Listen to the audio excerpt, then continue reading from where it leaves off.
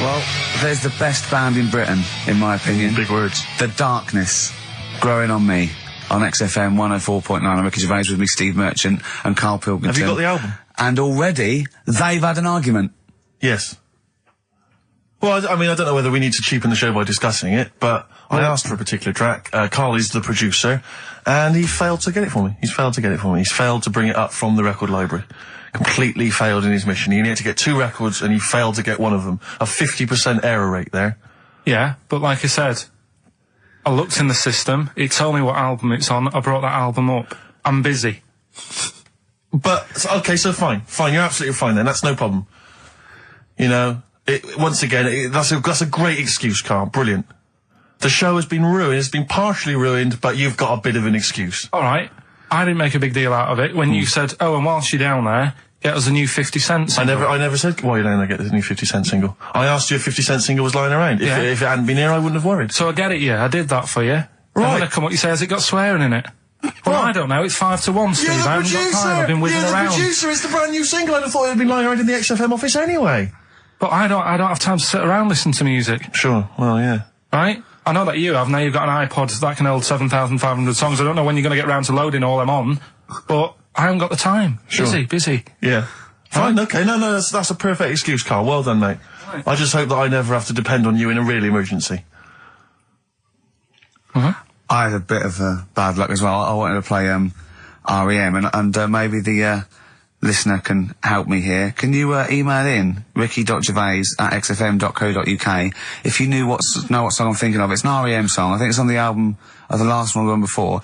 And he says Mulholland Drive and I'm Steve McQueen. That's all I know. I'm sorry, I can't think of the title, so I need the title to look it up, if you know what I mean. I can't put in like that. I can't put in Mulholland Drive. The system goes, what are you talking about? So I need the actual title of the song to look up to find it down in the library. Oh, well, I'd go down yourself if you're going to go down to the library and get that. I wouldn't send Karl, because... Ricky.gervais@xfm.co.uk. But if he wanted to, he did have time, because he came in at 1:20 rather than 5-1. Yeah. No, I told you about that record that I wanted it yesterday, didn't I? So you had 24 hours notice. So that's not really an excuse, is it? But I did find one of my favourite songs of all time, which is Bones off the Benz album, and it was Radiohead on XFM 104.9. And here it is, because you gave me lots of time to find it. So. Sure. Yeah. Could have brought it in himself. No swearing in it. Bones. Radiohead. The Bends on XFM 104.9. And thanks to Paul, who's emailed in. There's a whole bunch of other people. There's Nick, lots of people. We've got Davey, Steve, Ashley. It's Electrolyte. You know, it all comes flooding back now. We've got that. I've got it out of the library. We're going to play that. That's done. It's interactive. I've used the listener. I've shown the listener, right? I've helped them to help themselves. Sure. I've said, if you want to hear it, tell me what it is. They tell me what it is. They're going to hear it. Yeah. Do you know what I mean? Perfect. Saves going down the library and, well, we don't... Yeah, well, we know mistakes can happen if that, you know, we have to go down the library. Yeah, and I mean, I checked it, though, to make sure it was the right one, you see. It's just a little bit of... Well, it's a good rule, that, generally, if you pick something up, a CD, that's you know, right, we want to play on a radio show, a live radio show, you normally check at the back. Oh, no, yeah, that's right, yeah, if you want a job done, do it yourself. You're absolutely right, Karl. So... Anyway, look, let's all make friends, let's kiss and make up. Yeah, touch and make up. Yeah. Let's just... Well, I'm up on Karl at the moment, because it was my birthday in the week, and... Not only has he bought me a little vibrating thing to put on the chair, because I've got about that, so that vibrates, that.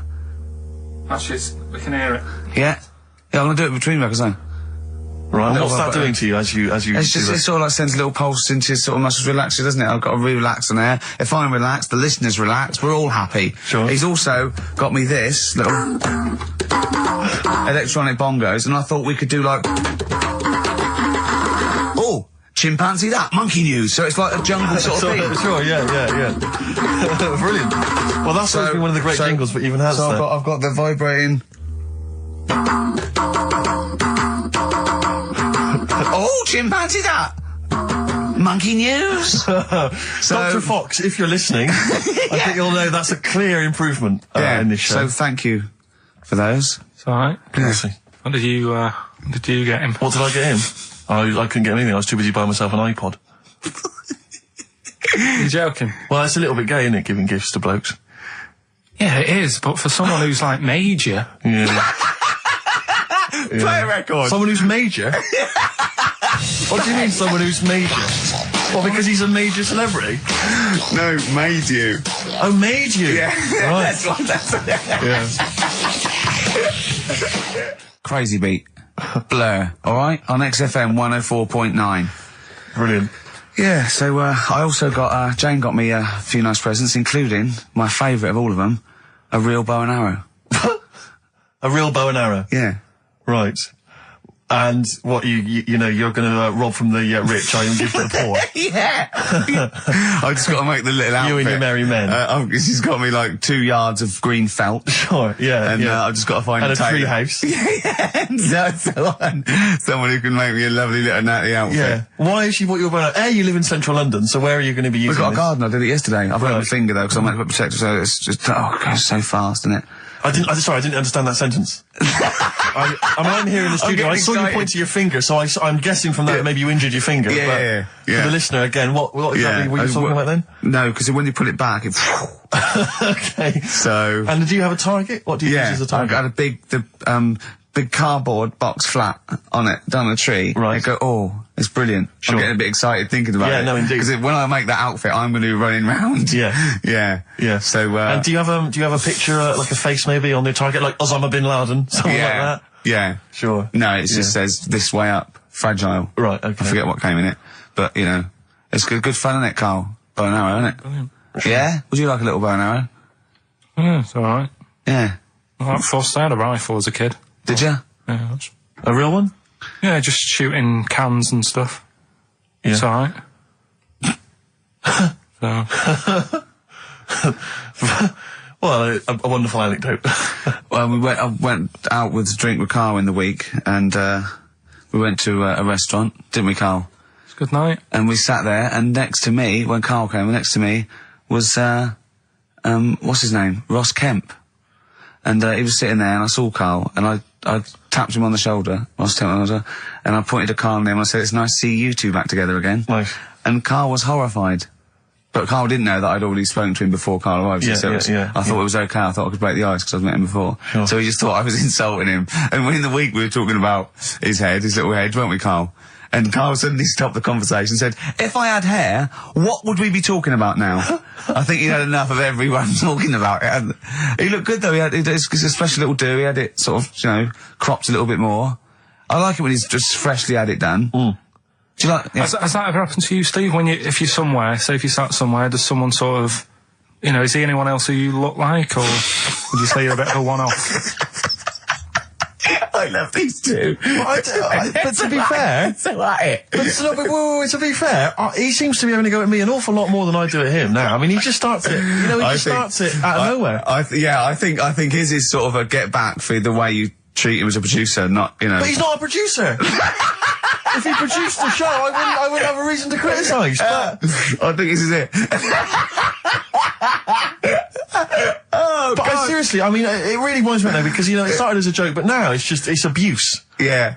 He got annoyed at Heat because it said Karl, producer, well, not so much a producer as just a bald mank. And he went, "Can they say that? Yeah. Can they say that?" See, that's a magazine, an independent publication that's identified what exactly it is you do. Yeah.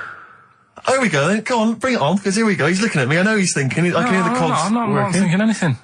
It's Richard. No, that is true. Never a true word. Play a record.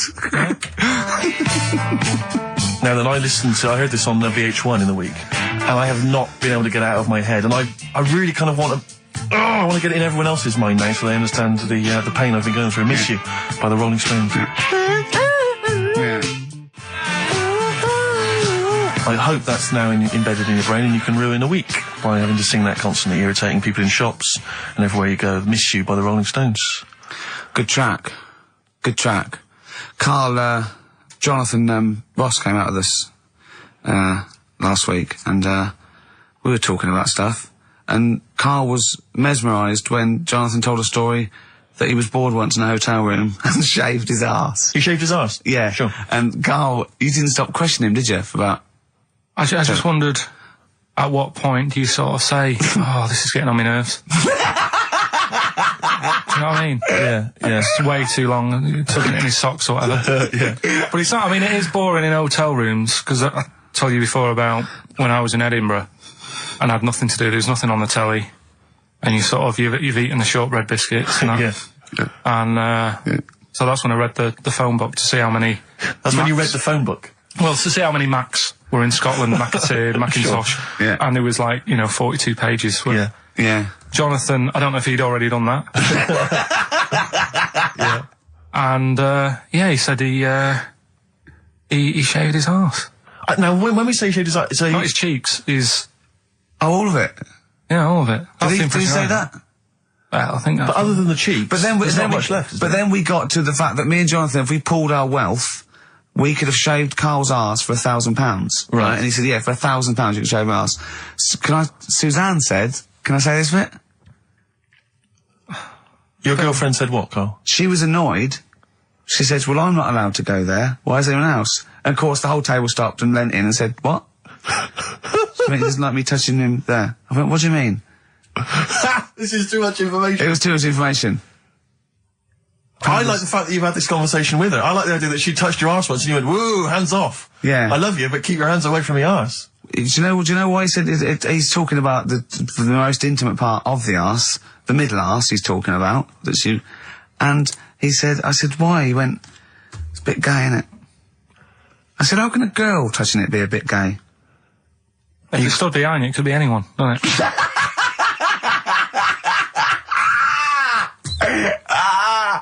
Oh, God. And it seemed, I mean, you can imagine the conversations we were having, right? And it's that thing that the waitress heard something every time she came over. She heard the word, like, Yeah. cock or... Jonathan Ross saying I shaved my arse. yeah. And, oh, dear. But it was, it was a good night, wasn't it? So, it's £1,000 now, isn't it? But presumably you give Suzanne half anyway, so everyone will be happy. You've used the arse to best effect. She's got half out of it, so she's made as much out of your arse as you have, in a sense. Me and Jonathan are happy. Yeah, but to be fair, it's his arse on the line. So... I know, but I mean, it's not like she's getting a bum deal. Well, she's no. getting 500, Yeah. quid. No, I understand that. But, do you reckon? Just thinking of some more. Play a record. Can I just ask, before you play the record, if we were to shave your arse, let's say we did it for charity or something, got sponsorship, how would we do it? Would we use one of those big kind of old-fashioned razors? No, I'd use a Bic Safety. I'd just straight And away. would you use a gel or a foam? No, I first of all, yeah, I think I just, lather it up. Right, So you lather foam. up his arse first? I do the outside bits, just goes straight down, big broad strokes, clean, right? Then I'd have to go in the crevices, and I'd need an assistant. I'd pop it apart, and just very gently go in there. I might even use electronic equipment, just so there was no sort of like nicks. Okay. So an electric razor? Or I might wax the internal middle arse. How did Jonathan do it? Because he did it on his own, didn't he? I just use mirrors. Why don't I'll ask him, we'll call him later. But, I don't know. Well, perhaps you listening have once shaved your arse, maybe during an exam or something. What I think, this is conjecture, but I think he was probably there, he'd had a shower, he'd shaved his face, right, I thought, well, he was naked, looks down and goes, oh, what a hairy arse. Well, hold on, I've got the razor in this hand, I've got the mirror there, I'm not on stage for a good 10 minutes. Yeah. There's one thing I don't like going on stage with, is a hairy arse. Bang, swing, wallop, done. On stage, thanks, see you later. See you next week. Yeah? What are you thinking, Karl? No, it's just how airy was it? Do you know what I mean? How airy was it? Because I imagine, you're saying mirrors and stuff. But he's how old is he now? He's 42. And they say your testicles drop quite a bit once you start getting old, don't they? Yeah. So he's got to make sure they're out of the way. Yeah, but I don't think I can speak for myself, as a similar age to Jonathan, that, there's millimetres in it. It's not like we tuck them in our socks in the morning. They're still in the same place. You really wouldn't know the difference. It wouldn't, if we filmed it in, time-lapse camera, it wouldn't be like a bungee jump. Do you know what I mean? They wouldn't be moving a lot. Yeah. All right. Do you think I told him he's a good-looking fella, Steve. Would you agree with that? I told Jonathan that he said that he just went for it as well. Yeah. So you spent a lot of time picturing Jonathan's naked arse. You'd let him give you money for arse touchery. Yeah. Whereas your girlfriend's got no chance, access to that. and you're saying he's a good-looking man. Do you want to play a record and think about what you've done? Interesting. 50 Cent, 21 Questions, new single from him. Well, me and Karl got a joint favourite lyric now. I love you like a fat kid loves cake. Yeah. That's great, isn't it? But, I mean, I like it because it's funny and humorous and cheeky. You like it because it means something, don't you? You think that that's the absolute truth. If someone was to say that to you, that would be the most romantic thing they could say, innit? Because it's... No, I'm just thinking you know what it means. It's like the Elephant Man, right? The Elephant Man, that's what he's called. Again, you know what you're going to get. The fat kid loves cake. You've said it all, you don't have to say any more. I can't believe it. I'll tell you what made his day the other day. I love it. Jonathan Ross said The Elephant Man is one of the best films ever made. Yeah. Endorsed by a celebrity. I know. Well, by a film buff, really. It is good though, isn't it? It is a very good film, yeah. We have got Cheeky Freak of the Week coming up. Right. There's got a lot of stuff going on this week. In the freak world? Yeah. Is it really? Yeah, there's loads. I mean, stuff that we can... The one that hasn't made it.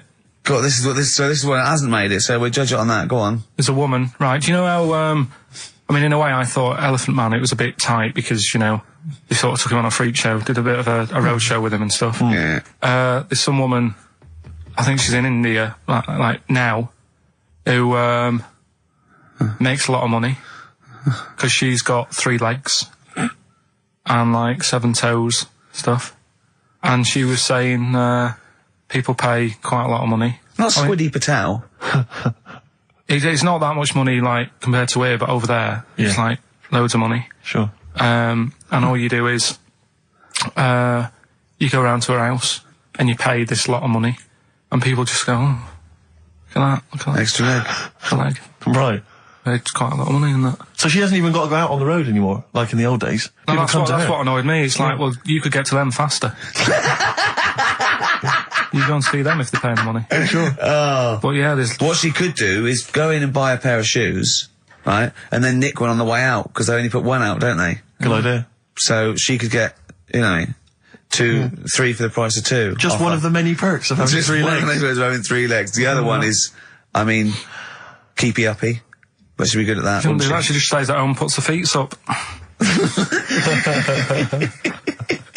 But anyway, that's not even Cheeky Freak of the Week. That's coming up later. Oh, brilliant. Now, Rockbusters, Dead in the Water, isn't it? We've killed that off, have we officially? We killed off Monkey News and Rockbusters. Didn't I tell you that there was some sort of petition for Monkey News? Was there? What was the story? A lot of, loads of emails and that. You mean you've done Monkey News? You mean you want to do Monkey News? No, but seriously, there's uproar. And people were like, you can't get rid of Monkey News. Yeah. Don't be doing that.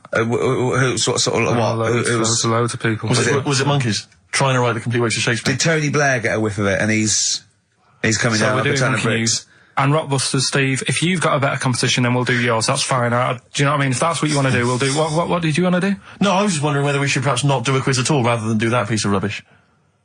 Might be better to have nothing. Might be better just to have silence during that part of the show than have Rockbusters. I don't know. If I give you the clues and that, and if you think they sound rubbish, we're not doing it. Well, I know that. I guarantee they're going to sound rubbish.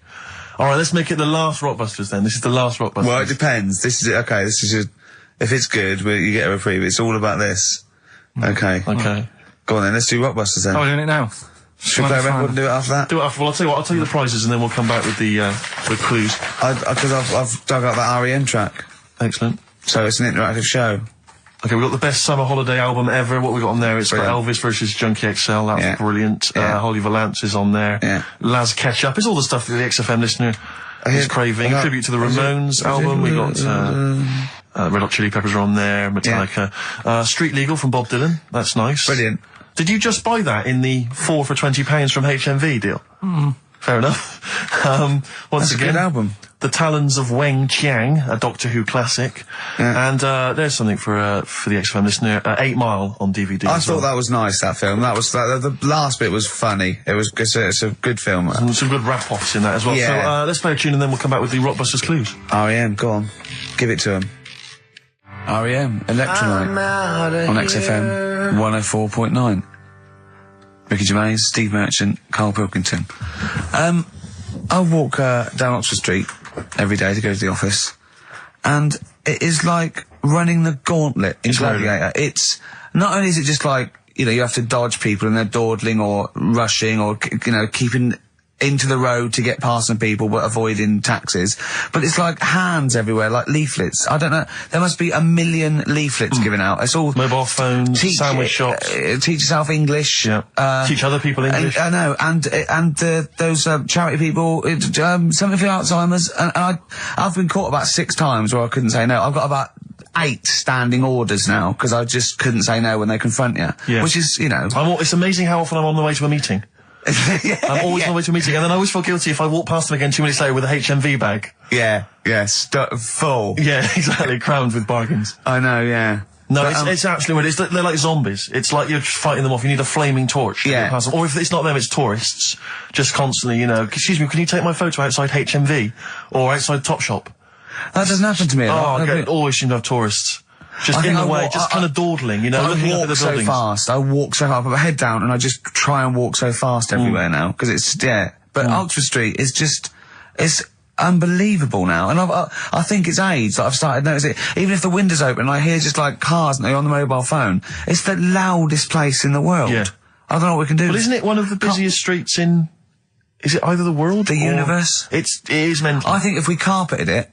And put some curtains up, it would just deaden. It's like pubs with those polished floors and metal tables, and everyone's having to talk like that to be heard. The jukebox is quite loud, and I want to go just turn everything down. Yeah. Let's put some carpet down. Just talk quietly like this. Yeah. Put the music down a little bit. We'll have a good time. I've never quite understood that impulse. I don't know, again, if it's age where you go in a club or a pub, as you say, and the music's just slightly too loud, so it just makes everything slightly tricky. It's slightly tricky to have a conversation. But what annoys me is when it's for the amusement of the barman or barmaid. If they're bored, they're in a pub, they've got the music up, their music up, right, techno blaring, right, they've got a telly on, watching a soap opera, and I want to go, choose one or the other. Yeah. I mean, what are you watching? I got a minicab last night. I imagine you don't travel in minicabs, but the guy driving, one of those guys, I know he's driving a cab on a Friday night. Okay, no one wants to be doing that. And he had one of those phone, the little earpieces that you put in, so it looks like they're talking to themselves. And he's there, and he goes, where are you going? I went, crouching. He went, and he's chatting on his mobile phone the whole time. His voice was so loud, he had the radio on as well, and he wasn't concentrating on the road. I just thought, look, I'm paying you £10 here to take me somewhere. Please, just stop chatting or arranging your social life for 2 minutes. Yeah. Get me to my destination safely, and then you can resume your conversation. My favourite one is, I'm going to so-and-so terrace, please. Where's that? I want to go, right, you're not taking me then. Yeah. I mean, I don't know. I don't know. Exactly. I don't drive, I'm paying you. That's why I'm paying you. That's got to be part of the service. But, I mean, I know people who've been in many cabs, didn't know where I was, and didn't have an A to Z. No, I was in East London once. I said to him, I'm going to North London. He went, where specifically? I went, Swiss Cottage. He went, sure. I said, do you know the way? He went, yeah. Set off. Along the way, he went, do you know the way? I said, I thought you knew. I said, have you not got an A to Z? He went, no. He was one of those guys who'd just taken his car out middle of the night. That was all he had. All he had, all his credentials were he had a car. No map, no torch. The 2 other things I bring with me. And he said, so we're driving along. He went, I could probably get you to Camden. I was like, okay. He went, it's a start. I mean, that is the start. Exactly. He went, do you know the way to Camden? I thought, pull over. It's not worth it. I'd rather hitchhike. I'd rather walk. Ludicrous. Those people who just go out. Yeah, they just take a car out to earn a fiver. I bought a car. Oh, have you ever done that? No, well, I'm sick of living here. And you say about people hassling you. When you say here, you mean the world, don't you? No, just in London is doing me head in now. The other week, actually, walking home from here, and like you say, there's always someone hassling you, saying, do you want to buy this? Do you want one of these? Going down Carnaby Street, right? There's your first mistake. He said, into meditation. So I was like, I had a bit of time to kill, so I thought I'll have a chat. Right? Have you got time? Oh, we've never got time. We're too busy. Yeah, I thought you were too busy before. Well, I said, what's all that then? What do you do? And he said, we teach you how to breathe.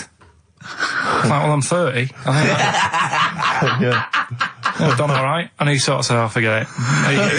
Forget it. I'm 30. And in Selfridges, they do, like Evian or whatever, that water company there. And they've got like little glasses of water, and you walk past and go, have you ever tried this? It's water. Yeah. Oh, here you go, we'll try it. You go, Jesus Christ, is that what water is? What have I been drinking then? You've been drinking piss and mud. Have I? I'll have a bottle. Anyway, listen, Rockbusters. Oh, come on then. Let's get it done. Really? Yeah. Come on then. Right, so cryptic clues and initials, you work it out, it's a band and stuff. Yeah.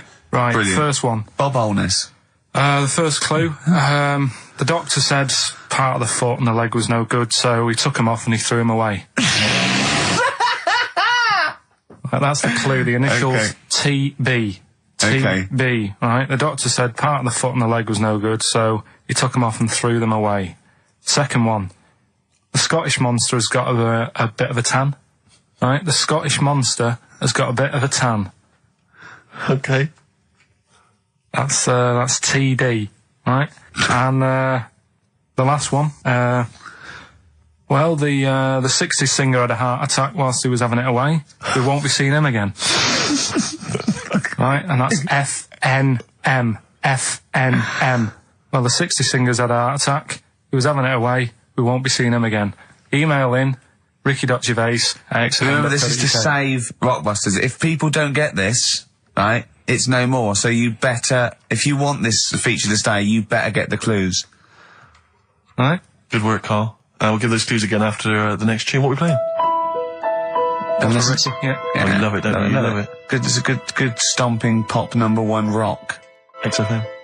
Jane's Addiction, just because I think things are rocking up. They are indeed. Rocking up in the land this year, Steve. Yes, that's good news, I think. Evanescence, them, The Darkness, rock-tastic. XFM 104.9, Ricky Gervais, Steve Merchant, and Karl Pilkington of a Saturday. Can I just say that the shaving your arse feature from earlier, if you missed that, that was 1:30. That was a discussion on shaving your arse. Yeah. It was great stuff. That seems to have caught the public imagination. Yeah. We've had so many emails. We've had someone telling us exactly how to shave your arse. Yeah. So if you need that information, I can probably forward it to you. Well, I think this will be the year of rock and arse. Exactly. But it's extraordinary how, you know, just a simple discussion like that you would think perhaps was crass, crude. Mind you, our listeners do like Karl talking about monkeys. Sure. Do you know what I mean? Yeah. It's not like it's something to be proud of. It's not like we changed a nation or freed a people or found a cure for something. We hit them in their, you know, at their level with monkeys and arses. Yeah, exactly. It's what our listeners love. Yeah. Monkeys and arses. Yeah. We should put that on the poster. I think. And they go together, because I joined the zoo last time. We went down and became friends of the zoo, right? Oh, well, I thought maybe you had to sit in a cage for and that thing happened. I went straight for the chimps, of course, right? And there's sort of like 3 sort of big sort of adult ones there, and there's people with their kids, and I could see the people just putting their kids away as one of them went up and started putting his face up the other one's arse. Sure. And it was sort of like, I just can't be bothered to explain this to my children. Exactly. So I wanted to just move my, oh, come on then. There's the lions. You're going to have a look at the lions. Yeah. What are they doing? They're just sniffing each other's asses. Yeah. Yes. I remember when I used to go to the zoo, I always felt there were certain animals that weren't getting a look in, really, that no one was particularly interested in. The tapir. Exactly. We were going straight to the snakes. We were interested in birds. I don't remember being particularly interested in birds. Big cats, although it's a bit depressing. Great apes. Reptile, you're right, reptiles, birds, unless it's a big one that you think can rip a dog apart. Yeah, a vulture you go, or an eagle, brilliant. Yeah, exactly, Owls are brilliant. Owls great, but I've always wanted a little owl on my desk. I'd like to be doing work and there'd be a little owl there, and I go, can you give me that pencil? And it just sort of goes over and gets me a pencil, goes, cheers, and it just watches me and it thinks I'm brilliant. Do you know what I mean? Not really, no. No? No, I've never had an urge to have any kind of animal sat on my desk. No, Karl? You'd like a little owl, wouldn't you, that helped you? No, I had a little magpie, didn't I? We've talked about that. Oh, he came down and started pecking your grifter, didn't he? Yeah. What was his name? Maggie. Sure. Brilliant. Inspired. And you took it to school and it didn't come back once. Didn't come back. Didn't see it again. Oh dear. Did it ever peck your head? Because you used to have hair, didn't you? Yeah. No, it did. It started getting a bit violent. Really? Yeah. Was it becoming sort of age when adolescence, probably sexual frustration sort, you know, because I think magpies go for shiny objects, don't they? And you were probably sort of probably losing it a little bit then in the front, and so when the sun was out, there's a bit of a sheen on the front. They saw a glare and thought, I'll have that. Yeah. What is that? That's brilliant. Yeah. Or as it was sort of pecking away, it mistook it for a tree. Yeah, because of the noise. Because of the noise. Yeah, the hollow sound. I squeezed his head yesterday. We should just point out, if you're a new listener to XFM, you might not realise that one of Ricky's many sexual peccadillos, I'm assuming it's a sexual thing, I can't justify it any other way, is to just squeeze Karl's head. Yeah. Front-wise, sidewise. I don't know what it is. I don't know if it's sexual or, you know, like when you've got a little kitten, you want to squeeze his little face. Do you know what I mean? Do you know what I mean by that, Karl? Yeah, A yeah, little I said puppy that. or So kid. before squeeze a little head. Yeah, exactly, and I feel that with you, because it's sort of like, it gives so much. Look at Karl's face, he gives so much. It is like he can understand what we're saying. Yeah. And that's what the connection is, I think, between me and Karl and other animals. It's like he can understand what we're saying. But I squeezed it yesterday, and Karl went, I definitely had something crack. Yeah. Because I'm trying to see how hard I can squeeze it. Yeah, I think that was you just thinking, Karl. To be fair. I think the cogs just started to... No, I mean, I think there is a danger, because I think there is a danger that you could squeeze it too much. Yeah, I know. He did a good deed today, the other day, didn't you? Was it? Yeah. What were you up to? You were just, you were talking about, like, you know, being hassled in the street and stuff. And, I get hassled a lot by the homeless. Don't we all? You should go home to sleep. Yeah. I'm here, mate. But no, I do treat them a lot. Treat them. I love that. You had a good day? Yeah. You've been good? Yeah. There you go. That's 50p. Suzanne does the Save the Children thing. You were talking about, you know, charities hassling you all the time. She does that. And I sort of say, well, you do that. I'll look after You'll take care of the homeless. I'll take care of the odd tramp around where I live. And how do you treat them? Loads of different ways. 50p I might give them. Yeah. Or I might, you know, they'll sort of say, oh, have you got any money? I'll say, what for? And they'll go, I'm really thirsty. So I'll go, well, hang on a minute. And I nip and get them a little Diet Coke. Sure, Diet Coke. Yeah, they want to watch their weight. Yeah, yeah. They're going full fat. Oh, what an insult. Yeah, exactly. To a man like me. Yeah. You know, I'd rather treat them than... Because a lot of people spend money on, you know, problems abroad and stuff. Right. Oh, I just God. think, you know... Yeah, famine I'm relief. just saying. Oh, God. Like what? What do you mean? Like famine relief? Well, you do get sick of it, don't you? You know what I mean? It's that... You get sick of No, it. I'm just saying. Wait. Go No, on. I'm just... I know. Just let whatever you do now, Steve, don't interrupt, because I'm scared, but I just think it's worth it. There's so many issues. There's freedom of speech. Yeah. There's we're not responsible. Yeah. There's he'll get away with it because he's a buffoon. Yes. And it is entertaining. Exactly. So go So on. what's Karl. your All I'm saying is you're saying, you know, who do I give me money to? Is it, you know, little, you know, sick kids or whatever, or is it old people or whatever? HMV. That's where he gives his money to. Chiefly, they get a lot of it, yeah. Yeah. And for me, I just get sick of, you know, problems abroad. It's like, what do you do? What do you do with famine and that? What are you meant to do? How can you solve it? It's gone on for years. Yeah. And it just keeps going. We keep giving them money. They keep spending it. And you're not getting any return for your cash. Well, it's just how many times, you know, they've got to learn. What do you mean they've got to learn? What, you're going to teach them a lesson? What do you mean they've got to learn? What do you mean? Well, what are they doing with it? Yeah, they must have like better interest accounts or something where, you know, look after, put the money in the right things. Sorry, do you think that Bob Geldof sort of writes him a cheque?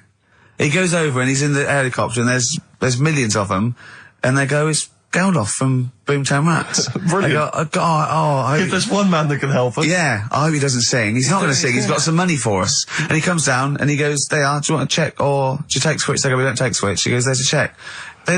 They get He's things doing like... that again though, isn't he, as well? I Is mean, he? I like, you know, he used to work here, Bob. He's a lovely fella and that, but, Yeah, he's a lovely man. but how many times can you save the world? You know, Yeah. he's over there again helping out, and it's like, well, you know, what do you do? Are you saying don't bother because it keeps happening? Not for well, I'm not saying that. You know what I mean? I'm not daft. So that's what you're thinking. And Karl, you are daft. Yeah, exactly. I don't know what the answer is. Do you know what I mean? So you're just saying wash your hands of the whole affair, leave them to it. Yeah. Sure. Are you really just saying it's nature, it's tough luck, just don't interfere? Like a wildlife programme. Is that what you're saying? Don't interfere. Are you basically you're saying it's not my concern? This has got a bit heavy. Can we do Cheeky Freak of the Week? That's fair record.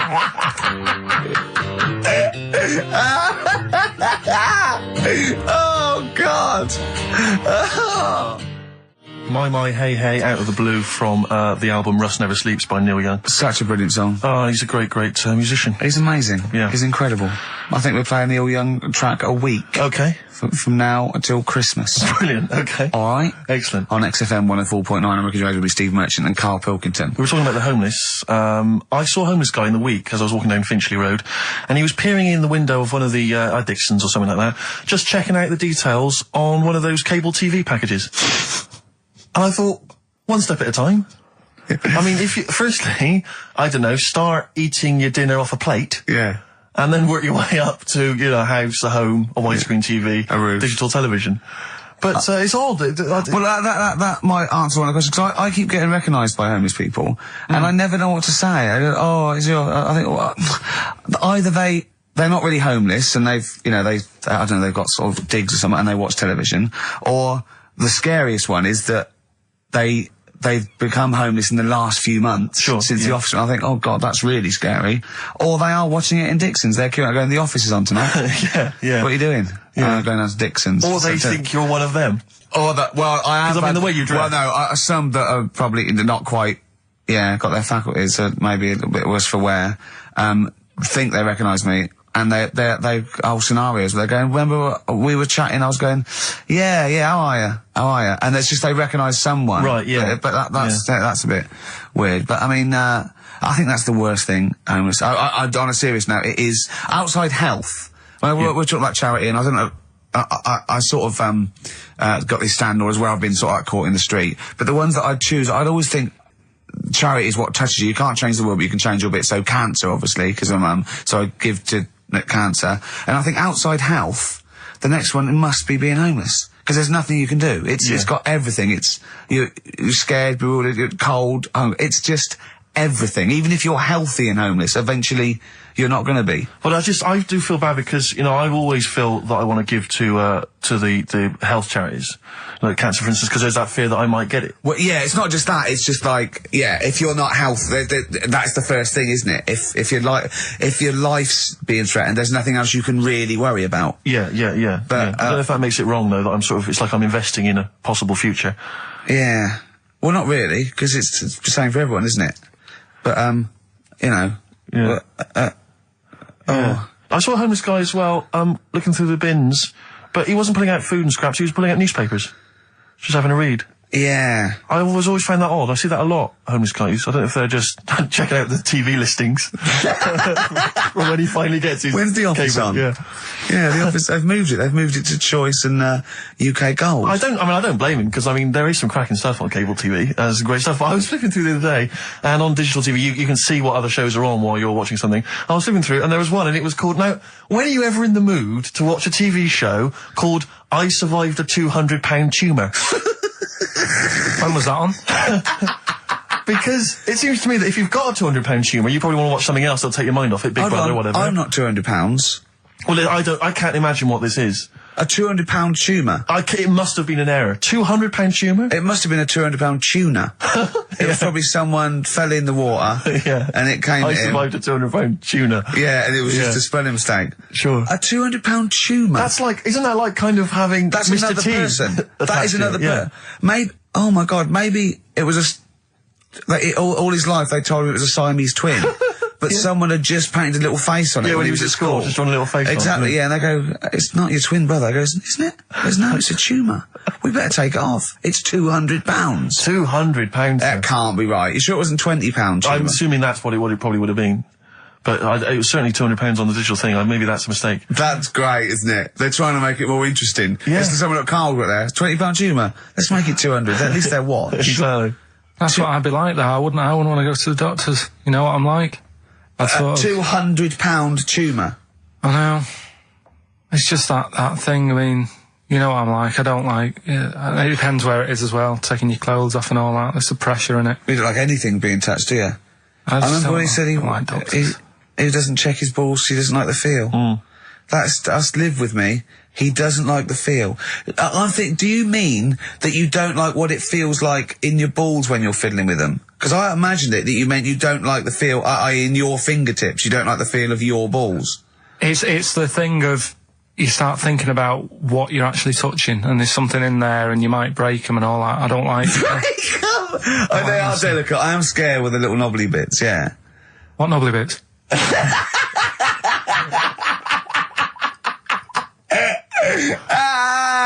But I'll tell you what, it's that thought at the doctors. It's that thing of, it's not taking your clothes off in front of him, right? It's the way you've got to take your clothes off, but he asks you to go behind that curtain to do it first. Yeah. So there's more pressure because then you come walking out with nothing on. it's like, why have you asked me to go behind there? Yeah. Rather than if I just sat there having a chat and he's going, so, Yeah. how have you been? It's like, alright, and just taking the pants off. Yeah, And then exactly, yeah. It's the What was pressure it, don't take your clothes off, and you came out and he lit a candle, and there was some soft music on. The lights were down. Nice. Yeah. Or he said, if it'll make you feel more relaxed, I'll take my clothes off. Yeah, exactly, yeah. But I'll do it in the form of a striptease. Now, Karl, I'm going to ask you the question, knowing the answer. What do you think of maybe a gay doctor just checking his testicles out? He's a professional, he just happens to be gay. That would never happen, would it? What are you talking about? Why not? Oh, speaking of, Go on, doctors. no, gay What? people and that. Do you know when we discussed, gay-only toilets? Yeah. It's only, it looks like it's coming into action. No, it doesn't. Right. No way. It was mentioned again Where? on, Your head. no, I think Do it you was on- think that people in positions of power are listening to this show getting ideas from you? Tony Blair. Makes you wonder, doesn't it? No, it really does. And the funny thing is, why are they getting upset? Why are gay people getting upset that they might have to have their own toilets? Karl, you don't know what you're talking about anymore. You don't They're know having a what sly look. You don't know what you're talking about. Okay, can we have Cheeky Freak after this? If you want. Placebo. This picture on XFM 104.9. Steve, you're thinking of taking over as producer, aren't you? Well, I just think it's a shambles. I've asked for Cheeky Freak of the Week, and it appears that Karl's not ready. He's not prepared. No, I can sort of remember it. It's just, I like to have all the information. Contempt for But the you've just listener. had you've just had a whole bunch of adverts and placebo, and no one's getting ready. We're shouting, we're having a shout and that. Right, do you want to sort yourself out in future? Yeah. That's what we were chatting about. Someone emailed in about they watched the 200lb Tumor thing, and when it was removed, it was carried away in a wheelbarrow, right? Karl said, what, even when she had it removed, she still carried it round in a wheelbarrow. And he went, I thought it's sort of like she'd become attached to it. You definitely are my favourite thing in the world. It's great. Look at the way he's looking back. But I think they're all the same. The people, I have had more emails about people saying I watched the 200lb Tumor and I documentary shaved me arse than anything else. I know. When we ask questions come about up with science, Shakespeare, we talk, yeah.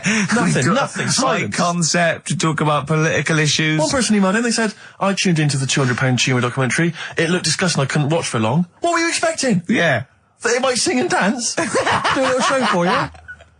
Anyway, so what's these are really your listeners, Karl. Now, I think you know what I mean? You sort of, you find your niche, you attract your, I think me and Steve are pretty much just here. I think the people that we had in the early days, Rick, they've long since abandoned us. They jumped ship. They've got jobs. Yeah. They've got jobs. They're out now. They've been released. Exactly. Yeah, they're getting their life back together. Karl, Come so on then, what's the Karl. situation with Cheeky Freak? I've got like a couple of bits. Like I say, I haven't got the in-depth stuff that I know. Oh no, because usually it's it's Heavily pretty researched. scientific. Exactly, yeah. Do the jingle. We've come up with a new one, haven't we? The Freak, say chic. Cheeky Freak of the Week. Right, well, couple of bits. I don't know which one to use as the main feature for this week. It's that good, is it? Well, there's been another one born. What? Little kid. Who on?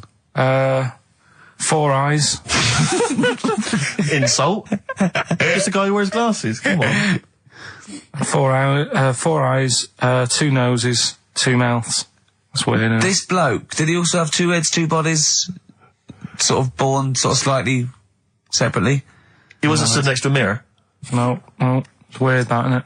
That's all you've got. is it? I love that. That's weird. That. Imagine the doctor said that. Well, Mrs. Parks, kid's got 4 eyes and 2 noses. Weird, isn't it? Any clues? Any clues? So that's it. That's all the one. information. Well, I'll tell you what, No, but that again- shouldn't be the main one. Okay, I've answered but your like I question. say, what's the idea of this feature? What do I say all the time? Don't know. I always say, think about it. Think about what that would be like. Okay. What? Giving birth to him? No. Being, I think it's a girl. Being like her. 2 mouths. 4 eyes. What would that be like? Mad, innit? I don't know what this feature is. I don't know why. Is there another one? Is that, you said I mean, I two? hope everyone took the opportunity there during that silence to just think about what it would be like. I know I was. Could she talk with a mouthful? What? Is that allowed? Because she's got 2 mouths. Yeah. Yeah. Would that be alright in her house? She'd be eating Yeah, one, she can talk with one mouth and eat with the other, I Right, well, suppose. listen, the main one, right? You've thought about that. That's good. The main cheeky freak of the week. I haven't got all the details. Smallest person ever. Right? How big would you say that is? Karl is now sort of like holding his hands up like a fisherman, long ways. That's about 1 foot. Right. Smallest man in the world. I printed the thing off and I can't find it. There's a little picture of him. Right? The odd thing was... But why have you asked me how, did it say, or was it a picture of him? I didn't really read it. Of course you didn't. Of course you didn't. Jesus. I just saw it and thought, oh, that's... What, that's you straight away assumed it was natural size? It was that big. But what do you mean it was that big? Little fella, like that. But why are you doing that? What? It was a page with a little fella. How do you know that was natural size? No, it was, because he said it's world's smallest man. And the funny thing is, I've read the first line, I always read the first line, it said world's smallest man. Well done. The weird thing is, he got an head like a light bulb. The shape of it, apparently. I don't know if that's got anything to do with his shape and size. God. That big. His name's Mr. Watts. And the annoying thing is, what got me is, if you're that big, right, don't have your picture taken next to a fruit bowl. Why was he having his photo taken next to a fruit bowl? Don't know. Whoever the photographer was, obviously having a bit of a laugh. Yeah. At his expense. Because you would just stand in the middle of nowhere, you'd look normal and that, but he was stood there, just leaning on an apple. Leaning on an apple? What is this? In what world do you inhabit? This was on the internet. And I printed it off. Leaning on an apple? Was it Tom Thumb? What is this? Are you sure it wasn't some sort of sci-fi show they're advertising? No, it was leaning on it. Can you just lean on the apple? Just lean on the apple there. Do me a favour, you stand next to my chihuahua. You're not taking the piss, are you? No, not at all, no. Would you mind leaning on this matchbox? Yeah. Leaning on an apple. And that's what, so he just said he's the world's smallest man leaning on an apple. Smallest man, said about his head being like a light bulb, I don't know what that meant.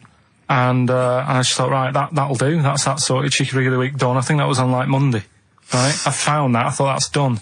Printed it off. Forgot to get it off the photocopier. Someone's nicked it. Play a record. You got to... You know, it's just... Steve. No, can I just say, no Karl, point. please, No if point. I say, let's have Cheeky Freak of the Week, and you haven't done your research, you haven't got the information, just tell us you can't do it. But don't lead us on. Don't say this in on this charade. radio. Hold your hand up to me and go, how tall is that? It's nothing. That's this is radio. nothing. It's nothing. I think it was that big because he was leaning on an apple. It's not enough information. But, imagine Trevor McDonald coming on, going some news, some stuff. How big's that? How big do you think that is? Yeah. Because there was a fella, coming up after Chris Tarrant. Play a record. I'm angry. I'm actually angry. And if Monkey News is in any way similar, you've really pulled your finger out with that, have you? Mm-hmm. Good. Let's have Rockbusters answers next. Supersonic. Oasis on XFM 104.9. Right. Getting through it. It's the Rockbusters. Right. It's the Rockbusters results, really, because this is a very important result. It's whether they stay in the Premiership or are relegated. This is the playoffs for Karl. Okay? You need 3 points. You need 3 points to stay up, Karl. Go on. Right, had a lot of right answers in that. Right, okay, that's in your favour, you know. Okay. The first clue was, the doctor said part of the foot and the leg was no good, so he took them off, he threw them away. Yeah. The initials TB. Yeah. Right? Go on.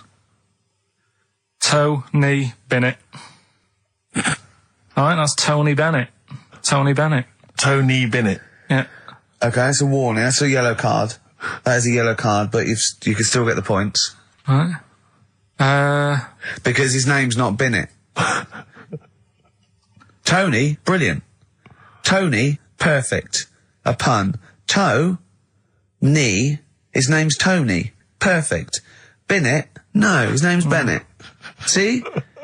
Well, he's in London this week as well, so I don't know if it's sold out. I won't mind. Are you on drugs? Or did I actually crack your head? Did I actually give you some brain damage? Because you're worse than usual now. It's like, go on. Right, the second one. That's a Scottish fella. We've got to speed this show up. Hang on a minute, hang on. I've just got to make sure it's right. We don't want to look stupid. Right? That Scottish monster has got a bit of a tan. I don't think we can look stupid with material like this. TD, that Scottish monster's got a bit of a tan. The answer there, the Darkness. I'll give you that. Right. Well done. And the last one. Goal. The 60s singer, he had a heart attack the other way whilst having it away. You won't be seeing him again. The initials FNM. That's Faith No More. Adam Faith. Right? No! Doesn't count! Why not? Adam Faith No More. Right? Adam Faith No More.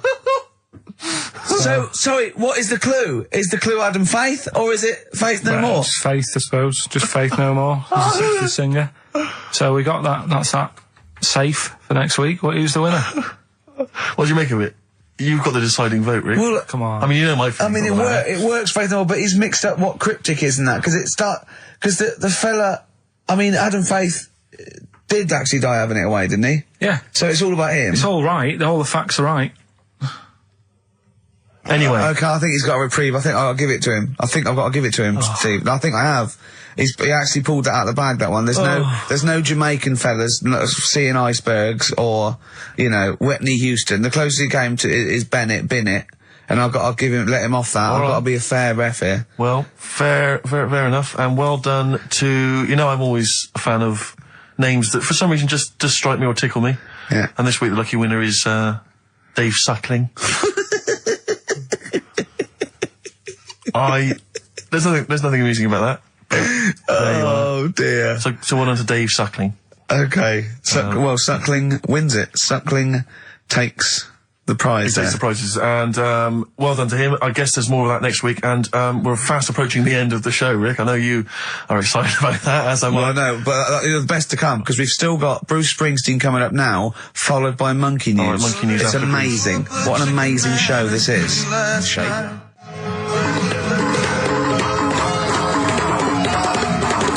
Chimpanzees at Monkey News! Excellent. So, Monkey News time on XFM. Karl Pilkington, the man in the hot seat. Karl, what have you got for us? Okay, Monkey News this week. We've covered a lot of stuff. We have indeed. Now, do you know, like, there's places where you can go for, like, weekend rests and stuff, Sure. and you relax, you sit in a little spa, you might have a swim and stuff.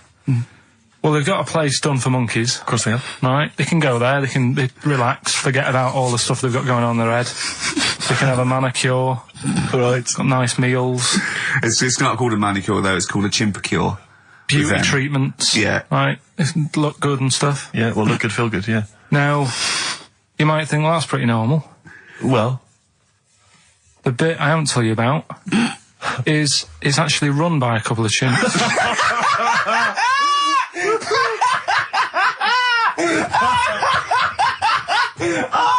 Oh God! Oh God! Oh God! You're a maniac! Right. Oh, for Christ! Oh. Let's just. That's like coming to chimp. Of course it's not. No, it is, because think about it, right? No, not think about it. What do you mean? Yes, it is. Of course it's not run by a couple of chimps. What do they do? Get a loan? Right. If a chimp wants to have a rest, Yeah. where would you go to? A place that's run by humans that don't know what chimps' needs are? No! My point is this, how did they get it together? How did the two chimps, Mr. and Mrs. Chimp, went for a loan and said, I'll tell you what we need, a spa. I think it started off quite simple, right? Just you know, basic stuff. But they've expanded over time because it's become so popular. It's gone mental down there. Sure. Go! They've all heard about it. Now, the thing is, the problem is this, right? That isn't even the top and bottom of it, right? Oh, Christ. The problem is, it's been going on and on and on, right? It's been earning a lot of money and stuff. The monkeys are happy. The monkeys that go there are loving it. They're telling friends and stuff. They're all coming to it. Now, the problem is, it's this little monkey, little man monkey and a little woman monkey, right? Yeah. It was sort of girlfriend and boyfriend. Sort of. It's an open relationship. They can play around if they want. Well, the problem is they're not married, right? Now, trouble brewing. The lad monkey, fella monkey, he's getting quite old. Mm. And the problem is, because it's his name that's down on all the stuff. Karl, all the forms. Let him finish. I'm getting scared now. Let him finish. It's his name on the business, and the problem is, his missus is kind of like, what's going to happen? Sure. What are you passes where are you away. getting this from? Internet. Carl, I don't know where to start. No. This is the... Can we just hear the end? This is ridiculous. So the problem is, the female girl- monkey is worried that the male monkey she's worried. is What's going to die. going to happen with the business? What's going to happen? Of course. Right now, What do you mean, the business? the health There isn't a spa- business. It's a joke. Health Rick, spa. you're not listening. His name's on the form. The male monkey's name, it's in his name. Now the problem is, Oh, the woman monkey has got some kids, but because they're not blood relatives, it's not going to be handed down to them. And the What, courts, they're kids from a previous monkey marriage? yeah. Right. So that they're not going to get it. Let me just check this out. Yeah, otherwise you don't want to check the facts, otherwise you could look like a twat spouting shit on the radio. Please check the facts for scientific And security. they're just a bit worried because they're saying that the people in Ohio, which is where they've got the little health thing going on. So it makes it more believable that it's Ohio. I thought you meant it was Berkshire, in which case it would be rubbish. It looks like the local people are trying to get in there. They've seen the success of it. Sure. And they're They want a trying piece to of go the in and action. take it over and stuff. Yeah. So, Give me the piece of paper. Throw it away. Play a record. That's the worst one I've ever heard. And there's something wrong with you. You're educationally subnormal. Final tune from us, Tim Buckley. Lovely song called Wings. Back next week? Yep. Yeah. See you, Karl. so 3 stories. Don't rub it too hard, you'll get a rasher. forward Enough to it. is anus. And, And we'll have that one then. that one. Yeah. Right, well, do you believe in palm reading and stuff? Yes. Sorry, yes. Yep. Yeah, of Yeah. course. Sorry, I forgot. Yes, of course we do. Right, well, there's a fella who, he used to do palm reading. Oh, yeah. But a lot of people, he found that when he went up to him in the street and said, do you want your palm reading? He was like, a lot of them were like, I'm a bit ashamed of my nails and stuff because they're a labourer or they're a cleaner or something like that. I know a lot of labourers are slightly embarrassed by their nails. Yeah. No, but... Yeah. So he found Look that, at my bloody hands, Reg. well, That's that hod carrying. did I ever tell you that? Did I ever tell you that I got picked at school to make tea and serve biscuits to old people because I've got good nails? No, go on. Is there any more to the story? Well, that's about it. I mean, we used to do like, I think the head teacher must have been getting something, maybe getting his mum in there for free or something in this old people's home. So he offered the kids at the school, he said, right, all sit at your desk and put your hands on the table. And everyone did. And he walked past mine and he said, not bad, not bad. And he said, you've got the afternoon off, you can go and serve biscuits and tea to the old people. What did you say? I said, all right then. Was Good. that? Yeah. Good afternoon. But anyway, so these... Yeah, what did you do? He just sort of walked around and went, you all right, do you want bourbons or digest? I bet you get on with old people, wouldn't you? was all right. I'd love to see... Maybe Especially the senile ones. Yeah, no, but I'd love to see you on VH1, just in a link. They just go, they've just played Robert Palmer, right? And it comes to you in a little park, and you just sit next to an old lady, go, all right? And you go, yeah, not too bad. You go, what do you think of London? Crap, innit? And she goes, yeah, it's awful, innit? And you just have a talk, and you go, right, well, she doesn't like it, in excess. That's what I'd like to see. I still think my idea is better. But so what are you going for then? Oh, you've picked one, haven't you? Yeah. So this fella. So there's palmists going around the streets. Yeah, he's going round and there's a lot- Randomly trying to give they're palm losing, readings. They're losing money, hand Right. over fist. Yeah. All right. So they said he's what he's done. He's reading people's bottoms now. Sorry, whoa. You just, I didn't quite follow that. He was a palm reader. That wasn't making money. So now he's going up to people in the street and saying, can I see your arse? Basically, yeah. So from being a palmist to an arsonist. Well, they just that's what he does. He said the same sort of lines and that you get on your hand, you get them on your bottom, and he can read them. Right. Yeah, he's not a pervert or anything, or making up as he goes along. No, that's it. That was that. So, if a man came up to you in the street and said, can I have a look at your arse? Can I read your arse? You'd drop your trousers, would you? No. If he went up to him and he said, "Oh, I'd rather you didn't, because I'm a labourer. I've got bad fingernails." No, that's why I've seen. That's what a lot of labourers, they're showing their cleavage. You think, but actually they're having their arse raised. Absolutely. That's what a lot of. That's what it is. And then So is that the end of the story? Yeah. But then because... That's it. Educating Ricky is there's a bloke who reads arses. No, but You're then, a mentalist. What are you talking about? Educating Ricky, will we carry on? Yeah. Right, you've got left. Don't rub it too hard, you'll get a rasher. And will it like fellas or will it like women? Well, you said wool before. Yeah, will it. Go on then, I'll have wool it. Right, now this is similar to the one you were talking about before, right? They found out that... Scientists. Oh, yeah. I've found out... 17th century? That, like now, 1 in 10 rams are gay. 1 in 10 rams are gay. Yeah. Yeah. So that was like, wool it. That's how I could get that in. They got a load of gay and straight rams. Right. They worked out which were which first. They said, right, that bunch there is a gay bunch. They looked better, they just had more pride in their appearance. And the other ones, the straight ones. And then they gave them to this scientist and said, right, go on, do what you got to do. And they took the brains out of all of them. Just to check. And they did tests on the brain, and it worked out that they've got something smaller in the brain. The gay ones have got something in the brain that makes it smaller.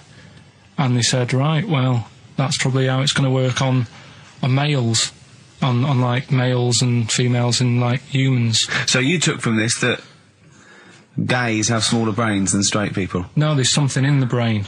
Right, go on. So if someone's saying, oh, I'm a gay, or they're not sure or whatever, they will now be able to find out. So you can go to the doctor and to find out if you're straight or gay. Is there any gay in my brain? Let's have a look. Do. You've got a little bit of a gay in you, yes. A little bit of gay in there. Yes, you've got the, you've got a little bent cell there. Well, that's why they did it, anyway. I don't understand how they could differentiate which was straight and which were gay to begin with, before they then gave it to the scientist. Wasn't that what the scientists figured out? How could they tell? There's one theory that it's genetically determined. There is one. There is a theory that's genetically determined, but I don't think it's as easy as pulling a sheep's brain apart and finding a little pink sort of like blob in there and going, right, we've taken the gay out and now he's going to go and shag some ewes. I don't think it's that straightforward. Although homosexuality does occur at a similar sort of rate in animals, I think. Yeah. Yeah. So you knew that, didn't you? So that's that one. I mean, I just like the idea of the farmer figuring out which is straight and gay. Well, that one's wearing quite a camp-looking neckerchief. So I'm thinking maybe he's gay. Is that? Yeah. I love the fact they can. That one's a big fan of Sophie Ellis-Bextor. Yeah. They would. They put on ABBA and see which ones dance. Exactly. That's how they. Which one? Yeah. Put on like Barbara Streisand and see which ones sing along. It is rubbish. What did I find out? Did you just say that is rubbish? No. Then here's a good one. Go on then. Right, in Dubai, this woman went to Dubai for her holiday, and she was over there, and apparently in the markets Bit by a spider? They sell lizards. Oh, go on. Right, just like for people to buy. So she buys one, not knowing that you're not really meant to take him out of the country. Sure. Puts it in a bag. Yeah. As you do. What have you? And then she gets to the airport when she's going home. She's thinking, I can't really leave it in my bag. Yeah. So she puts it on her head. On her head? Wears it as a hat. She wore the lizard as a hat? Yeah. People on the plane were just like, yeah, everything's fine, they're doing the cross-checks and that. Yeah. Have you got your seatbelt on? Yeah. There's a woman there with a lizard hat. Everything's going well. She gets off the plane at Manchester Airport. Lizard sticks its tongue out. Yeah. The air hostess says, what are you doing with that? She goes, I've had it. Lizard said, I just found her in Dubai. They said, I've had this with me all journey, and they said, well, you shouldn't have done, and they took it off her. Yeah, I think that is true, actually. Yeah? Yeah. So what about that? Yeah, good, yeah. That educated me. Right, what, any more? Well, what's that taught you? That's taught you, be careful when smuggling lizards back as some kind of hat. Yeah, just say, lizard, keep your tongue in, you twat. Not at the customs officer. Yeah. Last one. Yeah. Don't rub it too hard, you'll get a rash. It's been a mess today, isn't it? What do you mean it's been a mess? It's been a mess. What has? This. What? The show? Yeah. How has it been any worse? It's just all over the place. There's no sort of, it's not tight like it normally is. And she'll be going away with this, thinking that's what the show would be like. She listens to the show. She knows it's a shambles every week. Go on. Well, don't rub it too hard, you'll get a rasher. Yeah. Do you know the saying, ham it up? Yeah, go on, yeah. Right, well, do you know what it means? Well, it means to overact. Right. Well, years ago, with actors in musicals and stuff, the actors used to look pretty ill on the stage because they didn't have proper makeup and that. Right. Right.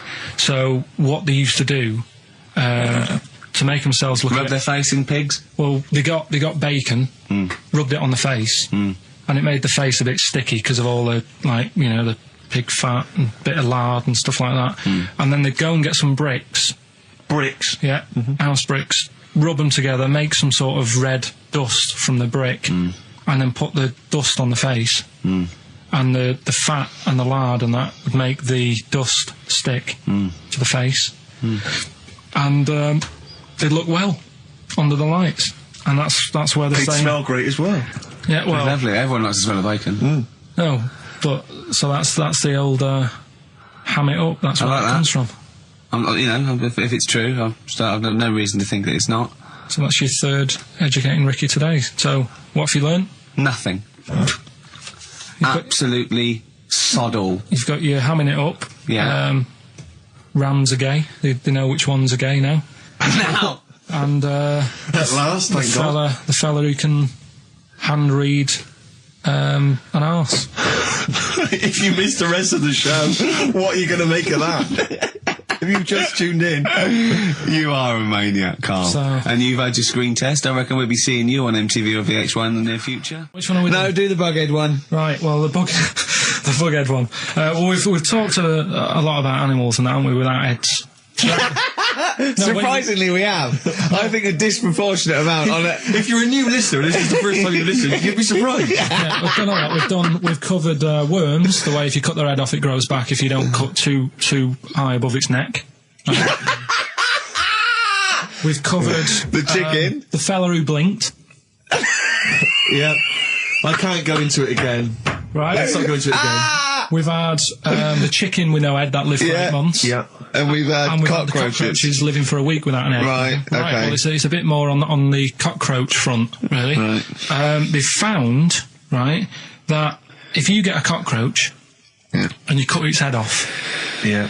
right, and then you find a cockroach that's still got its head, but it hasn't got any legs, Right. right, it's not over for both of them, right? Because what you can do, you get the one that's got the legs Right. with no head, Yeah. sort of running around, get the one with the head, sit it on top of it, Right. get a little tube Okay. so that the fluids... So is this aunt is go out of the Let him room? finish. This is like Blue Peter. Let him You can get this for Christmas. Right, you get Yeah. a little tube, you sit that on top so the bodily fluids are still running between the two. Right. The head of the one on the top will control the feet of the one on the bottom. Okay. What about Good. And will it continue to live? that? Yeah. Okay, you don't know that for sure, do you? You're just guessing. That was just a No, question out of the blue he wasn't expecting. Yeah. Well, what do you think of that? Good, yeah, it's great. Yeah, just a primitive nervous system that can, yeah. Did you expect us to be more impressed and excited by that? Did you fall off your chair when you read that? Did you literally topple off? Going, Did you "Whoa, look at cartoon." think you were going to be the Frankenstein of the insect world? Yeah. No, I just was thinking if they can do that, With them, can they do it with humans? Because I also did a bit of research course on... you did. Did you come to the sort of conclusion that apart from the moral aspect of it, that the human was probably more complicated than? Yeah, but do you know what I mean? Things move on, don't they? Do you know what I Modern mean? science, Rick. You know, I had Binatone as a kid. Now they've got PlayStation 2, and the difference in 10 years They is have amazing. found that if you lose your head, a cockroach can live normally on your body, but not the other way around. Your head on it cannot control its legs because it's Yeah. too complicated It's for too your confusing. brain. So, yeah. So listen, right? Okay. So, last Educating Ricky of the year. Oh, Christ. What a cat toast. Yeah, let's do that then. Right. Victoria Plum. There's this woman, right? Yeah. This woman, she's reading Guinness Book of Records. Yeah. And she's flicking through, Yeah. and she notices that there's a world record for a cat, right, with 27 toes, right? So she reads it and she thinks, well, that's not right, because her cat's got 28. What do you mean a cat's got 28? A cat's got 28 toes. So she was like, well, hang on a minute, mine should be in there. So there was I missed the very beginning of this. She's looking through the Guinness Book of Records. Sees the record. Woman was looking through the Guinness Book of Records. The woman with the cat with 28 toes looking through, and it said the record for the cat's toes was 27. She thought, hold on a minute, Ross McWhirter. My cat's got one more than that cat, so go on. Anyway, so she said, the person doing the interview with her said, is it happy? And she said, yeah, it's great, and it's really good in the snow. Right. It gets through a lot of nail varnish. Well, that's what it said, right? It said it's really good in the snow. So, I just was thinking, that's it, really. That's not it. That's the end of that story. Right, Karl, sorry, go on. Another war fact. So you're saying it's rubbish, but look, you love that. Yeah. Right? Yeah, Second you're one. absolutely right. The first bomb that was dropped on Berlin, it didn't kill a person, but it killed an elephant. I think that's true. That is true. Right. Yeah. Okay. And the last one. Is that all you know about that? See, that's interesting, isn't it? But that's enough. But no, it's not though. Because listen, most people want to go, what was the elephant doing there? Did it land in a zoo? Was it a pet? Oh. Was it a lost elephant? Did they aim at the elephant? How did it kill it? Did Was it it hit it on the Hitler's head? favourite elephant? yeah. Was it Hitler's favourite elephant? Did it then have one ball? Yeah. I mean, these are the things, why didn't he catch it with his trunk? Did it have an effect on German morale? Yeah. Yeah. Oh, that Yes. elephant is kaput! Oh, Jumbo! I don't want to fight anymore. What do you think of that then? Yeah. We've got one more bit left. Brilliant. One more fact. The French, right, when they were at war, David Sharma, I just imagine him just introduced it. It's amazing. Which war was this? it was still the World War... One or two. World War Go II. on, it's 50-50, go on. yeah. Right, World War II, what the French did, everyone needs a code. Everyone needs a code. Yep. A code when you're in the army. This is a Disney song. Right? And, you know, to sort of give the go-ahead if you want to go into battle and stuff. Okay. Right? So, Everyone needs a code. but the weird thing Game is, show. right, the weird thing is, do you know what theirs was? Go on. Do you? Yeah, I know what it is. It's So what a bit was weird. the French code? For what? To sort of say, right, yeah, go on. But they had more than one. on this day. But I don't know what day it is. On this day. Oh, what, it's like saying, what am I thinking of? What was the battle? What was the... Okay, so all right. What? Look at him, look, he's genuinely confused that I've asked this question. Right. It was... No. If you ask me a question, ask me the question correctly. What was the code for battle during what battle? World War II. No, that's not a battle. That's a war. Yeah, it was in a war, yeah. I don't know what to do. He confuses people. Oh. All right. Okay. What was it, Karl? What was the? Yeah. code? What was are the you French thinking code? of? Right. John's got a moustache. What are you talking My about? lungs are gonna burst. That was a code that the French used. You know, like, I mean, I just think it's a bit daft, right? Because you could come up with that by mistake.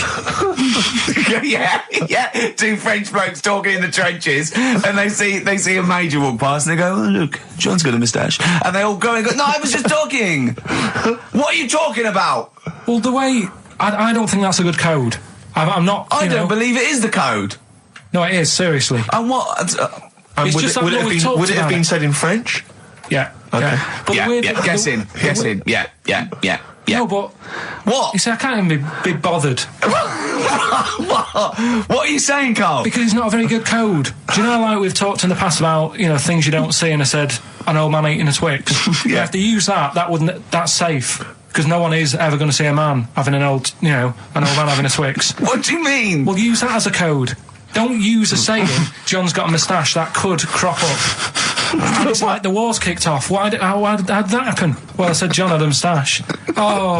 Two French folks would never be saying John's got a moustache. Why would they? Because back then they were fashionable. He nearly makes sense, doesn't he? I assume it would have been Jean. Yeah. No, probably John. And how would this code have been? I mean, who would have announced this? I just read everyone? it. I read it like that, Steve. That's what was on the internet. This is a code that was used. John's got a Don't be moustache. angry with me. I know, but you're always asking questions. That's because I'm interested in history. Yeah. Go on, Karl. Got that right. Acid. I would sort you out with some science. Brilliant. I forgot the puns in mine, didn't I? I forgot the puns. Yeah. Go on. Right, so, you asked to sort of be taught some science and that last week after being taught about war. So, did some research. And, there's a few things. I think we'll just cover one of them now. Go on. We talked a lot about hairy kids. We have discussed that a I love lot. the fact that Simon Sharma has never started a programme like that. The Jacobites. We've talked a lot about hairy kids. Go on. It's a little bit, I mean, it's not your traditional science stuff, but it's still More left interesting field. and it's a little bit, it's still... Yeah, we talked about hairy kids. We have disproportionately, honestly. I think this show's talked about hairy kids more than any other radio show. Well, it's one that... Sorry, I noticed both of you there dropped the H, or the H, or however it's I had to, 'cause So it- airy, obviously kids, means yeah. hairy, Yeah. hairy children, not Yeah, sort of kids. airy, kind of light-headed or... Yeah. Well, there was the case of the one who lived in China. Yeah. And, Which was weird for two reasons, wasn't it? yeah. Well, go on. One was like, he was covered in hair, That's already weird. and the doctor sort of checked him over and said, well, yeah, he is hairy, but he's quite healthy, apart from he had a little bit of eczema and a boil. That was the main bit of the story, wasn't it? Yeah. But this one, right, we have sort of talked about it, and you weren't having any of it at the time. What? This next bit of science I'm telling you about. Go on then. Right? Remember when I told you about a lad who was living at home with his mum and dad, right? Everything's, normal life, go to school, that sort of thing. Yeah. Then, I think his mum and dad had an argument, and it kicked off a bit, and he thought, I'm sick of this. It's happening all the time now. They kept having arguments, so the kid ran off into the woods. Mm-hmm. Oh, Yeah. Right? God. Now, he left, he went and ran in the woods, and he ended up living with some monkeys. Right. Right? And he thought, this isn't a bad life, there's no arguments going on. Sure. He was getting on with them. And the weird He loves thing bananas. is, this is where the science bit comes in. Oh, sure. He grew a load of hair on his body. That's not true. It's not true. It is true. It's an acquired characteristic. I bet someone will back me up on this. But no, you can't. You can't grow hair like that. You might get a little bit more down here. They might, the erectile tissue might, they won't fall out as much. That would, but you don't actually grow a big mane if you're cold and you're a human. Well, he did. This lad did.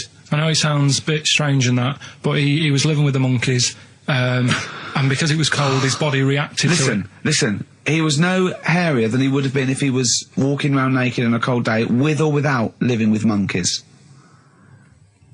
The fact that he was living with monkeys makes no difference. No, I know, but I'm trying to get, picture it in your head what it's like. Although Mickey Dolenz was always pretty hairy. Right? So he was living with them, and he went into town or something one day Oh, yeah. to get some food, and the people there were like, hang on a minute, that isn't a monkey. Well, he went in naked. No, he was there covered in hair. Yeah, but naked, but covered in hair. So it was decent. It was. Yeah. But that was the weird thing. They thought it was a monkey in the shop. And then So they went, presumably he had a big long beard as well, because he couldn't shave, could he? no, he was just covered. He looked like a monkey. And they were happy to serve the monkey, were they? There's a monkey, he's How buying did he a walk? newspaper and How some did he milk. walk? How did he walk, Karl? Did he walk upright or whistling along? The picture that I saw on the internet, he was on all fours, but I Course don't he know if was. that's when he was Course he running was. away after they'd sort of, realised he was a kid. But this was a So he was picture. a kid as well. He wasn't even like an adult with the beard. No, he was a kid. Brilliant. And The people beard went, kicked in a little bit so early. listen, so the Go on. people caught him. You're an idiot. The people caught him, Yeah. shaved him, right? Got it all off, didn't grow back again. Right. It You're an grew. idiot. Well, like I say, people will have heard this story or read about it. You're an idiot. And they'll email in. They don't let me down. And they'll agree that you're an idiot. No, they'll have seen the story. You're an idiot. So that's a little bit of science. You're an idiot. Libertines, Time for Heroes and XFM 104.9. Right, okay, so have you got anything that is science as opposed to nonsense? Well, Kid went off with some monkeys, grew hair, came back, shaved him, it didn't grow back. I mean, just think. Right, educate me, Karl.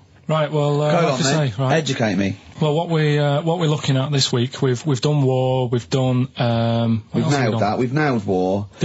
We summed up war with a little French bloke whose battle cry was John's got a moustache. Right. So, and last week we did science. What would you do on science then? Airy Kid. Brilliant. Right. Yeah. So this week we're looking at medical problems. I'm sure we do Airy Kid every week. Medical problems then. I've got a couple of things under the banner of then educate me. Yeah. We've got, this is interesting. Right. Do you know if you have an operation on your brain, right, what they do is, I mean, this is why I'd never go to the doctors. I don't like doctors because this sort of stuff freaks me out, right?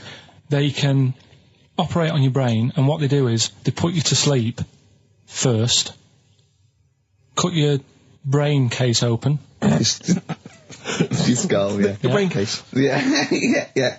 And then wake you up and operate on you. So you sat there with your head open, messing with your brain, and you don't feel anything. Well, there's no nerve endings, is there, in the brain? But still, it's not right, is it? What do you think they do it for fun? No, They but go on, Reg, wake him up so he looks freaked out. is it necessary that you're awake, do you think, or... Well, they need the brain active, don't they? Yeah, but it is when you're asleep, you're having mad dreams. I had a mad dream the other day. Go on. No, I might tell you about it later, but there's no sense to it. But, so your brain's still... Where is this conversation? Yeah, I mean, it'll turn out, I go, no, Karl, I was there, that wasn't a dream. Yeah. No, but... So, I mean, if I had an operation... On your brain, heaven forbid. Well, operation anywhere, I'd like to sort of think, well, I'll have an injection, I'll go asleep, but when I wake up, it'll all be sorted. Yeah. Yeah. The fact that... Your brain case is open. And they wake you up and you think, oh, is it all done? They say, well, have a look in the mirror. And your brain... See, I don't think they do that. I don't think they try and frighten you when you're doing an operation. Yeah, I don't think that you go about your business and they sort of follow you around, dabbling. Yeah. No, but it's almost like they are having a bit of a laugh with you. Right, well, I'd just like to say now that they don't. Anyone who's going in for an operation on their head, do not ever listen to anything Karl says. Why have you got to be awake? Because you'll be bored anyway, you'll be sat there. Well, they give you a telephone directory, look, and they say, look how many Macs are in there. That's the Scottish telephone directory. And, you know, time flies when you're counting that sort of thing. No, but do you know, like, when you... What are you telling me? What are you I'm just asking saying me? how weird it is. It's weird, isn't it? It's like, do you know when you go for a haircut, right? It's a bit embarrassing. Well, I don't anymore, but... When you go for a haircut, it used to be... When you go for a haircut? It used to be a bit embarrassing when, like, they'd wet your hair and they'd make you have that sort of Hitler cut because your hair's wet, and I used to hate it, and I think, do you have to do that? Do you know what I mean? You know It's what I mean, similar. It's very similar to open skull surgery. What I'm saying is, it's almost like barbers like to do that to make you look daft and feel daft for a bit, and there's women coming in and out, and you're sat there with a daft haircut. Yeah. And this is what that reminds me of. Do you think they do it in a shop window, this brain operation? I'm just saying, it's a bit weird. Why are we doing it in John Lewis's? Just so more people I love the idea that that's what doctors are doing. Let's make this guy look a bit stupid. Yeah. Open his brain Look case. at the twatty look with his brain out of his head. Take a Polaroid. Reg, take a Polaroid. Look at him. Look at his face. Right, clock his face when I give him the mirror. Get this on camera. Put this fake nose and glasses Sorry, did you teach me something then? Was that educational? I thought you that your brain case can be open with your awake, and you just sat there sort of letting them get on with it. Brilliant, I've learnt that. I'll never forget that. Right, go on, anything else? You'll love... Let's play a song, because the next one is amazing. What, even more amazing than that? Yeah. Play a song? Yeah, bit of Bowie? No email still, by the way. No, I don't think it's working. It's not working today. Lady Stardust. We'll have to do a phone-in for Rockbusters. Off the Ziggy Stardust album. Alright. So, we'll move on to this next one, right, which is brilliant. Dead short story, so... Right, old woman, about 70 years old. Yeah. She's normally fit and healthy and stuff, nothing wrong with her, she's having a good life. And one day, she goes for a check to the doctors, just to check herself out, because she's getting on a bit. Yeah. Says, take your clothes off and that. So she does, and checks her out, says, yeah, you're looking good, turn round. He said, oh, God. He said, you got a tumour on your buttock. Right? So she goes, oh, can you do anything to sort it out? So they go, yeah, we could book you in for an operation. It's best if we remove this. Books are in for an operation. Operation day comes, strip her down and that. They're all stood round, the doctors. Start to operate. It only turns out it's a pork chop that she sat on 5 years earlier, and it had stuck to her buttock. Right, Karl. I can forward you. Serious. Right, okay, Karl, I'm telling you now, I'm leaving. I'm never doing this show again. No, I'm serious. Honestly, you're talking. I've never in such. You are. Play a record. Play a record.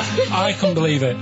What do you mean you can't believe it? Stop the record. Stop the record. Stop the record. Right, okay. Right, what do you mean you couldn't believe it? No, when I read it, I said, I've got to tell Ricky that. This woman had a pork chop stuck to her arse for 5 years, you mental case.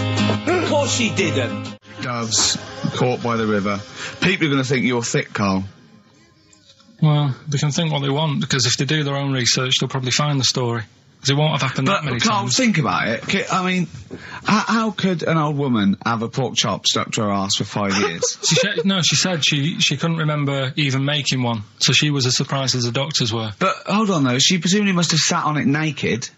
Yeah. Didn't that bring back any memories? I know it's weird, but Karl. But why would it stay there? Why wouldn't it fall off when she had a bath or a shower? Grease. What about a bath? But why didn't the doctor realise that when he first looked at it? Yeah. Was he not paying attention when he said, I think he's a tumour? Karl, listen, think about it. A pork chop stuck to your arse for 5 years. You're naked, you sit on a pork chop, you go, nothing. There's nothing weird about that. I can't feel anything. Even if you had a dead leg, the time you that pork chop, what else you got dressed? Well, she might have not done that much. She's old, she probably just sat down and didn't move for a bit, and over time it's stuck, and then... What do you mean over time it's stuck? Do you think the longer something there, the more it stays there? Look, I know that's why the pork chop goes, well, we've been here a year, we're not going to move now. I don't think we're going to move now, but I'm quite, attached to this buttock. I think I'll stay here for another 4 years until some doctor works it out. I love the idea they got her into hospital, they gave her the bed baths, they got her ready for the operation, they laid her out. They were just right to take get the scissors or the knife, make the incision, hang on a minute. This is a pork Bring me a frying pan. This is a pork chop. What we have got though is educating Ricky, haven't we? Well, another one of my little things. Oh, it's brilliant then. So how long's this going to last before you want to get ditched this? Well, we'll see, a couple of weeks. It's not like that, Karl. It's all one. It's one love, man. We're on the same team, man. Yeah, we're just one voice, man. One true voice. Like those lads. Yeah. They could play. Right, well, the educating Ricky, They could play. Well, why don't we play a record and come back with educating The Ricky? Wind, Cat Stevens, We need to get the jingle queued up as well. Yeah, I'll get the jingle queued up, No, yeah. I haven't got Neil Young lined up yet. No, not you, young Cat Stevens. I gave it to you. I know, we're not playing that yet. Can we just play a record? No, This is just sounding rubbish. Well, I told you to. See, so why aren't you playing the record I told you to play? Because we've just had something chilled, right, from Tupac. Let's lift it up a bit now with a little bit of blur. Right? Come on, play it. Oh, I'm not sure. I just have. Crazy beats there on XFM 104.9. Right, we're gonna do Educating Ricky instead of Rockbusters. Incidentally, on the subject of Rockbusters, we've just had an email from Phil. He says, I could do with this week's rather shoddy array of prizes, as I'm doing a car boot sale tomorrow and need a bit more tact to fill the table. Probably send it we might as well do it anyway. Yeah. But Educating Ricky, it was a feature. Well, actually, about a year ago, I started a feature called Educating Karl, because we found out he had 1 E at O level at history. And I'd educate him on things like Rasputin, things that I thought he'd be interested in, Winston Churchill, some of the greats, some scientific facts, and then I said, it's your turn, and he started telling me about people born without legs. Some people have got a funny eye. There's a woman whose tongue's longer than her arm. And really, turning the screw on education. Yeah. So, I don't know what he's got for me today. Maybe a dog born a cat. Let's have a look. We've done that one, we've done that. Is there, because often we should point out there's sometimes a crossover between Educating Ricky and Cheeky Freak of the Week, just in terms of subject matter. Yeah, so we've done Cheeky Freak of the Week, we've done all the freaks. What have we done with the Freak of the Week? There's a dog. There was a woman that had the back legs of a dog. What was last week? It was the girl who was born with 4 eyes, 2 mouths and 3 legs. Sure. You weren't that impressed, so I thought if we've got to that and it's not impressing you. We are a tough audience, I admit. Let's move on. Is there a jingle for Educating Ricky? Educating Ricky. Oh God. You've told me Educating Ricky. Very similar to some of the other jingles I've done. Yeah. Well, they're made by the same people. Yeah. Right, okay, well, it's just, I mean, Educating Ricky is just stuff that I learn in the week, and I think that's interesting. I keep it up here, and then I share it with you, right? And, some interesting stuff. One of them, right? Mount Everest. Go on. I need more. Right, well, there's a problem. Yeah. Because people are leaving rubbish up there and that. And, like, people, whoever owns it is saying, he's saying, forget this. They're leaving a mess and all that. But do you know why it's called Mount Everest? What was that? That's one, is it? That's one. There's rubbish on Mount Everest. No, How many people go up there? Are we talking about people dumping old tellies and washing machines? Who's fed up? The Yeti? What are you talking about? No, I mean, that isn't what I'm educating you. I'm just telling, this is part of the story. I'm just telling you. It's just a bit of context for you. Like, they're leaving loads of rubbish up there. Well, they're not leaving loads of rubbish up there, are they? No, they are. They're apparently not like right prams and washing machines and seagulls flying everywhere.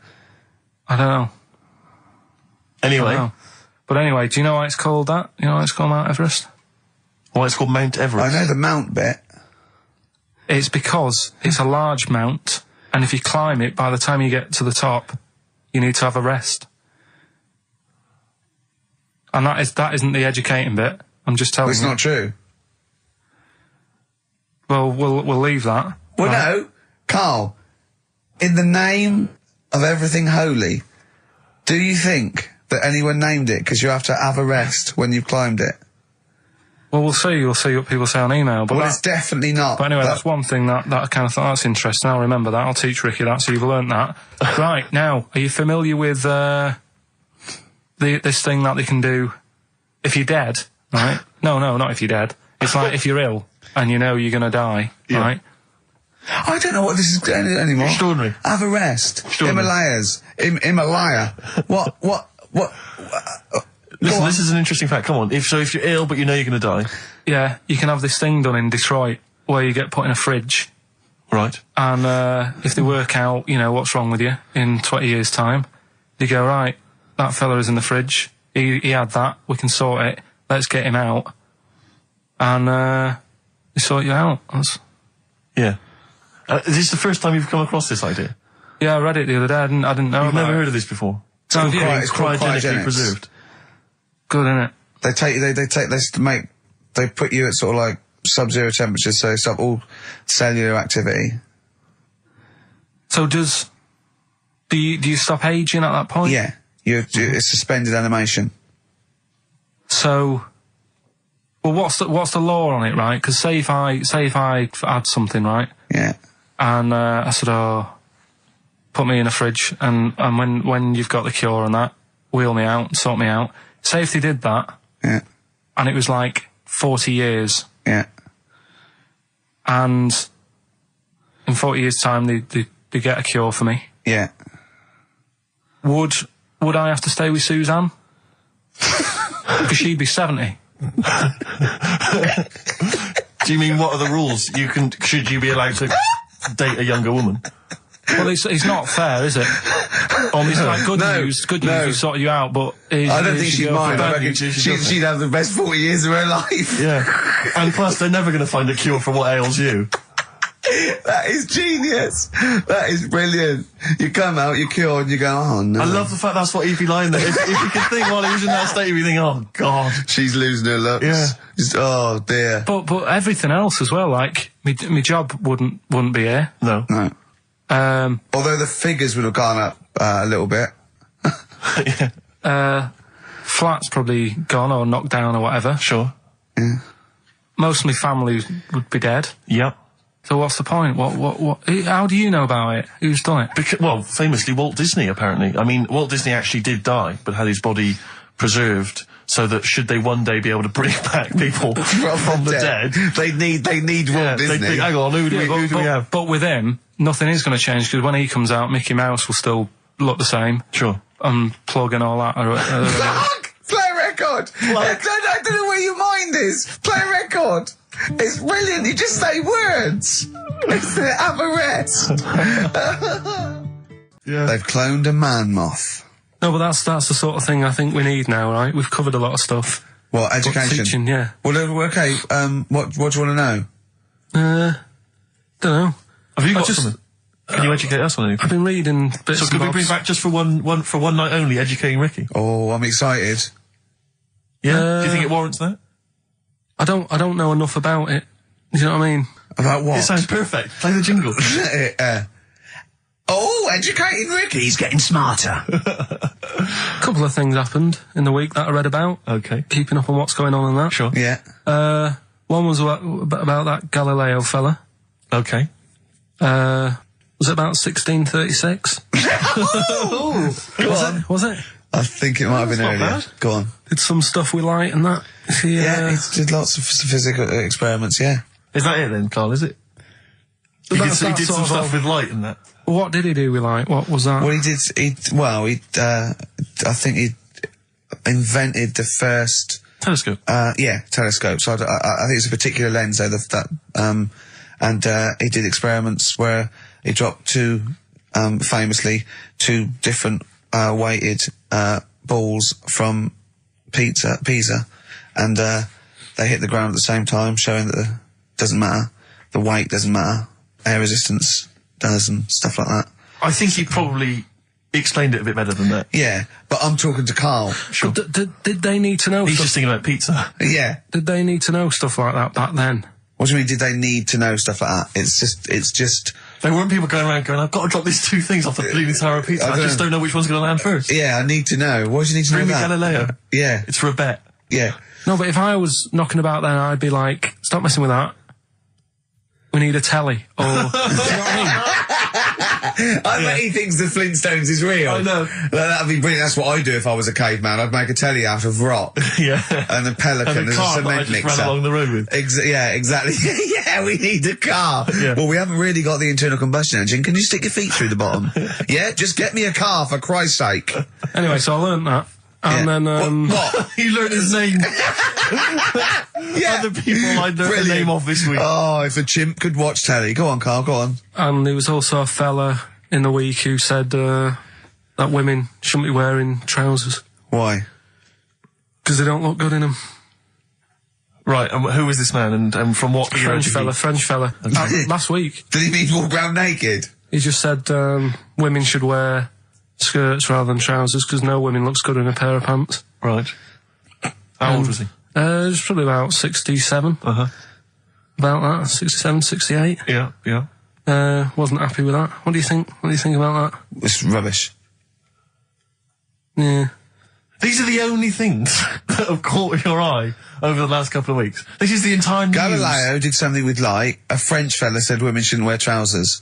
See, that to me wouldn't pass as education. It's not education. I don't know where you could ever use that. I don't know when that would ever be applicable to life. I just like reading stuff that sort of reminds me of. Do you know what I mean? If I read it and it gets me thinking, I think that's a good little piece. But I mean, but surely can't you just sort of like sit near something that vibrates to keep your brain going, or shake your head every now and again? I mean, what does this do? You mean it makes you start using your brain? But what aspect of a Frenchman said women shouldn't wear trousers got your mind working? What questions were you Because I asking? thought that's a bit daft, isn't it? Right? Yeah. Okay, And I it was ends there thinking- with me. There's nothing else. There's nowhere else for me to go on that. He closes Your the mind's gap. still whirring. Yeah, go on. What do you think? Let's go through this. Oh, I wish we could download his I know, thoughts. I know. Just watch it. Yeah. Wouldn't it be great, like a DVD? Like a cartoon. Imagine that extra footage on the Office DVD. Yeah, Karl's brain. That would be With a commentary. amazing. Oh, with What I a mean is- commentary. Go on. Women wearing trousers and that, right? On the estate that I grew up in, Yeah. on right? There was a woman about 4 houses down, right? Right. Rough.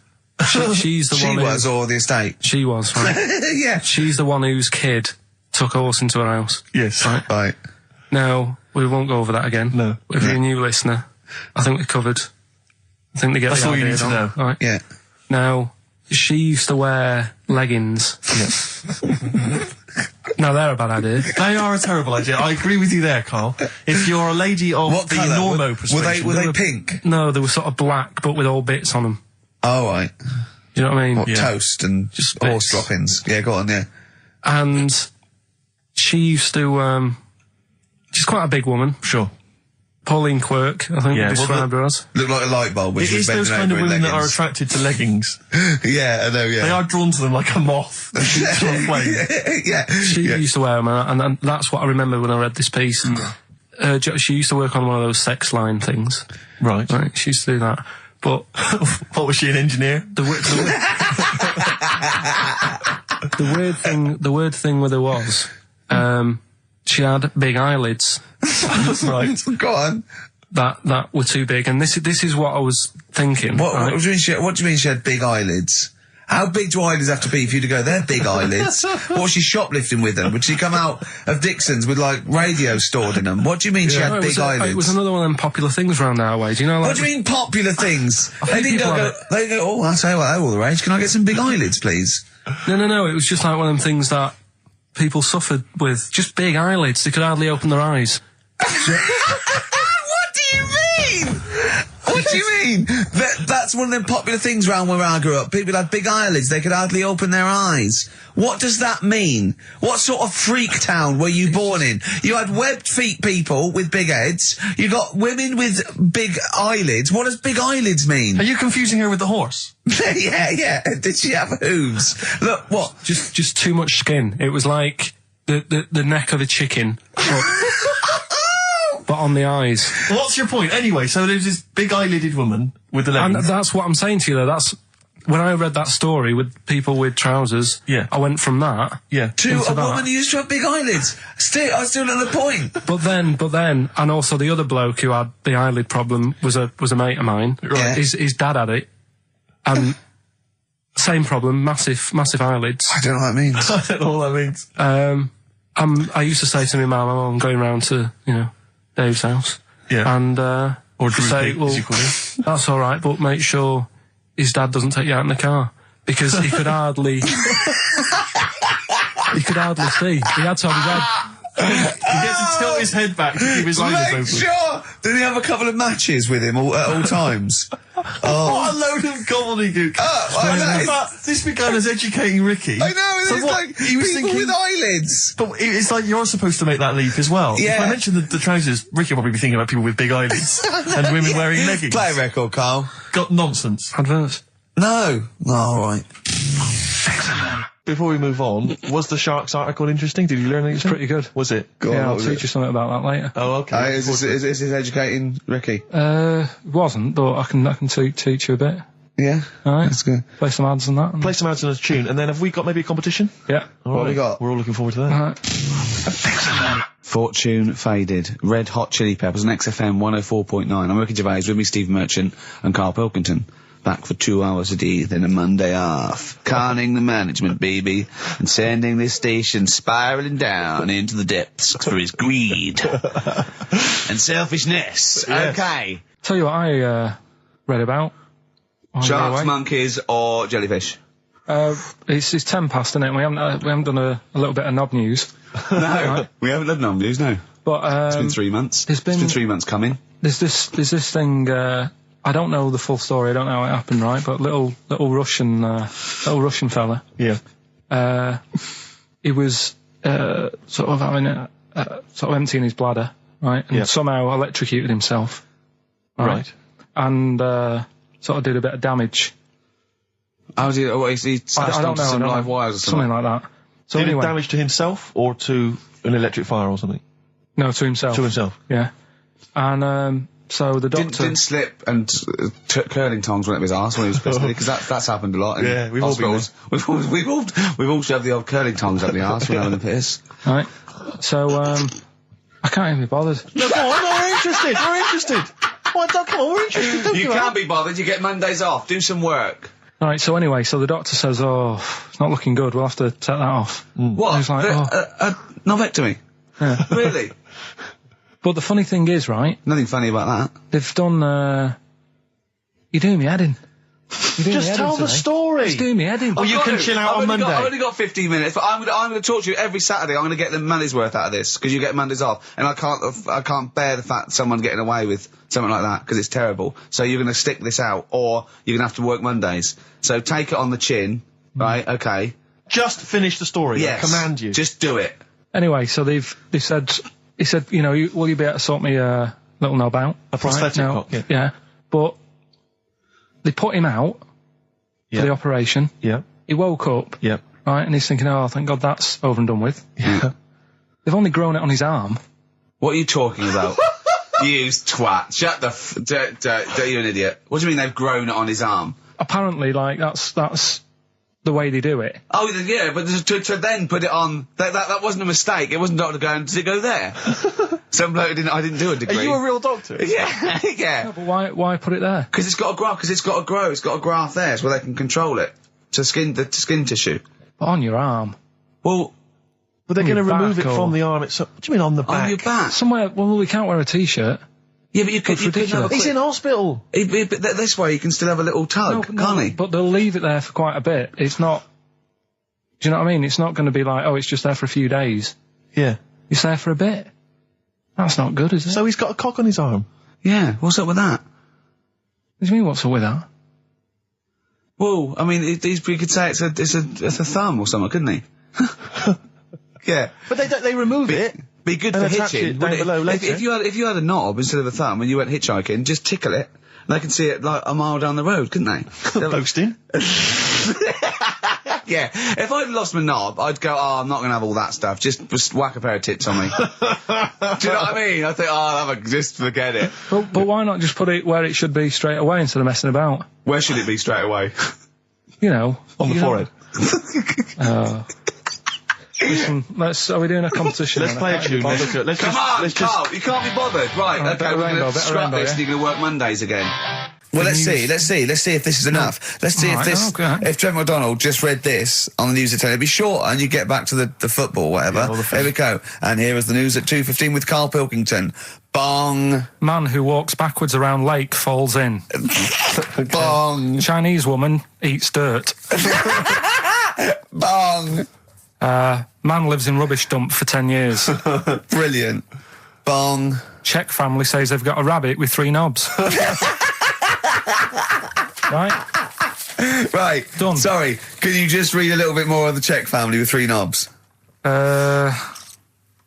Just about a family. Not read it to yourself. Read it out on air. Just about. Well, he can't read it to himself. I tell him to read it to himself. We still hear it. No, he was, because I could see his lips moving.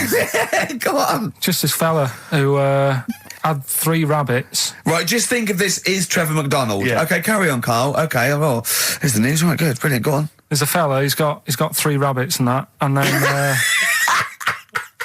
he checks them out, right? Yeah. 2 of the rabbits have got 2 knobs each. Right. And he goes, that's a bit weird, isn't it? Sure. And they're throwing them around, sort of chucking them, you know, showing them around the family and stuff, saying, look at that, that's weird. Picks up the 3rd one, it's got 3. Yeah. So they ate the 2 with 2, because they thought they best keep the 3rd one, because a little bit lucky in that. Yeah. It is lucky. 3 knobs there, yeah. Now here's the sports news, and that's how it would work. Yeah, okay, brilliant. Well, read about the Chinese woman who eats dirt. I'm interested in that. Said. That's it. That is the story, isn't it? What more do you need to know? It's Well, just I want to saying, know a little bit more. Can you just embellish it? 78-year-old Chinese woman. She says she's 78. Makes you wonder. Yeah. With my theory. Karl's theory is that Chinese people don't age well, and so those Chinese people that are saying they're 112 are really only 33. That's why he doesn't want to be recognised, because he doesn't want to walk out from here into Chinatown. Yeah. It just says she's been eating soil for 70 years. She's ate about 10 tons of the stuff, and it's done her no harm. Kept her grounded. It's probably all right for you, isn't it? Because it passes through, doesn't it? Yeah. Well, they say, don't they, if you're having a kid, let it play in soil and that, because... Well, that's to get it immune, yeah, to get it, yeah. But lots of, like, things with sort of birds and reptiles sometimes swallow soil and stones, because it grinds up stuff, breaks down cellulose for them. Doesn't do you any harm. All right, then. One more fact from this book for you, Karl. Apparently, officially, the Second World War is not over. It's not actually over because there's never been an official treaty signed between Germany and Russia. So it's still going on. Interesting or not? Not as good as the monkey one and the woman who eats dirt. And the Peter the Great and that. Sure. But, yeah, it is over, isn't it? Isn't it, though? That's what I mean about you annoying me with stuff that you go, oh, that's interesting. I don't think that is interesting. Okay. There was, what was it I learnt? What was it I learned? Think of that as a question. Well, we're all trying to figure that out. Yeah, go on. Leonardo, DiCaprio? the painter. Da Vinci. He could write with one hand, draw with the other at the same time. Right. Yeah, that's good. It's all right. That's interesting, isn't it? Yeah, it's all right. Well, if you have an interesting fact for Karl Pilkington that you think he might be intrigued by, email ricky.gervais@xfm.co.uk. What have we got coming up? What have we got coming up? More education stuff. Some good tunes and that. Yeah. And a bit of Outcast. Yeah. Placebo, special needs on XFM 104.9. Email in where Lanzarote is. I don't know if it's Italy or Spain or Europe or maybe Africa. You know, these are the sort of things, these are the reasons I come into it, to at least learn something, innit, Karl? We've stopped educating Ricky, so I've stopped learning, you know, about things like the woman who ate mud all her life. I told you something before when we were in the office. Go on, what was that? What did you teach me? They've just counted how many fish are in the sea. No, they haven't. They've just done a census. A census? What, of fish? Yeah, some fellas have gone in the sea and they've got to work out. There's about... This is Spratt. Is this your son? No, he's a lodger. Okay, well, let's mark him down. That's 2. Oh, I've lost count. 6 million, 4... Oh, darn. So how many are there? About... There's a lot. Oh. Well, there are more species of fish than bird, mammal and reptile put together. Can I ask a question? That's on my DVD of animals. That's still available in the shops. Probably find that online. You'll get that slightly cheaper. $15.99. What? $15.99. Go on, ask me a Special question. features of Ask me a which question. includes Karl's Pilkington's also on the DVD. Yeah. That's a perfect Christmas gift. Yeah, go on. Yeah, this is a question. I was discussing this yesterday. This is not a bit of shit. This is not a joke. I genuinely have always been slightly perplexed, and we were discussing it last night. The notion of the birds and the bees. Yeah. Now, I don't mean, you know, the birds and the bees. I understand how... Why they use the birds and the bees? Yeah, because, well, you see, I always, as a child, I assumed the bees were having some kind of relations with the birds. No. So what is there anything to do with the birds and the bees, or is it literally, just like a euphemism? It's just, the birds and the bees. No, but they... Do the birds do anything with the bees? No, not at all. It was where they just take them out, it was where parents used to sidestep the issue by saying things like, you know, when a lady blackbird and a man blackbird, they meet, right? They make a little nest. And then because they're in love, they have an egg. Yeah. And that was it. I understand that. That makes sense. But why the bees? Why the birds and the bees? Well, probably, I don't know. I don't know. You see, within nature, forgive my ignorance, within nature there is no relationship between bees and birds, is there? No, not at all. No, not at all. Nothing's going on. But probably what it was, if the parent found it hard to say, you know, daddy puts his penis at mummy's vagina, it was much easier to say, like in the insect world, billions of them queue up and just fill the queen with spunk for about a day. Sure. You know, thus avoiding the embarrassing intercourse. Exactly. That's what I think, Karl. What do you think? Were you taught about the birds and the bees? Did anyone bring that up with you? No, it was just in that class, wasn't it? When they put a video on. That's what we had. No, we had a film. And they just said, "Leia, I watched that." And then what film though? Basic Instinct. It was just like, you know, two people, and all sat round the telly and watched it. One girl fainted.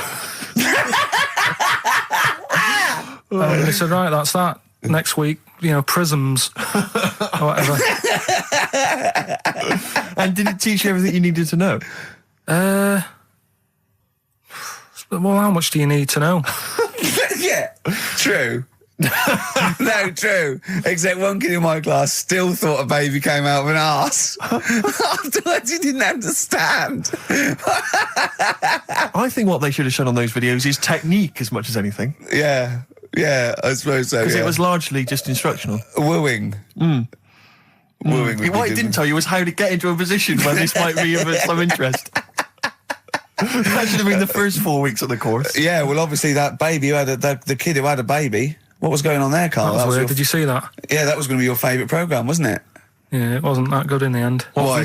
You told us about this story ages ago, didn't you? Ages ago. Told you about a year ago about a baby that had a baby. Yeah, it's a bit different. The baby that had a baby, isn't it? Whereas a Siamese twin with a breech actually just developed inside him for it wasn't even developing. It was a twin stillborn that just was enveloped in the other one's body. So it's a little bit different to a baby what had a baby, isn't it? Yeah. Actually disappointed he was. Do you know what he said to me? He went, well, I thought it was going to come out. And go, oh, bloody hell, I'm 7. What a waste of my life. Like he'd been in there going, oh, hello? Hello? 7? Idiot. Yeah, a bit disappointing. But there was a programme on after that, right? At 10 o'clock on Discovery, and I haven't got Discovery. Oh, it was about... good? Oh, I didn't see it. This is it. I was yeah. going to say to people, if they've got a copy of it on tape, if they can send it in. What was it? About a baby with 4 legs. Right. That was on at 10 on... It wasn't a puppy? No. Just,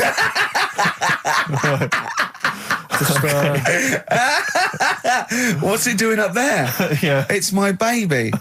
Oh, is it Mum? All right then, fine. Yeah. It's got 4 legs, yes. Yeah. Sometimes they do have Look, 4 legs. Dad's gone, he's never coming back, you've got to get over it. so, if anyone's It's got not a baby. send it in. Oh, Right, dear. okay, Send it in. good. So you want a tape with a baby with 4 legs. You're going to be disappointed again. It's not going to be like a baby with 4 legs who's running up the curtains. You know what I mean? It's not going to be that. It's probably going to be 2 legs and then 2 sort of like floppy appendages. You know what I mean? They're not going to be brilliant. It's not going to be like Jake the Peg. You're going to be disappointed. Apparently Lanzarote is one of the Canary Islands. Oh, is it? Although we've also been told it's part of Spain. Right. I don't know yeah. who to believe. I don't know who to believe either. That puts me back because I knew it was either one of them. Yeah. Yeah, I knew it. What about it? Pilot knows, doesn't he? Pilot knows where he's going. I thought so, yeah. Doesn't matter then. Right, we're playing J-Hawks. Let's play it. Love it. Got bored with that conversation, did you? Letter to Hermione. David Bowie.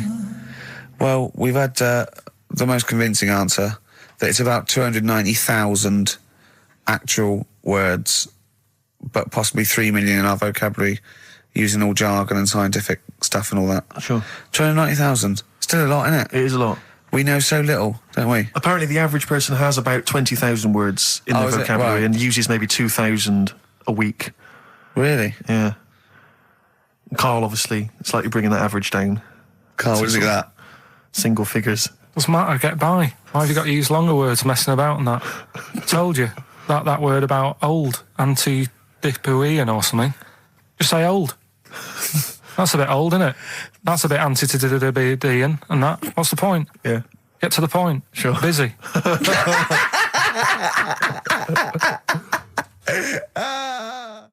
And things that, there's certain things that people get excited about that I think, well, what are you getting excited for? Like what? News, just news. Do you know how I normally do the headlines and that? Yeah.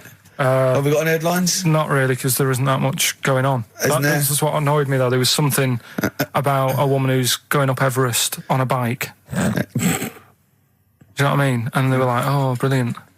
But I don't think that's that good. When someone's done it walking... Karl, you're going to do some news stories, I think. Well, like I said, there hasn't been that much going on. There's a story about a fella who hasn't eaten for 70 years. Right. He hasn't eaten. Is that all that's all the information you're going to give us? Yeah, hasn't eaten for 70 years. Hasn't had a drink, but he's all right. That's rubbish then. Next. It's not rubbish. Yeah, it is, yeah. Next. Well, what is it? How is that? How is a man not eaten or drunk for 70 years? It's that thing, isn't it? Your belly gets used to it or something. Steve, has he misinterpreted it or is it rubbish? Well, it does. To be honest with you, it doesn't actually offer any explanation. It just says that that's what happened. Right, so that's rubbish. It doesn't go on to Next. anything else. A woman's had 6 organs transplanted. Woman needed a new kidney, a new heart, a new stomach, a new liver. New kidney, intestine. Does that mean that she's the same woman? I know. You could say forget it, wouldn't you? Yeah. Wouldn't you though? Well, not really. You know, the organ is just a lump of tissue. If you're that knackered, call it a day. I reckon don't waste time with that. Yeah. And good advice. There's a woman who hasn't slept for 8 years as well. Well, that's impossible. Again, you want to see that, Steve? Yeah. That's the news for the week. Yeah, all rubbish. Turn off now. Next. Do you want to apologise once more for anyone you might have offended over the year? Yeah, like I say, I'd never want to upset anyone. We're just chatting about stuff it's just chatting. It's from the heart. You see something, you say, "Oh, it looks a bit like so and so," or "Isn't it a bit?" You're not really, you know, you don't really try and hurt anyone's feelings, do you? But I think most people know that. And I've got to apologise for laughing at anything you say. I actually can't help it. Again, it's not vindictive, but when Karl comes out with some of the things he says, it's impossible for me not to laugh or react. So, have a Merry Christmas, everyone. Well, before that, Rick, is there some final, for the year, monkey news? Tell you what, let's play a good song. Okay. Right, we'll have a bit of monkey news, and then that's it. A bit of Amy Mann, then. Perfect. Brilliant, this one. Blur, Out of Time, on XFM 104.9, Ricky Gervais, with me, Steve Merchant, Karl Pilkington. Steve's a bit quiet, he's got a bit of a sore throat. Oh, a bit of a sore throat. Murder. All week. It's been murder, Rick. We couldn't work all this week. I've been because off sick. Steve's been in Bristol. Karl, you're not impressed? It's just, I don't understand why having a sore throat sort of... Oh, he's done you. Right, what if the sore throat was so painful, it was like you've got broken glass and razor blades in your throat? You can hear now that I'm not even speaking from down in the throat, I'm speaking from the very top of it like that, so it sounds a bit weird. But you're right. What? Your hands are all right, aren't they?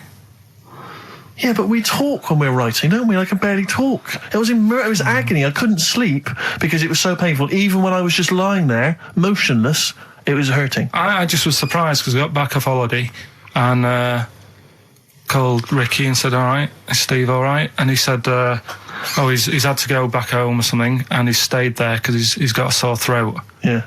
I didn't understand why you can't, just go home. I mean, how old are you? What? I don't understand why you got to be at your mum and dad's when you're feeling I happened to be at my mum and dad's. Now I'm talking like you. When this sore throat really kicked in, so I thought I might as well stay and get a bit of the creature comforts of home. Do you know what I pictured though when he told me? See, my parents aren't like yours, Karl. Your father would have popped down to the phone box and maybe looked to see if there were any kind of throat lozenges. Strepsils. Yeah. Whereas my mum phones at the doctor first thing she can. I'm straight down there with my dad. They're snapping into action. They're trying to sort me out. It's a bit like that Ronnie Corbett thing, isn't it? Sorry. That sorry thing. You're right, Karl. Yes, you're absolutely right. It's just like that. Oh, No, dear. it's just because You just went on holiday with your parents. Well, not with mine. No, with right. Suzanne's, and it won't be happening again. So Well, that's we'll have more about that a little bit later. Pain in the Luckily we came in a few times, didn't we? We've been here since about 11:30, haven't we? Yeah, sorting Doing stuff out. Doing a show. What, have you been squeezing his head, or? No, that's strictly between the hours of 1 and 3. We established that, and I've kept the rules, haven't I? I did practice the grip in the week, didn't I? Yeah, just to see what method he was going to use today. Yeah. I came in, I did my back on Tuesday. I was sparring and I pulled my back and I was in agony and I had to get an emergency chiropractor out and sort it out.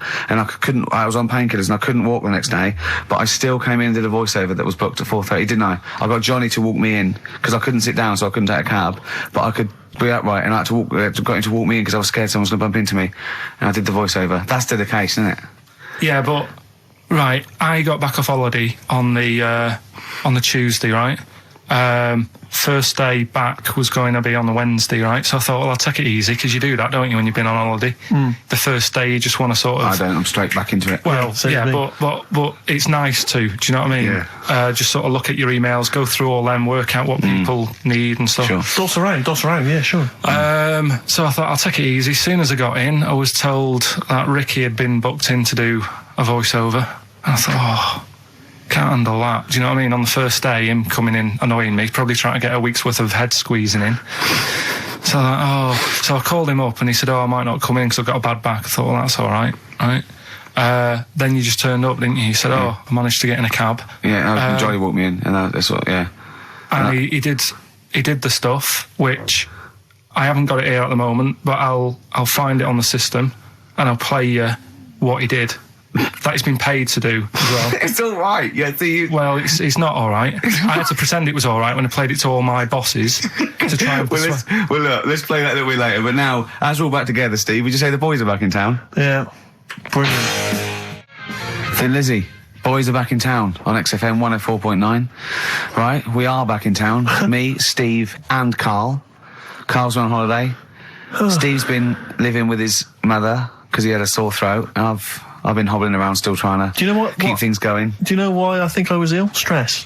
I genuinely think it was stress. I think I'm beginning. No, I'm analysing it. What do you think of that, Karl? But I'll tell you what it is. Look, think about it though. We live in London. We got the war, the threat of terrorist activity. That's where I live. I'm all right. Next one. We got SARS. One. Yeah, but you can walk to work. I got to travel on the tube. I came in this morning. I saw a Chinaman sneeze. I was terrified.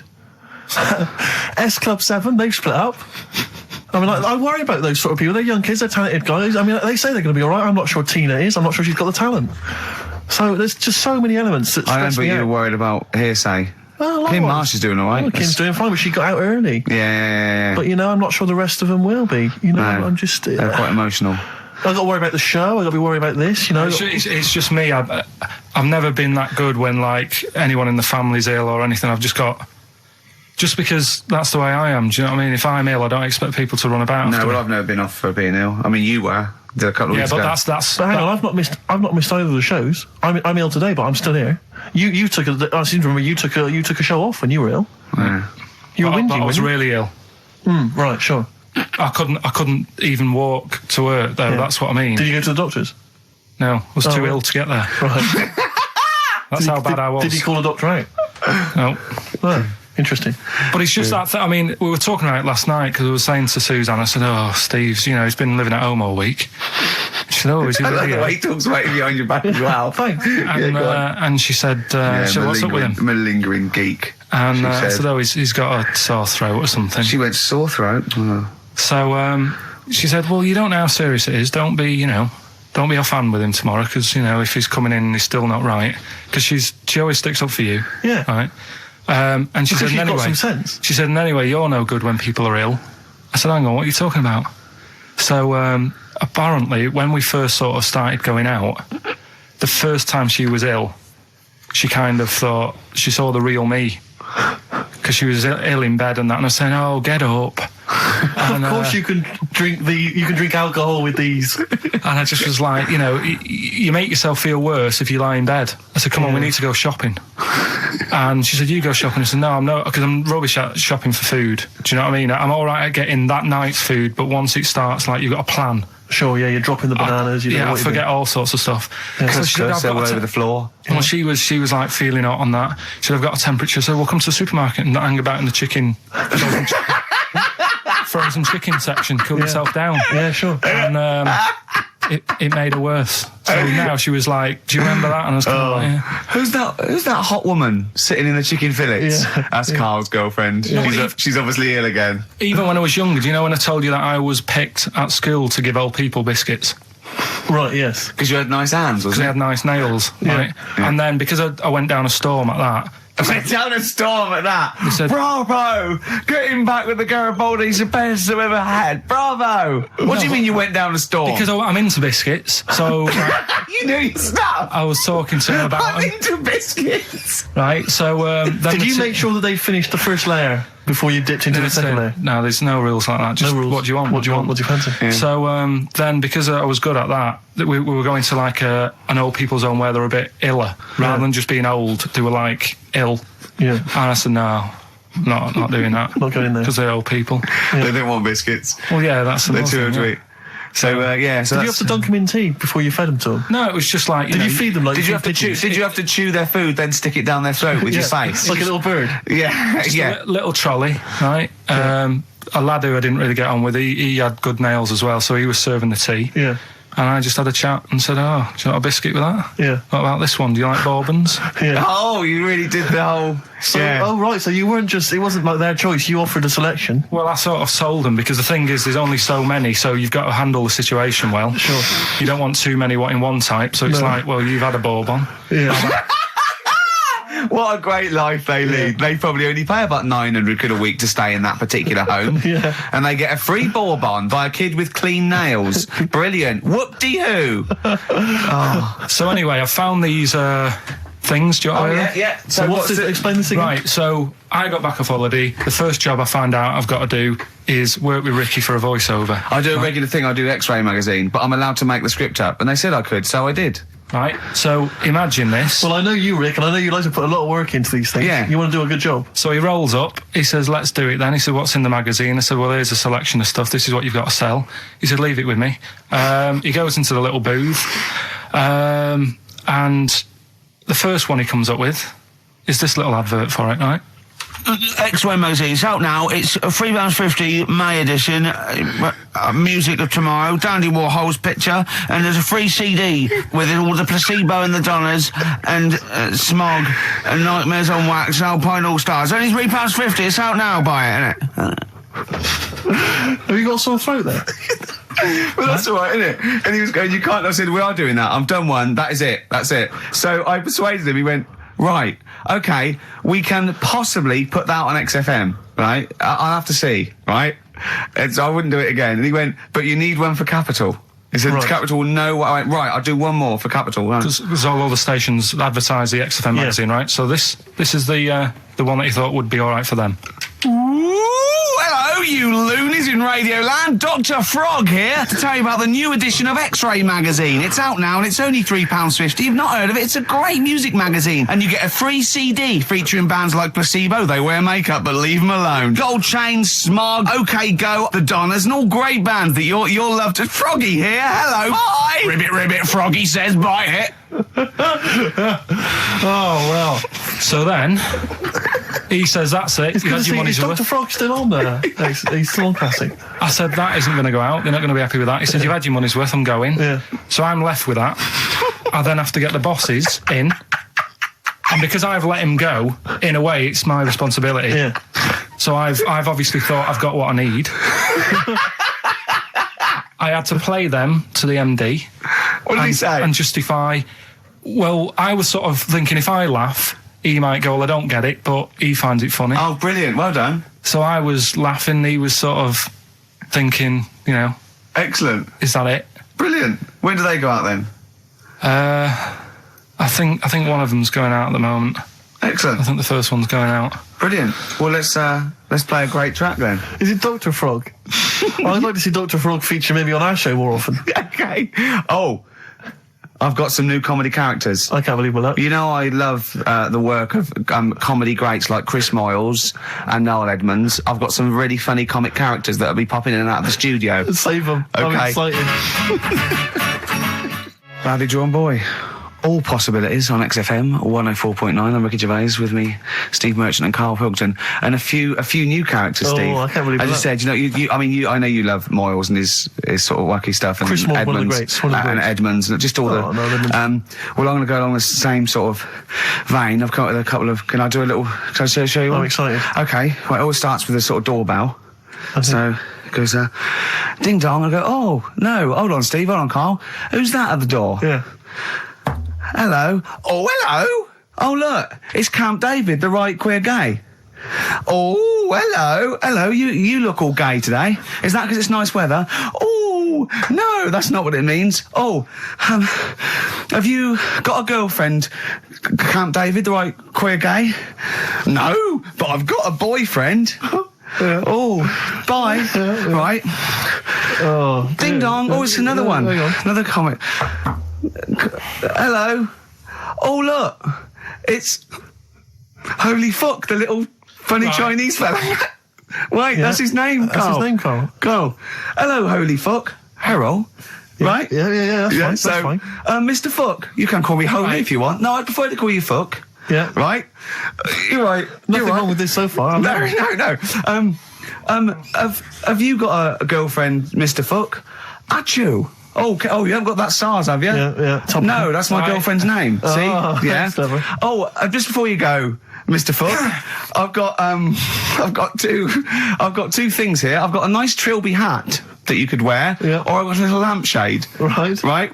Which one do you want to put on your head and Yes. walk around? I presume the Trilby. No, but it's not. No. Yeah. Lampshade. Lampshade, of course. Bye. See ya. See you later. Yeah. I thought they were genius. Can I be honest? I mean, I'll be honest. I thought they were brilliant. I thought they were. You didn't steal them off Chris. No, Moyles, did you? no. They're original. They're original. Sometimes characters. Chris Moyles has done stuff as good as that. I know, yeah, I know, but no, these are all mine. So there you go. We'll be hearing more from Camp David, the right queer gay, and Holy Fuck the funny little Chinaman. What? All right, Karl. Yeah. Is that your sort of humour? It might not be your sort of humour. You just should have run it past me before you did it. Yeah. What one are you worried about in particular? The not Camp David. Well, say his name. No. Say his name. I'm not Which doing one? that. I don't know The which other one you mean. The Chinese fella. Well, I forget who that was. What was his name? I can't remember. Well, if you can't remember, it can't be that good, so we'll leave it. We won't do it again. Right? I'll tell you what I've got, Steve. Oh, what? Tell you what I'm thinking. Go on. Right. Do you know, like, TV programmes sort of get rested in the winter? Ding dong. Oh no. Hang on, who's this? Oh, Go on. hello again. Not now, Mr. Fuck. We're talking. Bye. Is that Holy Fuck again? Yeah. Okay, Karl. Look at Karl's face. Right, okay, that's it now. I'm not answering the door anymore. Right, okay, go on. Right. Yeah. Ding dong, ding dong, ding dong, ding dong. He's trying to get in. Don't be impolite, Rick. Come on, Rick. He wants to come in. No, it's too late. It's too late. He's gone away now. Go on.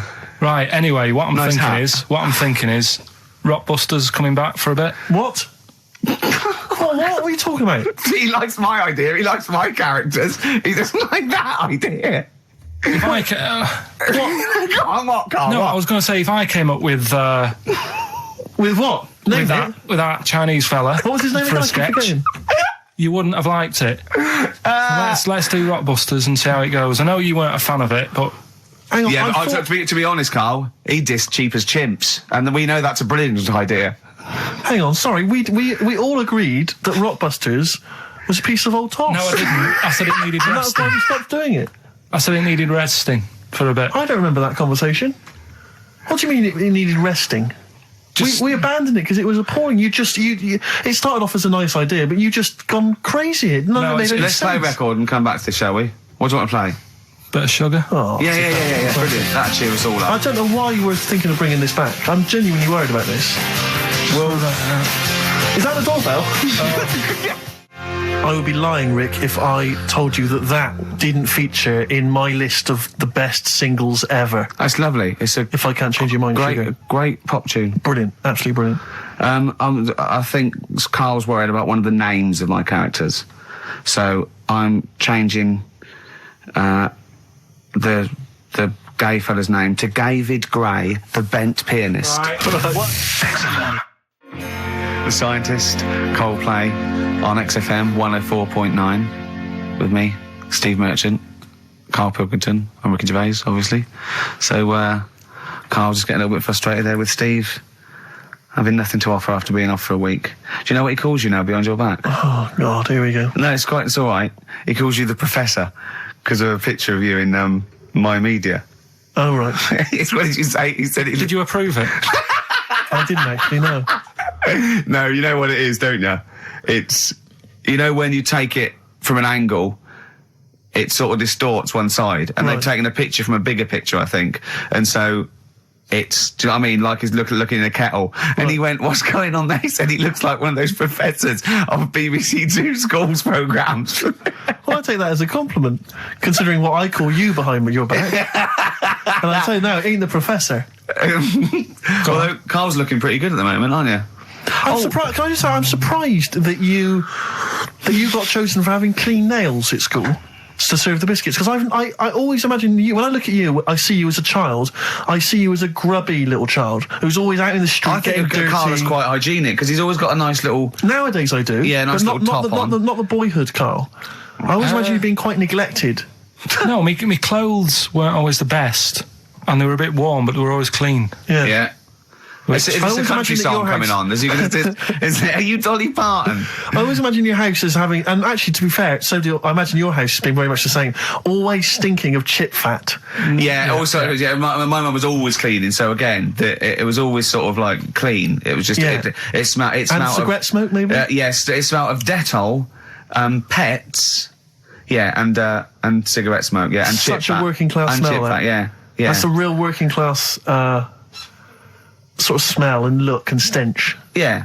Are you talking about me now? Yeah. I mean, Yeah. the interesting thing is that Karl's cleaned up his house. I clean. I have 2 baths. No, I know you are obsessed. It's I really love freakish. It's just being really bad clean. of me. I was in Waitrose earlier buying a sandwich. I got a bit of money now, Karl. I like to splash out on a sandwich. I like £2.50. You ever seen any of it? Benji's shop. He does go to Benji's. I'll tell you what. I love Benji's. We go for lunch, right? And if he looks in a restaurant and it's sort of like $6.50, he goes, Rick, I'm not made of money. Yeah. He is. We have to go to Benji's. He gets 2 sandwiches that have to fill him up, right? Because they're a quid each or something. But I'm a big guy. I need a lot more food. I genuinely need more food than most people. I'm like a brontosaurus. It is. He's just grazing all day. So I can't afford to sort of splash out in Pret a Manger all the time with your fancy French sandwiches. I like to get a lot of bread for my money. I want a lot of bread. So I was in Waitrose and some guy came in behind me. And he was sort of, I don't think he was mentally doolally, but I think he'd been homeless for just too long, and he was really. What's just right amount of time to be homeless? Well, I think it was. You want to get out of that game early, don't you? It's past the point of no return. This guy. I think it was too late for him. I think there was no going back really. 6 months. He came in and he was sort of walking at a bit of a weird angle. He walked like the Elephant Man, even though he wasn't deformed. It was probably like you were in the week. It was quite unpleasant.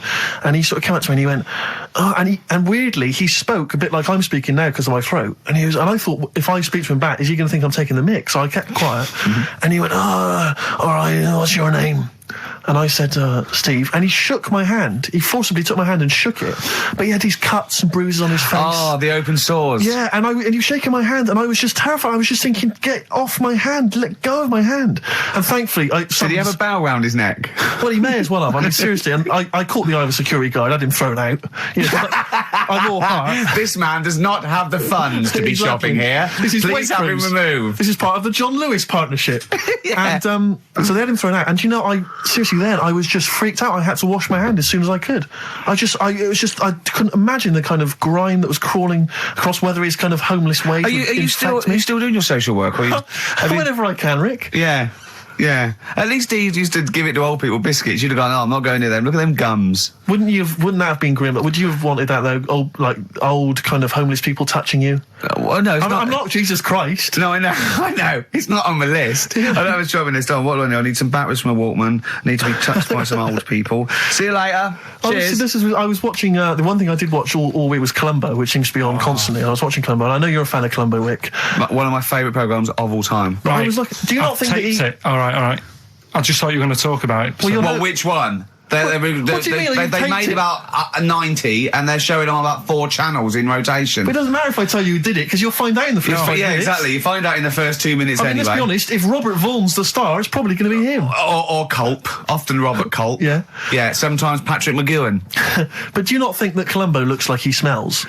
Would you imagine he smells a bit? He's a brilliant detective. Well, he's got that dog, and he smokes cigars, so I imagine he smells... I reckon he stinks. I reckon he doesn't clean his clothes enough. Oh, I think he has. I think he gets up and washes, but I think he puts on a he's too absent-minded. I think he's too busy thinking on solving crimes and stuff. What do you think? Do you think his wife makes him clean his pants now and again? I think they're quite a bohemian couple. I'm not sure she's really interested in that. I think she's got her own mind. Maybe she's a painter or something. No, maybe she's losing it a bit, and he's a bit embarrassed by it. Yeah, that could be true. And she's probably incontinent, so while she's ironing his trousers, she just all over them, and he goes, "Oh God, she's shatting my pants again. I gotta wear them out." Yeah. Yeah. So that's what. Oh, ding dong! Who's that? Who's this? Oh, hello. Oh, look, it's David Gray, the bent piano player. Oh, all right. I thought it was going to be Columbo. That would be a joy. Ding dong. My wife loves you. No. Harold, I don't believe it. Look who's turned up, Karl. Do you want to do Rockbusters, Steve, now? Can we listen, with the whole Rockbusters thing, I don't want to be responsible for bringing it back. So I think we should put it to the vote. You should email in. We'll give people 5 minutes to email in. I'll take a straw poll. Do you want to see the return of Rockbusters or not? We're leaving it to you, the audience, to decide. Okay, Steve. I guarantee it's going to be a landslide. They are all going to want it. But why have we ever trusted our listener? We know what they're like. You've just described some of them with a bloke in Waitrose and Columbo's wife shitting herself. So that's the sort of people that, you know what I mean? Yeah. It was weird because the Waitrose guy did ask for my autograph before he was hauled away. So maybe he is a listener. But all I'm saying is maybe the posters are drawing in some fresh blood. There's some people who've maybe not heard Rockbusters before. They're the ones who probably vote for it. Anyone else who's heard it before, surely they're not going to see the return of that. No one wants to see the return of that. What's the number? No, let's email only. We don't want to speak to these freaks. Ricky.Gervais at XFM. I know the fact we don't want to speak to these freaks. We work with one of them. Yeah. God. Yeah. If you want to see the return of Rockbusters, vote yes. If not, no. Tone it down a bit. Let's not do 3. No, it's got to be 3, otherwise it's too easy. Oh. Ricky.Gervais at xfm.co.uk. Right. Just choose the best one. Right. The Seeker from The Who. Brilliant. Classic rock. On XFM 104.9, I'm Ricky Gervais, with me Steve Merchant, Karl Pilkington. All right, well, unsurprisingly, the overwhelming consensus is that people would like to hear the return of Rockbusters. I should, however, point out just some of the no responses. Let me see what we've got Is here. Dickie Anderson called in yet? Sadly, nothing from Dickers. I think I might make him one of my hilarious sort of comedy characters. What do you think he would sound like? What would he sound like? Sort of probably like that, I think. Ding dong. Hello. Hey, it's Dickie I Anderson. can't believe it. Your show's rubbish. Something like that? I mean, I think you should work on them perhaps before You're saying there's not a lot of substance these I'm guys? just saying that, once the novelty of the doorbell has worn off. I don't think you understand comedy on radio, I'm Steve. not sure I do, to be but, honest. Listen to Noel Evans, listen to Moyles. You'll see you don't need to riff with it. It's just, you just do the doorbell and just say they're here. Right. That's all you need to do. Sure. So, that's the main thing. Well, so we've had a couple I'm of thinking of some responses. more characters as well. We'll keep working on those. Yeah. Marcus has emailed. He says no to Rockbusters. He hasn't heard it, but it sounds rubbish. Believe me, you couldn't be more right. Well, does The Office sound good as a title? All right. This is someone else. Don't bring back Rockbusters. Please, can we have more Holy Fook? You're not pronouncing it right, Steve. I know. I was just a bit edgy there. It's Holy Fuck, the little Chinese fella. Holy Fuck, the little funny Chinese fella. No, okay, all right. Well, otherwise, Karl, other than those few negative ones, most people want to see the return of Rockbusters. So, do I go on in. tell people what the prizes Let's go. Let's do it. Yeah. Are these the prizes? Yeah, they're the prizes. All right, let me have a look. We've got the new album from Goldfrapp. What's this one here? Oh, I've no idea. The Yardbirds. A new album from the Yardbirds. On VHS, Coogan's Run, the show where different characters make an appearance each week, including, I think, Pauline and Paul Calf. Good stuff. Who the hell wants this? Meglos, a Tom Baker Doctor Who edition. And the only decent thing really in the collection, other than Coogan's Run, is the X-List, the double CD featuring lots of current indie favourites. So, not bad little selection there, Karl. Yeah, well, if you are new, you haven't heard it before, I sort of give a cryptic clue and then some initials. I'd say it isn't cryptic. It's like, what am I thinking? That might or might not be the initials that I'm going to say. That's how you got to think, really. Yeah. But go on. Do you want to remind them of any that spring to mind? Just as a... Exploding Pet was Atomic Kitten, doesn't really work. What else? I fell down in a puddle in Texas. I got my legs wet. Knelt down in the puddle, got my legs wet. Wet Knee Houston doesn't work either. Wet Knee Houston, Whitney Houston. Jamaican swinging a fish round. Detroit Spinners doesn't work in the slightest. Doesn't work in the slightest. That's how they work. So, there's 3 of them. You email in. So here we go then. Number 1. The gingerbread man has only got 1 leg. Right? The gingerbread man has only got 1 leg. Got the it. Initials there. LB. LB, right? Okay. Second one. These people from the East Midlands swear a lot. All right? These people from the East Midlands swear a lot. These people from the East Midlands swear a lot. The initials TTD. Right? And the third one, have a holiday in Italy. Right? So you've done 3 then? TB is the initials on that one. So quickly again, the first one, Gingerbread Man's only Yeah, I got that leg, one as well. I got that LB. one. I got 2. These people from the East Midlands swear a lot, TTD. And the third one, Have a Holiday in Italy, TB. Email in with what the songs are and you win that stuff. Ricky.Gervais@xfm.co.uk. Hang on, it's not the songs, it's the artists, isn't it? Yeah, just Oh yeah, like he said that. Yeah. Yeah. Okay, fine. Email only, please, ricky.gervais@xfm.co.uk. so we got that going. Yeah, looking forward to the Brilliant. answers on that. Bit of feeder would be good, wouldn't it? All right. I love this. Forget about tomorrow. Feeder on XFM 104.9. We've had a response from Dickie Anderson. Dickie Anderson, our #1 fan, although not a man who's, he's not afraid to criticise constructively. Yeah. And he's simply emailed in, surely your show is bad enough without bringing back Rockbusters. A valid point. Placebo and Bitter End. I don't want to contradict you, lads, but it's not. We've got a full hour to go on the Ricky Gervais Show on XFM 104.9. I am Ricky Gervais, the aforementioned Ricky Gervais, with me, Steve Merchant and Karl Pilkington. Rockbusters. Oh, ding dong. Oh, who's that? Oh, it's a posh bloke who doesn't care about poor people. Hello, posh bloke, what are you doing? I'm in my Rolls Royce and I don't like the homeless. Oh, posh bloke, don't be a... You want to do the... Satire. That is satire. Yeah. There's nothing like So it's it. political as well. I'm getting Oh, in well, there's so political many. Don't things. even begin to show off. I was showing that subtext. some foreigners are funny. I got in the fact that, like, if you notice that Chinese people wear different hats to us. Yes. So that's political in a sense. Yeah. The So, weird thing is, Steve, right, that is like what I imagine Ricky's house being like when people are ringing the bell. Because they're all so different. It's got a little... he's obsessed with all my friends being slightly different to each other. I've never understood it. He goes, there's no thread. There's no thread to them. All my mates have got a thread running through them. I was in literally after they walk out of the home. Yeah. But what do you mean my friends all different? Well, that could be... It wouldn't surprise me if I was round there and the bell went and I said, do you want me to get it? And he said, yeah, and I opened it and it's, what, holy fuck? holy, yeah, he's at the door, right? And then I'd say he's busy, close the door, bell would go again, then you got the little gay fella, David Gray. yeah? And then, do you know what I mean? Yeah. Not really, no. Because he's met some of my friends and he looks at them in a weird way. I mean, some of them are weird, but he's just... Oh, the other night, right, he's got a thing about Robin, my mate Robin, right, who's a lovely bloke, right? He's going, I can't be handling him, he talks too much, Robin sort of goes, and he talks really fast, and he's sort of riffing all the time and that, and because it does me head in. Why is he talking like that? And I said, Karl going for a drink. He went, Robin's not going to be there, is he? I went, no. And I was there with Johnny, and I'd set him up. I knew Robin was going to be there. Robin comes in, sits down and goes, hi. I go, all right. Karl goes, I'm going. And Robin sort of looks at him. I went, oh, don't be stupid. He went, no. And this is in front of Robin, who's confused. Karl goes, points at him, he goes, I said, was he going to be here? I don't like him. And Robin just... it was unbelievable. It was unbelievable. Appalling. It was unbelievable, Steve. And Robin sort of looked like really genuinely sort of upset. He goes, well, shall I go? I went, no, don't. And Johnny went, oh, Karl, he's a lovely bloke, right? And Karl went, well, no, I'm less annoyed at Robin now, who's done nothing No, of course. than you.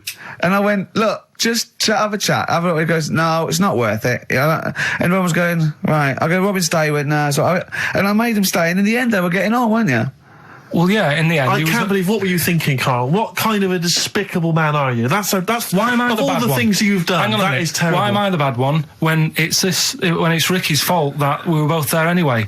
We all understand But that it's the a public rule place. is you don't say to someone in front of them, I don't like this person, I'm shooting off. I don't think I said it like that. You did. You I wouldn't be said surprised, exactly like that. Yeah, and he was like genuinely confused, and he was sort of like sitting there thinking, "Oh, do I have to take this? What have I done?" And he was upset anyway. He just done a show that didn't. You know. are one of those typical Mancs who are arrogant and they swagger around the place like, I don't need anyone. And I'll tell you this, if you ever lose Suzanne, you are going to be one lonely man, I'll tell you, because you make no effort to maintain your friendships. You say these sort of things that he's saying to you about Liverpudlians, and I'll tell you what, I've never met a Liverpudlian as rude as you. You're like the Oasis brothers, Larry, loud, rude. No, but I said no. uncivil. Robin's all right. I had a chat with him. He was a bit quieter the other night. He was fed up. I said if he's fed up all the time, I'd be happy. I said. He's fed up because you've just insulted him. And he said he was all right. He didn't talk much. I said when he was upset because he'd been in the show and he said, well, tell me next time when his family dies, we'll have another drink. I don't know what you're like, Karl. I don't know what you're like, mate. You are I just think you're... The more I get to know you, you're the more not a good mate with him. You would like taking the fun out of his little thumbs that he's got. Yeah, but that's my squeezing his head to you, isn't it? I've got different mates with different parts of the body. Yeah. I like to squeeze your head. I like to look at his thumbs and that. It's weird, because I was thinking of doing a bit of educating Ricky. Yeah. Right, I'm always looking for stuff, learning stuff as well as doing the other job and that. Yeah.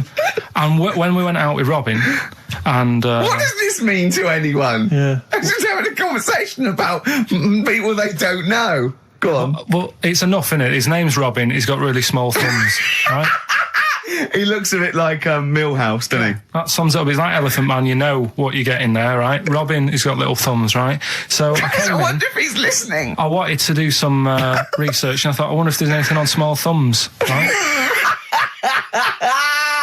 I found something. Do you know the saying, rule of thumb? Oh, is it an inch? Well, do you know what the saying means? Is it hitting your wife with a stick? Yeah, Okay, apparently. come on, explain.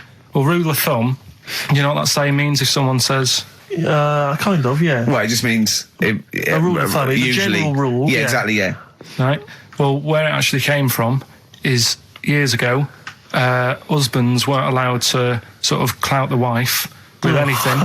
What was it like in the past? I know, yeah. You couldn't clout your missus. With anything wider than your thumb. The stick had to be the same, no bigger than your thumb.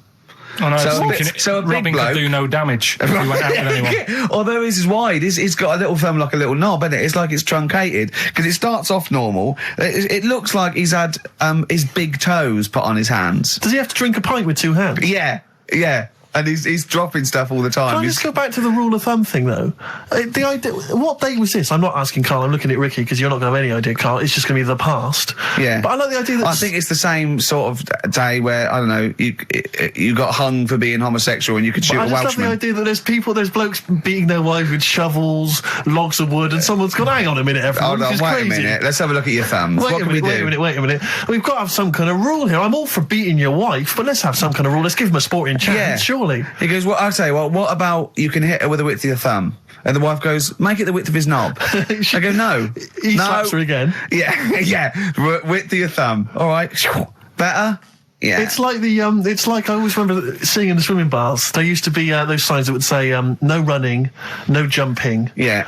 That makes sense. No bombing. Fair enough. No petting. No petting. It's like you're not allowed to kiss in Yeah. swimming Yeah, baths. but- And I love the idea that it's probably some kind of lifeguard who sort of maybe saw his ex-girlfriend getting off with some bloke in the water and thought, Yeah. right, Right. there's no petting anymore in here. What do you mean? No petting. You're not allowed to kiss her or no one. You're not doing this just because No, you used to go... nothing. There's not a problem. Okay. Not a problem. Just leave and don't kiss. You want to swim, but don't kiss. There's no petting. Did you just write that on in Yeah. yourself in biro? Yeah. No. What's this no fiddling downstairs in or out the swimming pool? No. No fiddling with her downstairs? No. Right. It does annoy me, though. I was saying to Ricky the other night when we were walking somewhere, No taking her for a drink afterwards. You can't enforce that. people who kiss and that in the street, that annoys me. Yeah, people showing their affection for one another. No, they can hold their hand and that, Yeah. Sure. but it was just... Yeah, I agree. I agree, yeah. I see two people eating each other, like, in a restaurant or something. Two people eating each other? You know, snogging in right, public, yeah. okay. So that's that. Answers for Rockbusters, we're doing them now. Yeah, well, come on then. Well, Well, no, I think let's play a record. Let's come back with that. apparently we've got what about a bit of Cure? Do you want a bit of Karl? Yeah. So we're going to go wrong. We're going to go wrong. Ding dong. Oh, here you are. Oh, it's a fat fellow with lipstick. Hello. A Forest, The Cure, XFM 104.9. Good track, isn't it? Oh, yeah. Going all the way back. All the way back there. Wow, Rockbusters, the results. You've had a few proper answers, I hear. So, either I'm wrong, or people do think like you. I've got two of them. What are the clues again? Right. First one was the gingerbread man has only got one leg. I got that. That was LB. Limp Bizkit. Right. Yeah, the that third works. one. The third one that I think you worked out. Yeah. Have a holiday in Italy. Chewing breaks. TB, chewing breaks. Yeah, this is the one I can't get. If there's a reason why I can't get this, we're not doing Rockbusters. Can I again. give the answer to this one? Yeah. What's the clue? The clue, these people from the East Midlands swear a lot. Yeah. TTB. TTB. The answer. TDD. Yeah, go on. Give the clue again. These people from the East Midlands swear a lot. Tourette's Trent D'Arby. Right, you're never doing Blockbusters again. Tourette's Trent D'Arby. Right, you're not doing it. You're never doing... You've blown it. You see, you sneak that one in. Yeah, but I always like to sort of give two that, you know, are fairly easy, and then you sort of work out the men from the boys then, don't you? Yeah. Well, I mean, if I'd have done a character called Tourette's Boy, friend of the little Chinaman, and it went, ding dong, oh look, it's Tourette's Boy, friend of holy fuck, holy fuck, you'd have been annoyed. Do you know what I mean? Oh, who's your mate, Tourette's Boy? Holy fuck. You'd have been annoyed, wouldn't you? Is that a character from Lenny Henry's show? I thought you last night, I can't remember. I can't remember whether it's Chris Moores or Lenny Henry. Yeah, one of them.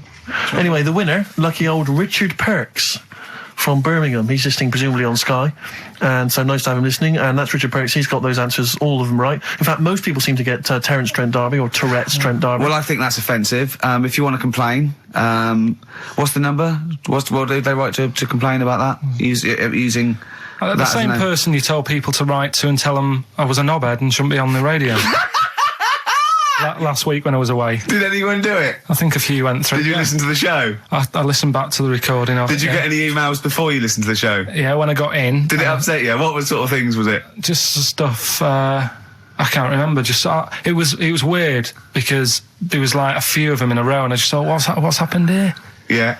And because we said that, yeah, because you weren't here. So what did you say? I just said phone in. We had a couple of genuine emails that liked the show, didn't they? Yeah. And I said phone in and leave messages or email Andrew Phillips and Karl Pilkington and just say the show was great. The show was brilliant without him. But they went a bit too far, did they? What did they say then? Oh, I can't remember. I mean, it doesn't bother me because I'm not bothered what people say, am I? No. Do you know what I mean? No, you don't care what you say to people either. Poor little Robin, he looked crushed. Oh, whatever.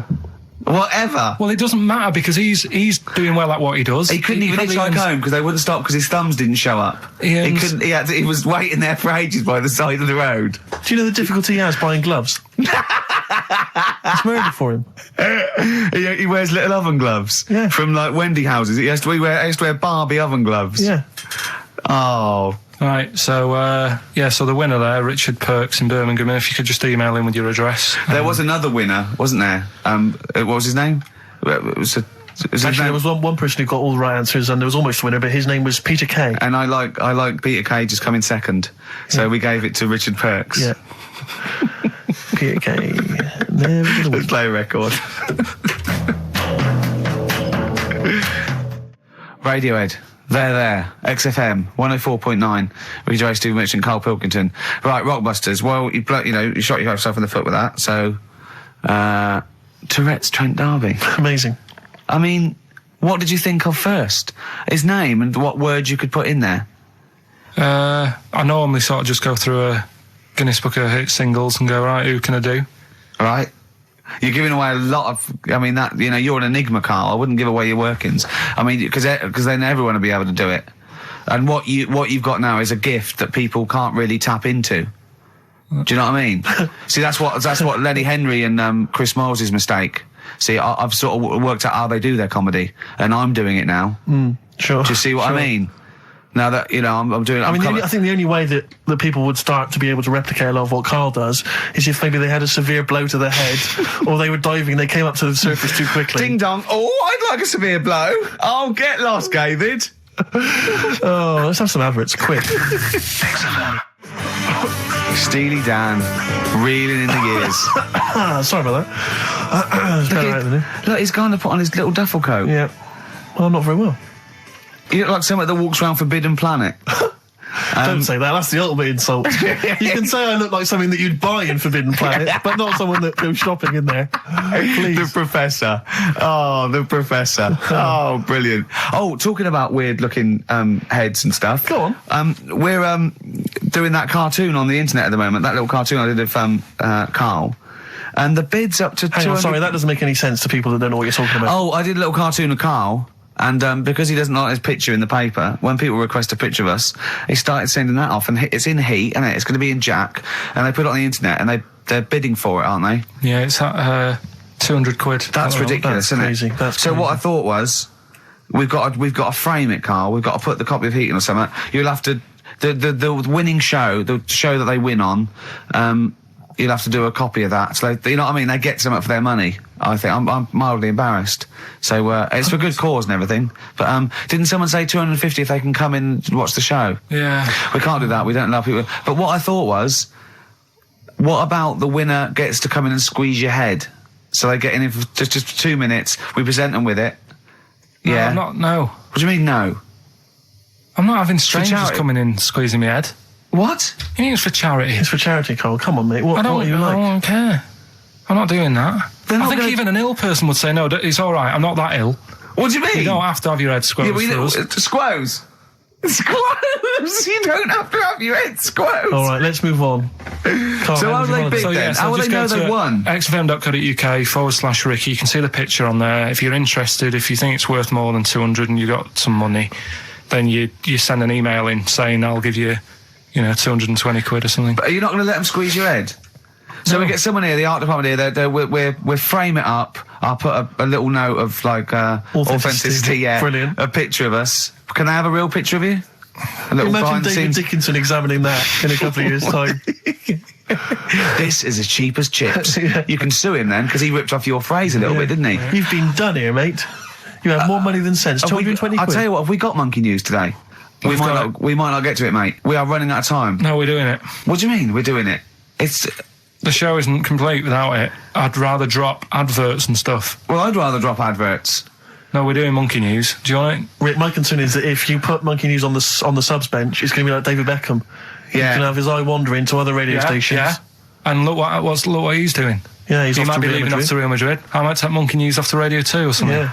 Right? So don't believe in monkey news. on the I bench. imagine if they're listening now, they're probably going to call you and go, Karl, were you serious about bringing monkey news to Radio 2? Because the check's open. Well, do you want a bit now, or what we're doing? Well, no, I wanted you to tell Steve about your holiday. Because you told me in I the haven't week. think. Go on.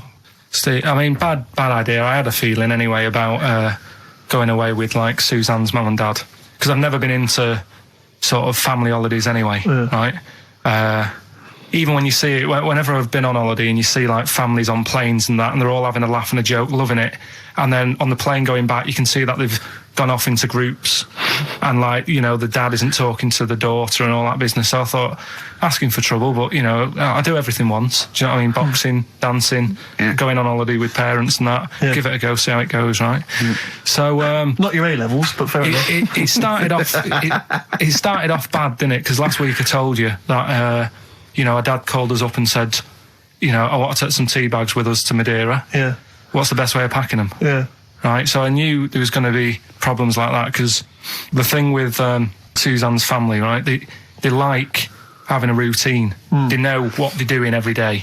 They know what they're having for tea every day. It's the same thing every week and stuff like that. Yeah. So I thought this is going to be interesting, this, because they can't do what they normally do. Sure. I love it. I love you treating it like an experiment. Yeah. Right. Just watching them all the time. So the first problem was they'd never flown before. So I was winding them up a bit. Saying, course you were. it's murder. It's really horrible. Plane goes all over the place. And my mum had done some research saying, well, I've been reading about it, and Oh, she got a funny accent. more people, there's more chance of me being killed on a donkey than there is on a plane. So I upset her. I said, right, Especially when we if you get go to there, Spain. I said, when we get there, let's see if there's any donkeys on the beach. Yeah. Right? And she didn't like that. So, Oh, what? To joke about you hoping she died? yeah. Oh, what's up with her? Right, so we get there, and they see the villa and that. They're quite happy with all that business, Yeah. right, with all that stuff. And then as time went on, I was getting a bit sort of fed up with them being around us all the time, because Yeah, sure. I think you should have your own time when you go on holiday course, with the yeah. family. You should say, right, you go off and do your thing. Yeah. We'll do our thing, and we'll meet up later and talk about what we've been doing and stuff. Anyway, so it gets to like the Thursday. We've been away since Monday, right? And I said, right, we're going out tonight. So a mum says, yeah, we'll come with you. I said, no. No. It's just us. We're having a bit of time on our own, right? Is it true you said to her, you told me this, you said to her, you started to annoy me, I want some time on my own? Well, I told her at the start, I said it's going to be interesting this, because people annoy me when they're around me a lot. Sure. So I wasn't nasty to her, I just was saying people, not her. All right. Yeah. Do you know what I mean? I'm just saying, you're going to get on my nerves. So, You hailed a donkey for her. so, no, but seriously, right, with the flying, do you know those stockings that you can get because of deep vein thrombosis? Sure. She had them on in the cab. Brilliant. And it's only a 2-hour flight as well, so that was annoying me. Right, so anyway, it gets to this, you know, the Thursday night when I'm going out with Suzanne. Yeah. And her mum's like sat on the sun lounger outside, so where are we going tonight? I said, no, like I said, it's just us. We're going out having a bit of time to ourselves. So I could see as the day was getting on, she was realising that she's got a night in with like her husband, right? Her face started to like look miserable. Sure. I thought, I'm loving this. Right? So I said, right, I'm going in to go and have a shower, go and get ready for the tonight. It's going to be great. And wind them up, wind them up because they can't come, because he said they can't. Yeah. Right, so I go upstairs, have a shower and that. I come down, and a mum's smiling. Oh, hang on. So I'm thinking, hang on a minute, what's gone on here? So I went to Suzanne, I said, why is your mum smiling? She's not coming. She said, no, but my dad said he'll take her out now. So in a way, she was happy because she got her own way, which annoyed me. That annoyed you, sure, because you wanted you don't even want her husband taking her out? Well, it's just the fact she didn't want to go out. She was happy to stay in and have sausage, egg and chips that they'd found from some shop that sold English food. Right. So that's almost like what they do if they're at home. Sausage, egg and chips. So she was happy with that if we were staying in and having that. Well, because we were going out, she was fed up. Right. So she's smiling. So she's going, yeah, I'm going out now. So I said, well, enjoy yourself. She said, where are you going? I said, well, it doesn't matter, does it? You don't need to know. Sure. She's not going to where we're going. Oh, you just don't want us to be in the same restaurant. So yeah, that's right. I said I want a night out on my own with Suzanne. It's our holiday as well. I don't know how you can talk to me like this. This is not even his own parents. This is someone else's parents. These are the parents of the woman he loves. But even Suzanne sort of agreed with me. There's only so much time you can spend with your parents. That's why you leave. That's why when you're ill, you don't go home to them. Yeah? Sure. Yeah. Because the slight difference between me and you, Karl, is that not everyone in the world annoys me. Well, not everyone does. Just I can see what I felt a bit guilty that week when he said I was annoying him, but I realise it's not my fault now. No, everyone annoys him. Yeah. So yeah, it was an all right holiday. It was good to get back. Brilliant. Won't be doing it again. No. And what now would you say is your relationship with Suzanne's parents? Is it a frosty one? No, I just think they know that I don't like to put up with them for a long time. Yeah. I mean, when we were packing, her mum was upset because, like, she really liked the place where we were staying, right? Because it was quite a big villa, because there was a few of us. There was a brother as well with us, right? Yeah. So, our mum said, oh, I love it here. She said, I'm definitely going to book this place again. I said, it's a bit big for two of you, isn't it? Just being sarky, like, we're definitely... I said, because, I won't be coming again. You're like, I don't know what you're like, Karl. You're a monster. You're an absolute You're one of these monster. people that goes, I says that speakers are fine, I says that, and jibbard whap the wibble. Yeah. And never the wear will slap. You're like a middle-aged man. You're like an old man. You're like an old man and you're what, 30? I'm just imagining you scraping along in clogs and a flat cap going, oh, that tree's got to come down. Yeah. Puncturing a kid's ball if he kicks it into your garden by mistake. Yeah. Refusing to give it back. Yeah. Gather round. Yeah, there were once Chinese kid as hairy as that cow, which is weird because there's not many Chinese people that are hairy, but this one, I tell you, it were back in 1990. Grandad, are you eating a Twix? Well, that's you too, with or without you, but we've got to cut it a little bit short because we're actually running out of time. It's so jam-packed, this show. We've got monkey news on the bench. Karl just remembered, we've got Cheeky Freak of the Week to fit in. I don't know what to do. What's your Cheeky Freak of the Week, quickly? Just throw that away. Right, well, it's just like, we look at Cheeky Freaks. Is this show offensive in any way to some people, do you think? Ding dong. Got any buns? Oh, it's the Elephant Man. Go on. Right, well, it's a bit of a problem for you, this one, Steve, right? I'm chucking it forward to you. Remember the cheeky freak of the week that we were talking about? That illness where people age quicker? The 5-year-old girl that was older than her mum, and he said to you, what, if you ran off like you wouldn't serve her fags and beer? And you went, no. You went, why not? And you went, because it's a 5-year-old. Yeah. Right? He went, oh, she's got enough problems. Give her some fags. You remember that, don't you? Sure. Yeah, right. So, another dilemma for you, right? Picture this. You're running a restaurant, right? Door goes, right? Few people. Most of them look normal. You notice the woman at the back, crawling on all fours. Top half is woman, right? This is real. Yes. This isn't like a comic or anything. This is on, Yeah, on the internet. I've seen it. They're called dog people, and her legs just come straight down. They're like little twin legs at the back, and so they walk on all fours because it's easier. Dog people, right? Yeah, not got dog people. They're human beings with deformed back legs, so they walk. It's easier for them to get around like that because they can't stand up because they can't stabilise, and also it comes straight out of their hips. Right. So you're running a restaurant. It's a busy night. You haven't really got time for any hassle. She comes in. Would you serve her? The premise being what? That he doesn't serve dogs. Because the restaurants don't allow animals in. Right. So it's a dilemma. It's not a dilemma. Right. She's not a dog. She's a human being. Yeah, with I put a plate of meatballs on the floor, and she tucks in, and a little glass of, a little bowl of wine next to it. He turns round. There's the woman older than. Get away from that plant.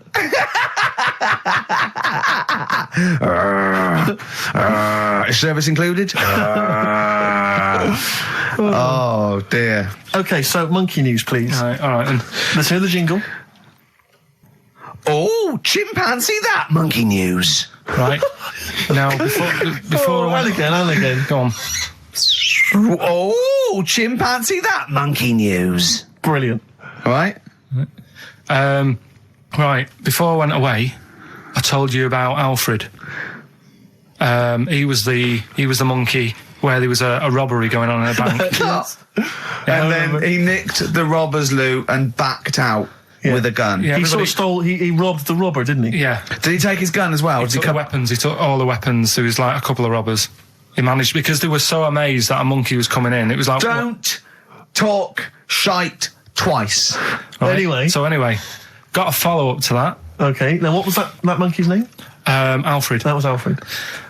So anyway, because a lot of people wanted to know, well, what did he do? Did he go off and have a holiday? Did he? No. Right, so the follow up is, what happened is the monkey had the guns, had the cash, which was $250,000. Sure. Right.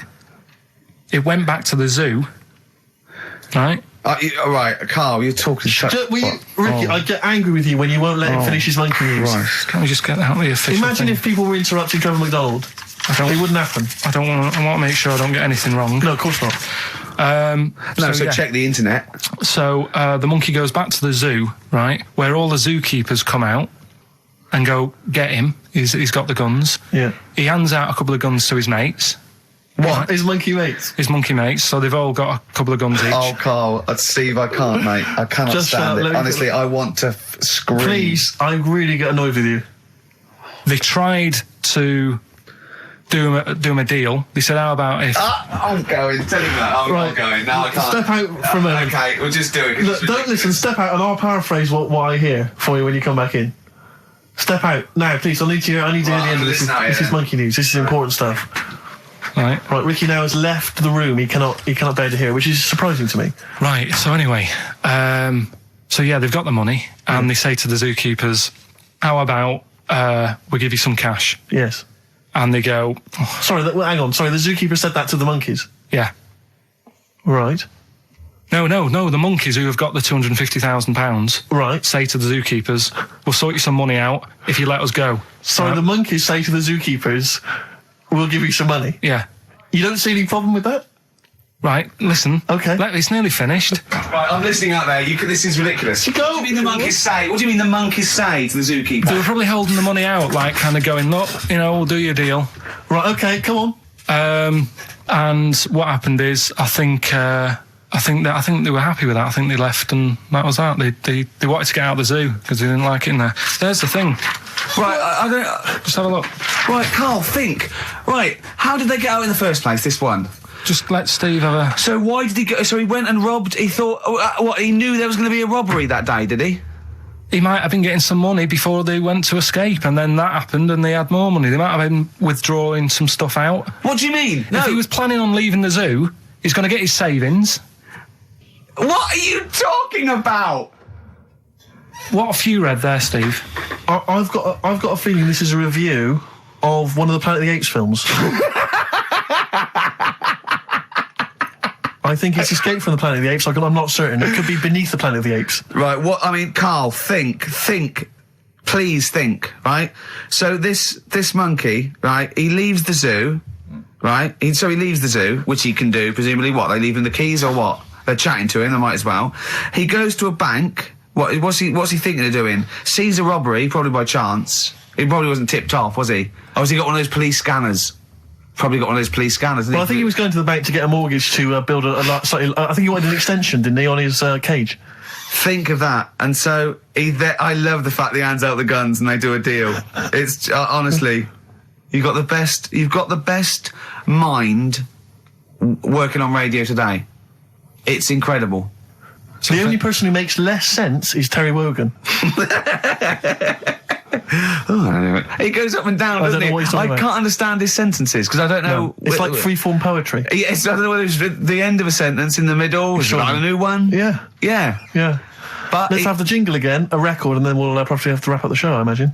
That was, chimpanzee that monkey news. Well, Mr. Stipe, I am not Kenneth, but I can tell you the frequency was 104.9. See you next week. I'm Ricky Gervais, with me Steve Merchant and Karl Pilkington. Do you think that when Marconi invented radio, this was what he had in mind for it? Yeah, 2 hours of absolute.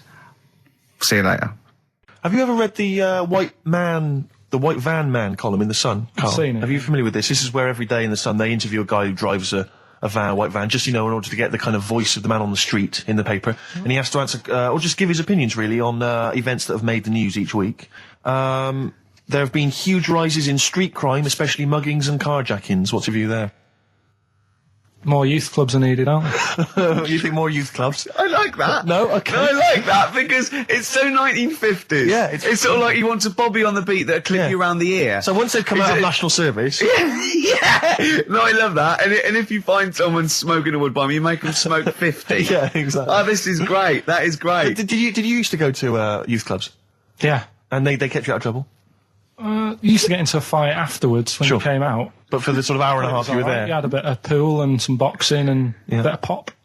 Yeah. So more youth clubs, that's good. I love him. I love him. If you're at home, just make notes, because this is brilliant stuff. Honestly, you won't hear more honest, from the heart stuff than this. This is great. Go on. This is not pre-planned. These are your direct responses now. I promise you, Karl did not know what we're going to do. He never knows what we're going to do, and he always answers honestly. That is the beauty of Karl. It's not an act. What is your view, Karl, on New York's former mayor becoming Sir Rudy Giuliani?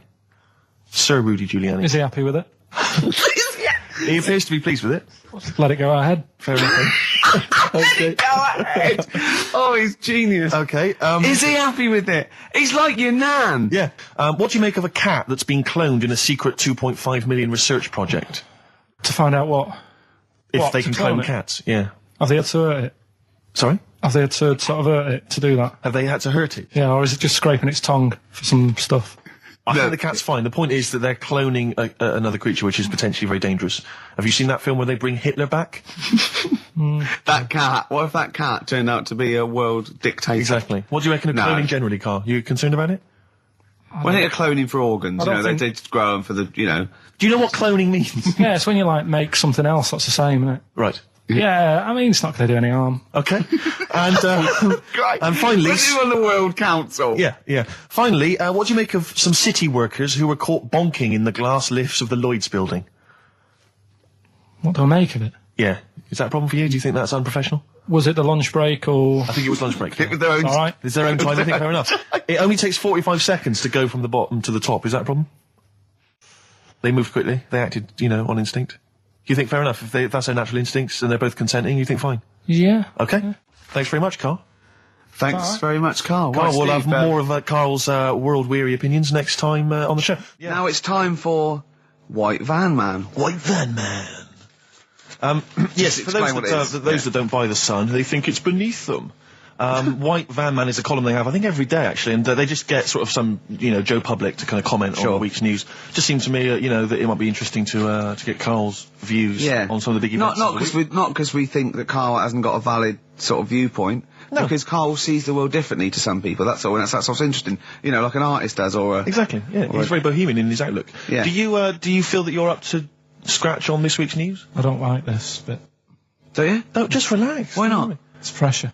No, because you just have to give us your first opinions. For your honest answer, that's all we've ever asked of you, Karl, and it's all you've ever given us. Your honest, your first from the heart view, yeah? All Don't right. worry, just relax. Just chill out. Are you worried that people are listening and thinking you're an idiot? If my girlfriend's listening now, go and have a wash or something.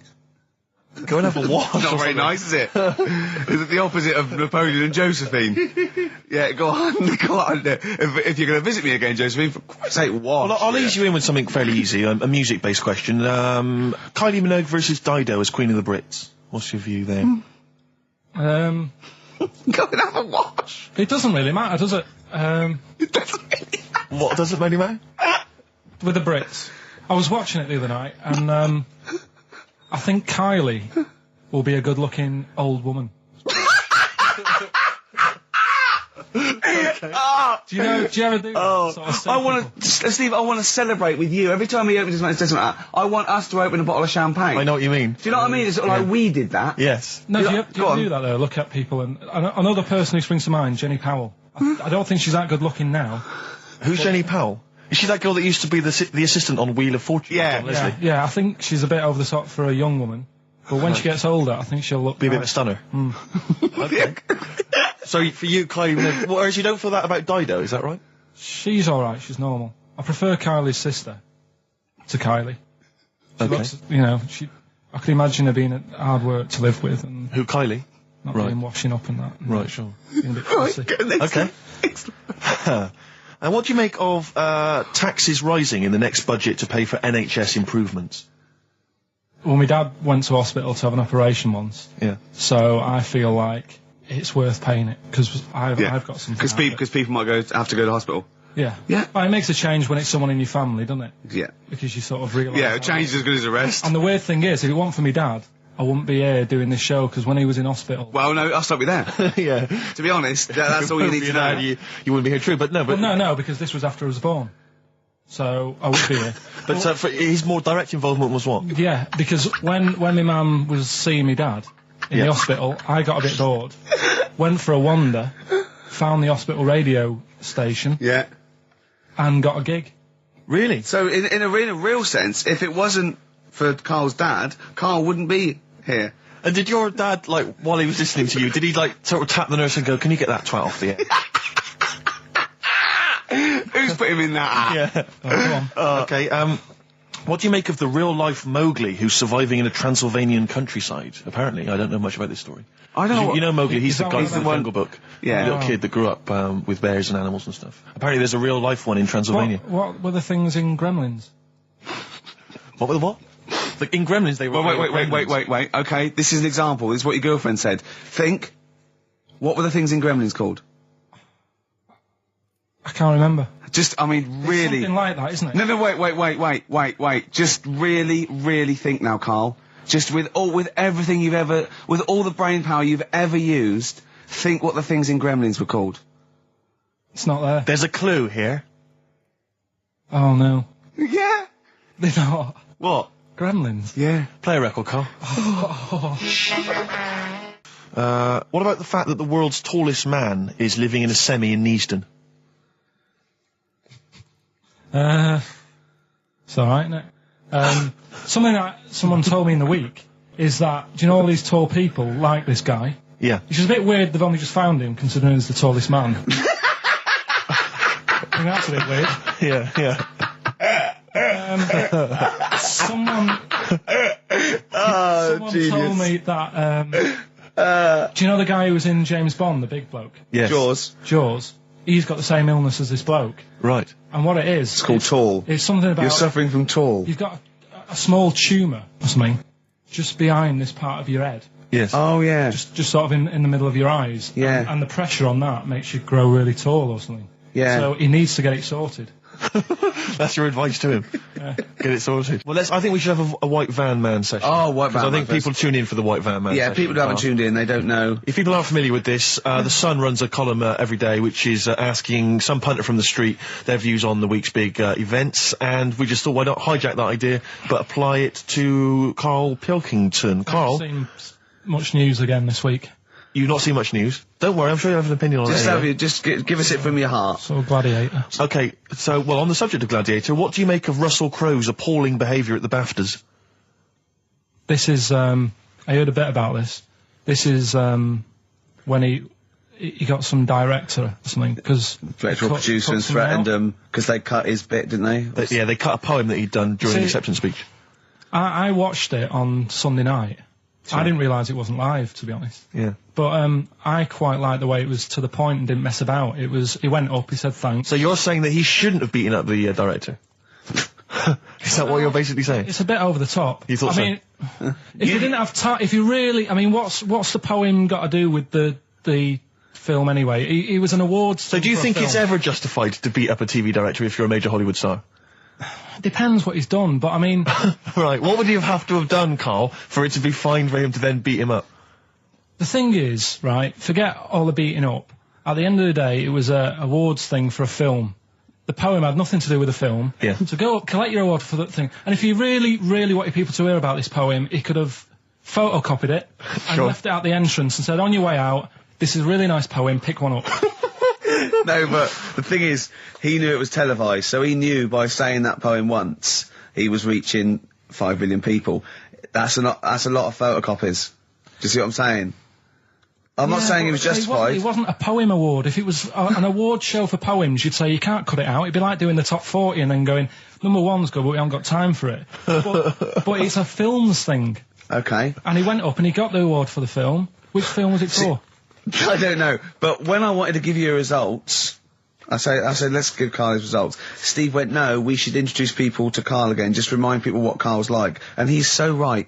I'm so glad we did this first. Am I right, though? Or Carry on, Steve. Okay, the next topic, what about this big debate over whether Kylie Minogue's had a bum job? I'd have to see it. Next. Okay. Anyway, Karl, look, let's have a little quick session of White Van Man. For those that don't listen to the show regularly, The Sun, as you know, has a section called White Van Man where a member of the public gets asked their opinions on the week's big political and social hot potatoes. Karl, we just thought it would be fun if you answered some of the questions. It's not so much questions, it's just your views really on these big news stories. What do you make of Olympic ski hero Alan Baxter testing positive for drugs? What did he do? Well, he won a gold medal in the Olympics, and what? He was a skier. Right. And he won gold medal, and they've just tested him positive for some kind of illegal drug. But what, I mean, if he did, why take drugs to ski? Why? Because all you do is balance. But imagine, it'd be amazing if you were stoned, like going down a hill. Yeah, it's not like you have But to... it's not going to help you, is No, it? it's not just like... gravity that's doing all the work, isn't it, with skiing? Yeah, but it's often to do with your athleticism, isn't it? It's No, to but it'd help be you. like saying, and we've just found out the people on the toboggan were on crack. It's not going to help them. You sit there and you go with the flow, and you try and you hold on. Could I say, the drugs he was Apparently taking... that's his defence, He probably wasn't jacking up H or, dropping a few E's or getting stoned. He was probably taking more sort of performance-enhancing drugs, as opposed to him just, like, scoring some shit around the corner from someone, getting off his tits and jumping in a toboggan. Doesn't mean that, does it? He wasn't off his nut. Yeah. You tested you? You pissed out your head. But why doesn't he just say, don't be stupid, why would I do that? It's just not going to help me out. But it is, isn't it? Because performance-enhancing drugs do. Wait a minute, Steve. Wait a minute, Karl. Right, look at this way. Okay, look at me. Yeah, have I got his attention? Yeah, the lights glinting off your ring there. Yeah. Attracted him. Okay, right. Now keep concentrating. Right. Some athletes, you're aware they take drugs. That's to build up Swimmers muscle and stuff. Yeah, swimmers. For example, runners, yeah. Not only do they help build muscle, right, but they can actually, give them a boost performance-wise. They're sort of like steroids and all this sort of stuff, right? So that's the sort of thing we're talking about, okay? Right. So again, He wasn't on a why would bong that help before. you? What? Why would that help you when all you've got to do is balance on skis? Not when you're at the Olympic level. Yeah. There's a lot to do with, your body and your No, it's legs. practice, isn't it? It's like if you've skied for years, then you've got good balance after a bit. Oh, do you know what, Karl? Do you know what? You've made a mockery of drug taking. Well done. Right, next one, Steve. I hate this bit. I hate this. Okay, what about the fact that the pension crisis Sure. is going to force Britons to work into their 70s, Karl? You might have to carry on working into your 70s before you can claim a pension. I think it's a good thing. Because you see a lot of old people who look bored. Okay.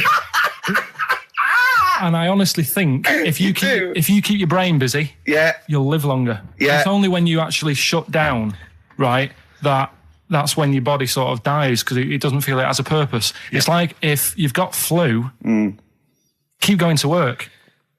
If you have a day off, you just feel worse. You'll mope about at home. Doesn't do you any good. What about, whatsoever. where do you draw the line then? What if you say lose a finger? Pop into work? Depends. If you can't concentrate because it's painful. But what if you're a typist?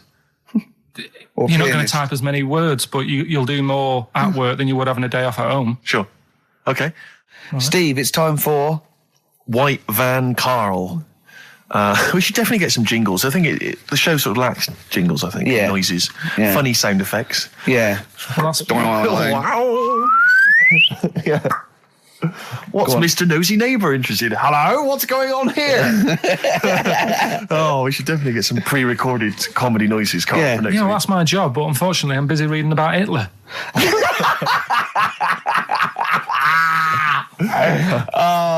For those that don't know and aren't familiar with this feature, basically The Sun runs a White Van Man column where it asks just people who, every men and women, their views on news stories from the week, and we decided we'd just ask Karl his opinion on some of the same issues.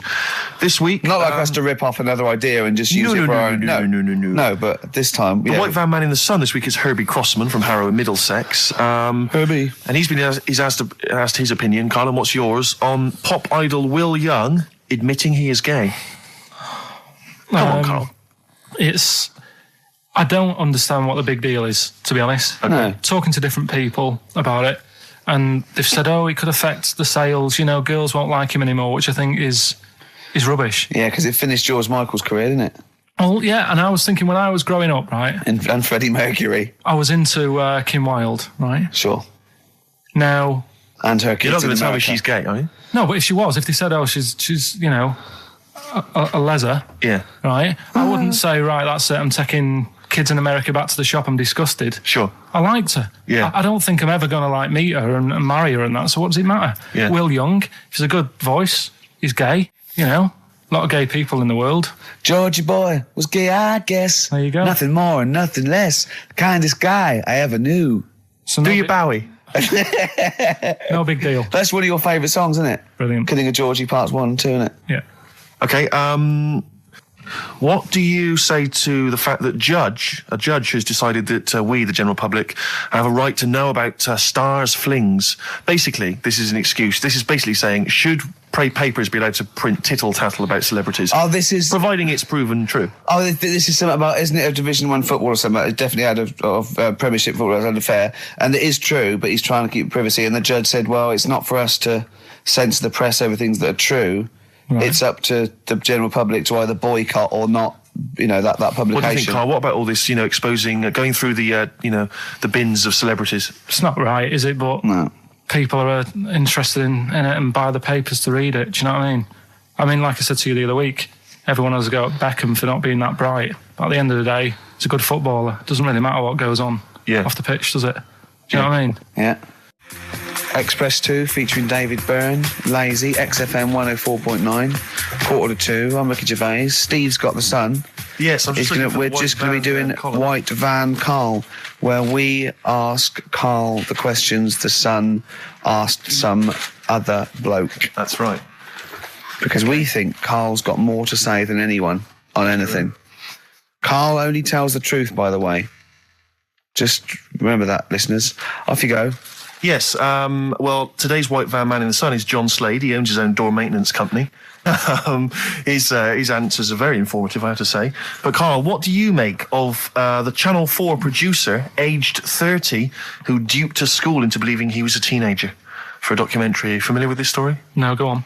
Well, basically a 30-year-old guy kind of fooled the school into thinking he was a pupil for a secret documentary. The school's outraged. Do you think that that's, for you, should anything go when it comes to making TV? I think I've said to you before, there's loads of kids at my school. I remember being in the first year, and kids who, what year do schools go up to? I was in the first year. What is it? 11. 5? Oh, sorry, first year of infants and juniors. No, secondary school. 11. Right, year 11. Kids have beards and stuff. No, not year 11.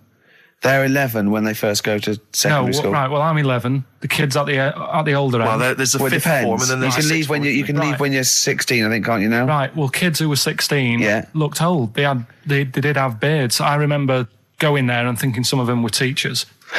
I think he's answered that. Next one. What's the next one? Tattoos and everything. I think they're kids in the earlier years even. What do you make of the fact that Mariah Carey's £38 million payoff has cost EMI staff their jobs, and we're talking 1,800 EMI staff who have lost their jobs? What do you think of that? Yeah, I mean, is that silly money, Mariah Carey, on 38 million? She doesn't need that much. She doesn't need that much. She has to dress nice, though. It's not her fault. I'd say it's bad business. Okay. Because EMI, did you say? Yes. Right. They've got rid of them staff. Yeah. Mariah Carey's left. Who's going to do the work? Do you think Mariah should come back and do some temping? Well, they should have got a loan and paid her. Okay. Do you know what I mean? Vicious circle, that. Right. Have you done a business degree or anything? Commerce. You did commerce. Where did you do that? What did you do with that? At school, I'd learn how to fill out a cheque, pay a bill, and I think I had a trip round Kellogg's. Did you get an O level or a GCSE? We know he didn't. You know, I did. But was there a commerce exam, or was it just a division of Can't maths? remember. What did he fill out a Was check? it a subset of It was maths? an option. It was like, if you want to do it, you can. What was it? Fill out a check. Pay a bill. Pay a bill. Have a visit round Round Kellogg's. Kellogg's, and I saw my sister's boyfriend there at the time. He sorted me out with some variety packs. Really? What was in them? You know, Rice Krispies and Good stuff. Cocoa Pops. Space Dust or whatever it is. Space Nuts. So, sorry, that wasn't Ken Dodd, no. No. That was someone else, was it? That was an aunt. That wasn't Special K. Oh dear. What about this then? Home Secretary David Blunkett admits that muggers rule some streets. Weird this, because when I was out with you, I don't believe it's going to be weird. Whatever you say, Karl. when we were in that pub that night and we got talking about muggers and that, the tip is what I tend to do, because I nearly got mugged once. Act mental. You what? You nearly got mugged once. I nearly got mugged. Yeah. But I tried this technique of acting a bit mental. Right, and how did you act mental? Well, this guy wanted me trainers. And I was in Piccadilly Gardens in Manchester. It was quite late one night. Mm-hmm. And he come up, he said, I want them trainers. I said, you want them? I said, I worked hard for these. I said, how dare you come to me asking? And I got a bit livid. And he looked at me like, oh my God, he's got a right one here. And he left me. Were you acting mental, or were you just mental? No, I put it on a bit. Were you not petrified, though? Well, you don't think about it, do you, when you're sort of in the eyes of danger? Well, not you. Clearly, you're a brave man. So, what did you say? I just went a bit mad. I just kind of, because he said he wanted the trainers and they were dear ones at the time. And I just, no, you're not having these. So I've crafted you. I said, I wanted these trainers. Yeah. And, went on to tell him how I work at printers and I don't enjoy it. And, I put in all these hours and that, and I have to cycle home for about 5 miles. And Did he give you his trainers? Yeah. Did he have a knife or I anything? just left. No, it didn't get that. Didn't get that violent. Well, that's very brave of you, Karl. Yeah, it's That's good. good advice, though. Just act mental. See, what's it? Should have tried it the other night. Oh, Liza Minnelli. Yeah. Well, she says, I've worked hard for these diamonds. Yeah. Not easy being the daughter of Judy Garland. You don't know what it's like. You know a lot about paying bills and writing out checks. Yeah. Tell us about Kellogg's. What was it like? What was in the factory? Was it just like squashing bits of corn? Pretty boring, really. Just loads of conveyor belts, boxes of cornflakes everywhere. Just what you imagine. Yeah. So is it more, this is where you might be working?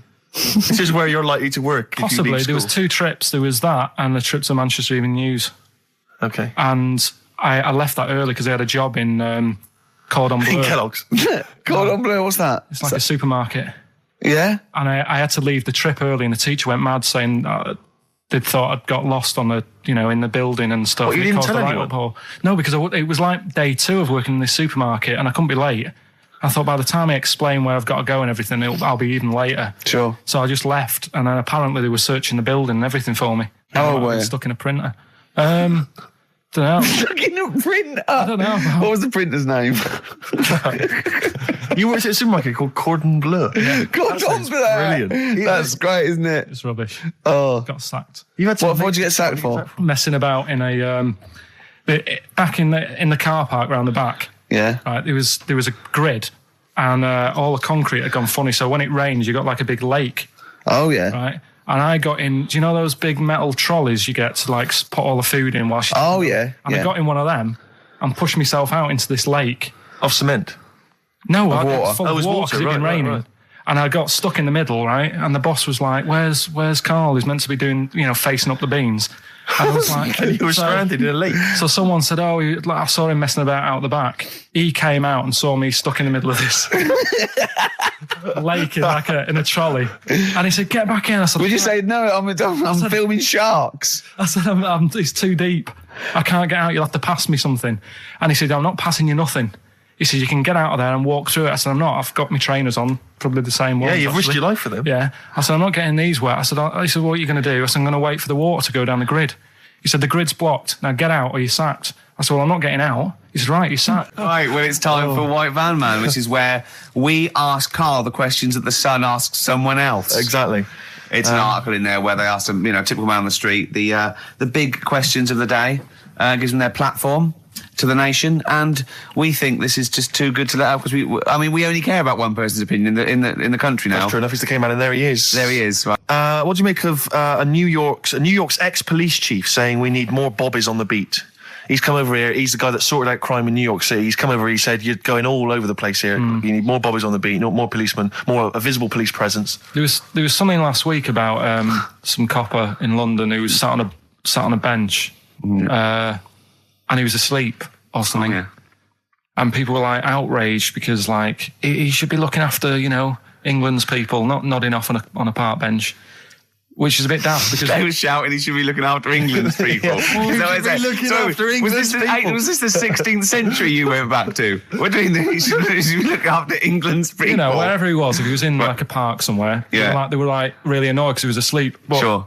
the way He was I probably look at it- undercover. No, but the thing is, if there would have been any trouble, I'm sure he would have woke up. Yeah. If there was any if someone needed help and he screamed, he would have woke up. So I don't know why they were having a go at him. Yeah. And, And you he know- might not have been there at all. So, it was, so Yeah. he probably have his radio turned on, didn't he? Yeah. Listening to Heart. So you're not concerned then that there's not the crime's I going up? think there's enough. I see quite a lot of them whizzing around. Okay. You're happy then? Yeah. As long as you're happy, Karl. So you don't think it's too much crime? No. Just the right amount of crime? Yeah. What about the fact that new gambling laws give Blackpool the green light to become a British Las Vegas? What do you make of that? Are you a gambler? Little bit when I go on holiday, like going in the arcade and having a little flutter. Sure. What's your favourite? I have a go on the fruit machines. Yeah. There's a good one called The Simpsons. Right. Is that your favourite? Yeah, it's quite good. Is that a tie-in with the TV show The Simpsons? Yeah. Okay. Will they make Blackpool the next Vegas? I don't think so. No, not Can't do see it I. happening. No. You been to Blackpool? Yeah. What was it? Was anything? It's a bit rank. Is it? It is a bit rough. Okay. Needs a lot of work doing on it. Yeah. No, that won't happen. Okay. And you're not worried about this encouraging gambling, generally? Gambling's not a vice you're concerned about? If you're a gambler, you're a gambler. Do you know what I mean? If Blackpool isn't done up, they'll go somewhere else to have a flutter. Sure. So it's not going to make any difference. Okay. No. Well, it's time. Whoa. Go on. That time, isn't it? Yeah. Play the jingle. Yeah. White Van Man, Karl. Brilliant. Recorded at great expense, that jingle. Yeah. Yeah, this is where we just hijack an idea from The Sun, which is White Van Man, where The Sun asks, in this instance, a cabbie by the look of it. Oh no, a fruit and veg shop owner. Ours is slightly different because the Sun sort of like pick on a perfectly normal member of the public. Exactly. So that's where we've got the upper twist. hand. Yeah. And they ask him about the the hot potatoes. This week, Karl, my first question to you, your thoughts, please, on the criticism of the BBC over their coverage of the Queen Mum's death. What do you make of this? You're aware of all the criticism that Peter Sissons asked some probing questions? No, I thought it wore was a burgundy tie. I thought that's it. Yeah, he just it didn't show respect. He just had a burgundy tie on. See, that's not really not showing respect, is it? No, it's not. You know, you show your respect by sort of doing the news on it, giving her a bit of coverage, and showing, what publicity. What a good woman she was, or whatever. Yeah. And then you move on to sport news or whatever. Do you know what I mean? Yeah. I totally agree. I don't like the way everything's morbid. I was thinking about it. It's like, the way in birthday cards and that, people always put funny things in them. I think you should save things like that for funerals, for like funeral cards and that, and try and cheer people up at times when they're low. Do you know what I mean? Because on your birthday, you're quite happy anyway, so you don't need someone putting a funny comment in a card. I think, when you send a card... What would you suggest? Well, whoopee cushion, but on the vicar's chair. How would you liven up the funeral? Just little things in the card. I mean, you're just writing stuff like, well, at least you're still alive or whatever. So as you're giving the eulogy, that'd be good. So supposing someone's husband's killed in a car crash, you go around with some flowers and a little card, and it says, "At least you're still alive." Well, maybe something funnier than that. Well, maybe like if you got up to give the eulogy during a funeral, just wear a pair of comedy tits. Yeah, or those glasses that are eyes on sort of springs. But why has everyone got to be so sad about someone dying? No, what annoys me is that when you see the people on television, the sort of members of the public, and they're crying about the Queen Mother, who was sad when anyone dies, sad when anyone nan dies. She was 102, and it's sort of like I think they should cry. Well, there's a picture in the paper today. I don't understand it. There's a picture in the paper today of various people who were lining the funeral. Kind of route yesterday, and there's a picture of a very young child, maybe sort of 5 or 6, on the arms of her dad, and her head bowed, and it says a young girl there weeps for the Queen Mother. And I was looking at it, and you can tell she's just tired. Well, she's just tired and bored. It's so transparent that it's not crying. It's most just, people what are we cry doing when their nan dies. Exactly. It's sort of like. But what is a 5-year-old girl going to be? Why is she going to be crying? The Queen Mum said, I can't believe it. Yeah. Teletubbies? No. The Queen Mum. Oh, not the Tweenies. No, it's all in a minute. Yeah. It's like, oh dear. I mean, I know. I'm sure, I don't know much about her. I don't know if she was a great woman. And obviously, it's always sad when someone dies. But it's interesting that there was a lot of tourists in that long line of people that are now queuing from hours upon hours to see her dying in state. Because it's clearly just people who want to be a part of history. Must be gutting if you're over from Sweden and you find out that the Queen Mum's died. Oh, you must be devastated. You probably don't want to carry on with your visit. Exactly. Really. Okay, listen, Karl. I think we've covered that. What do you make of the? What do you make of the first genetically modified baby? Oh, are you worried about this? Do you know what did they do? What? Let me see what it says here. Isn't it just choosing the eye colour? Well, this is the concern, isn't it? That in the future you'll be able to decide whether it's a boy or a girl, how intelligent it is, what it looks like, is it handsome, is it ugly? Obviously, no one will choose an ugly baby, and so on and so on and so on. And so it means that where will it lead? Where will it end, Karl? Are you concerned? I've thought about this a lot. What will us three look like in the future if they're being, genetically modified, beautiful people? What will we be like? How will we be considered in society? True, yeah. But we've talked about this before, haven't we? About the cloning thing. Yeah, that's a bit weird. Yeah. But I don't think it matters, because at the end of the day, right, you might look like some other kid, but it's the way you're brought up that will change your features and the way you are, your personality. If you lie, you get a long nose, don't you? Well, no, but listen, right, because I remember when we, I was growing up on this estate. This is going to be good. Go on. No, it's not. It's just an example of how this doesn't work. Go on. So we don't need to worry, sort of thing. Sure. Right? Okay. So I'm growing up on this estate, and there was this woman about 4 houses down, right, who's a bit rough. All right. Didn't fancy her. Oh God, no. Right, but she had a baby. Well, tell me about her first. I'm interested in this woman. Why was she? It was a very. Was it like being a man in a dress? I mean, I didn't grow up in a posh house or anything. And I'm not saying that if you live in a bit of a rough house, you're a bad person. What did she look like? But anyone can tattoos, clean up. Looked like Tony Green with a fag on. They didn't clean up much, right? Oh. Which, even if you've not got a lot of money, you can still try and make the place look nice. Yeah. Right. But she didn't, and a kid used to take a horse into the house. Sorry. Whoa, Neddy. What do you mean a kid used to take a horse into the house? Where did they get a horse? Must have nicked it from somewhere. Mustard on. You've seen a horse doing it? No. What, is that from outside the saloon round the corner? Yeah, was it just tied up with a bit of lettuce? Right? And, Oh, that's great. I'd Did been Big out. Jake come looking for it? I'd been out. Oh. Nicked Sorry, away. let me get this. This was before the lynching stopped or after? Where did he get a horse from? What do you mean he must have nicked it? His mum said, where'd you get that from? I bought it. All right then, but keep it out the kitchen. I don't want you going Catlin rustling. Where did he get a horse from, Karl? And how long did he have it for? Was he leading it or riding it? Mum, open the door, I can't stop. I can't stop it. Open the patio door as well. Looks like we got us a runaway. What do you mean? I don't know, but the thing is, they couldn't afford to buy one because they're not cheap. So I'm just guessing. Maybe that's wrong of me. But I think... He had a horse? Yeah, right. So That's why the family didn't have any money. They'd spend it on the horse. No, I don't Exactly. think, that's what I'm saying. I don't think they would have bought it. So anyway... Yeah, it's wise to whisper, Karl, in case they're listening. Yeah. And They could be in the room next door. It's not buying it, it's keeping it as well. Oh. So I was like in the car with my dad coming into the avenue, and you used to have to drive down it to turn round and, and you know, sort of go back to our house. You had the traditional method of transport. Yeah. And the horse was in the lounge, Reading a paper. just like walking around. Oh, God! What? And when I was doing, I tried to earn myself some money once by flogging little flowers in plastic cups. What? This is And I went- genius. It just keeps coming. What do you mean you're trying to flog little flowers? What do you mean? Wait. Let's play a record. Let's play a record and come back to this, Wait a because minute, it's always wait a going to minute. just unravel and unravel. It's going to go on for hours. Let's It play a gets track, deeper Karl. and deeper. It's like come an on, Karl. onion, isn't it? We've created a whole world here where there's a man living with a horse. Just walking around the I lounge. mean, I come from the West Country. I've never heard anything like that. I just think of a big sort of like orange carpet, and it's got a rediffusion telly, and this horse going, I'm fed up in here. Exactly. This is really... I am not taking the rubbish out again. Yeah. Right, play a record. Let's have Velvet Underground. We've got that lined up. Oh, yeah, the God. classic from the first album. I'm waiting for the man. Let's come back to the horse in a second. Little flowers in pots. What do you mean? Well, that bootleg's going under the name of Nothing, Miss Jackson, I think, by Meats and Poultry. So there you go. I do love these bootleg things because they're so pointless, but they're so enjoyable. Yeah, it's great. just fun to do. Yeah, exactly. they're really good they're fun. great. But not as much fun as White Van, Karl. White Van Karl, absolutely. Do you want to explain the premise? Well, we take the Sun asks someone else and asks Karl. It's simple as that. That's The it. Sun have just taken a normal person. We flipped it.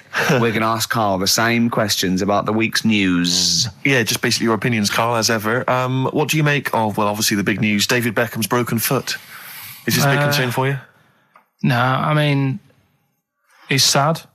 You know, it's sadder for him more than anyone because, you know, to like be in the World Cup is like the main thing for him, isn't it? Yeah. But he's still a young lad, and I don't think he'll give up. I reckon he'll still turn up. He'll be all right. And yeah, good luck to the lad. You know, I like David. I'm not going to slag him off.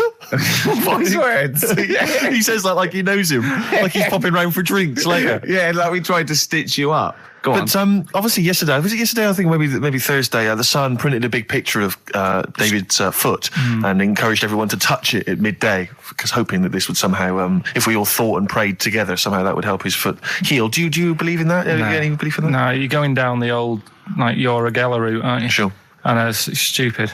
Yeah. I'm sure. I mean, it's nice effort and everything. It sort of cheers everyone up. Hold on. You believe in ghosts and warlocks Yeah. and licking toads. Why is that any more stupid than all those things? It's not going to work, is it? All right. Fine. It's rubbish. Okay. Okay, what about this then? There's apparently now available £1.5 million apartments available on an exclusive ship which sails around the world. Yeah, it's like What do you make of that? it's a huge thing, and you live on it, and it's. I mean, in theory, How big is it? it's mental. Do you know it's when- like Huge a luxury town liner. centre. Do you know how Because- like people said that the Titanic was the biggest ship? Was that only then? They've got Yes. bigger ones now, haven't they? Yeah, A lot bigger. oil tankers are much bigger, and yeah, No, but actual liners are bigger. Yeah. It was the biggest then. Yeah. Because my mum told me that there was one that was that big that it had like rough areas on it.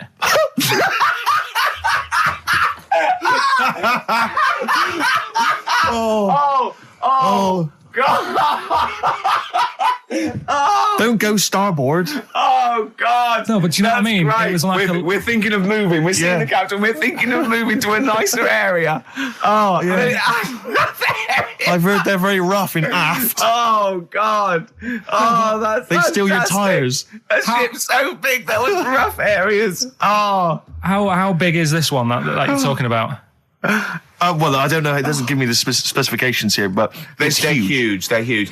In theory, I mean, it's that thing with it's obviously marketing, but they're going to solve the overpopulation crisis, where soon we'll all just be floating around the sea. Yeah, But yeah, I can see that. The Shining on XFM 104.9. We're doing White Van Karl.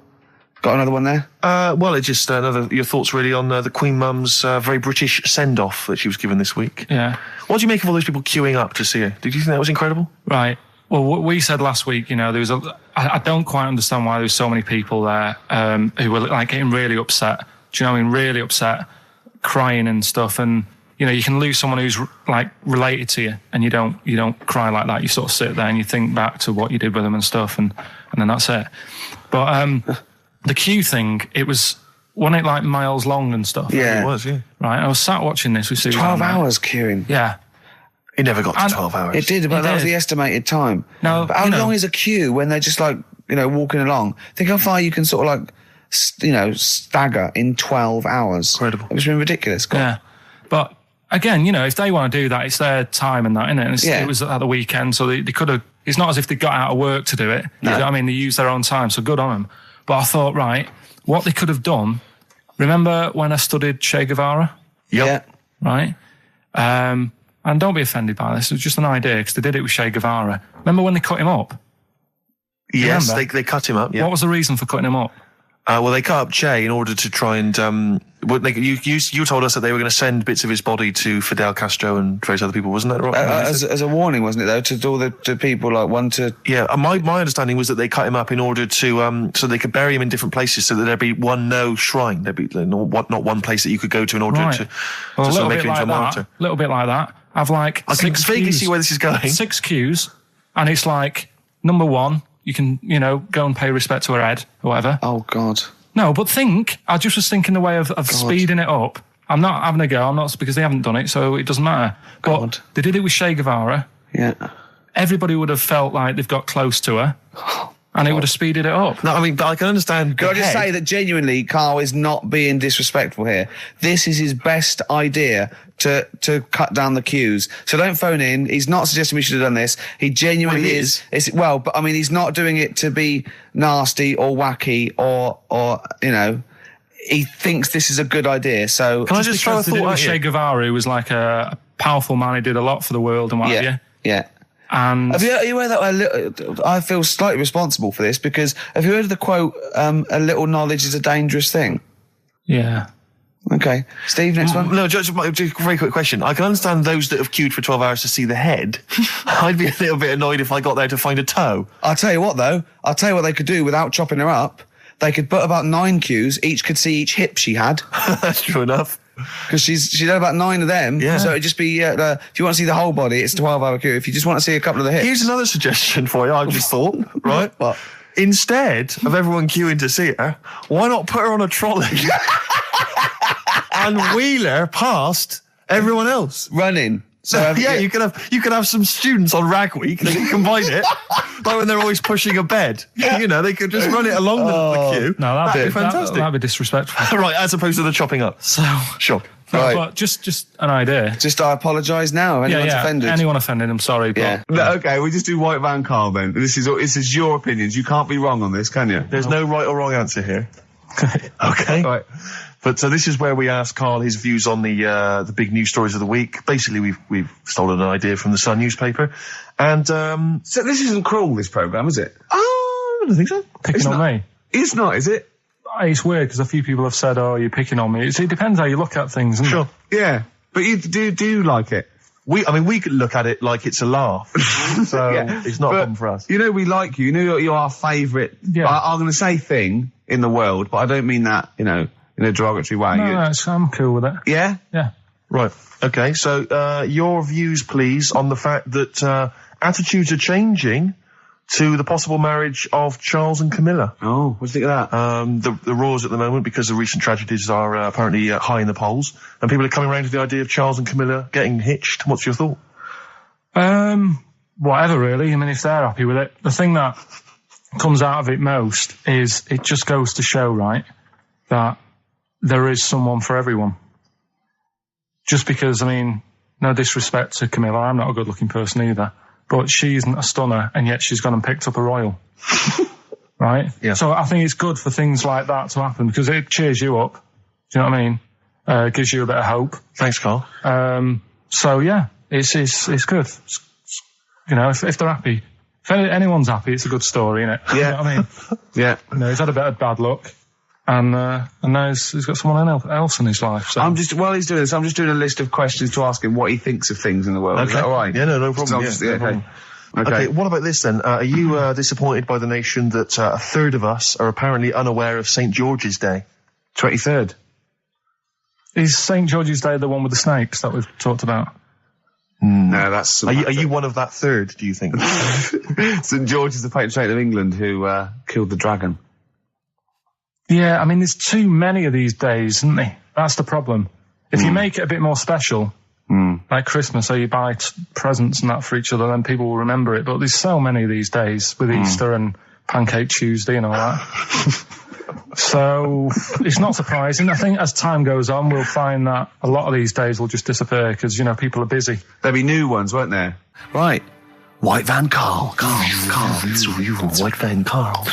Yeah, this is where we steal the White Van Man column from The Sun and basically fire those questions at Karl, getting his opinions on the week's news. Okay, Karl. Okay, what do you make of this? David Beckham apparently was driving despite having an injured foot and just further threatening his World Cup chances.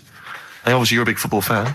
Well, I'm not that big. I like the odd game. Sure. Would that hurt him? Would that hurt his foot? It can be good. Is it in a plaster? It's not in a big cast, Sure, is it's it? better to drive than it is to walk on it. Good point. Fair enough, yeah. Go. Can't argue with that. Can't get the bus, can he? Okay, and what do you make of this fascist leader who's having a lot of success in the French presidential elections? What's he doing? Have you not come across this story? No.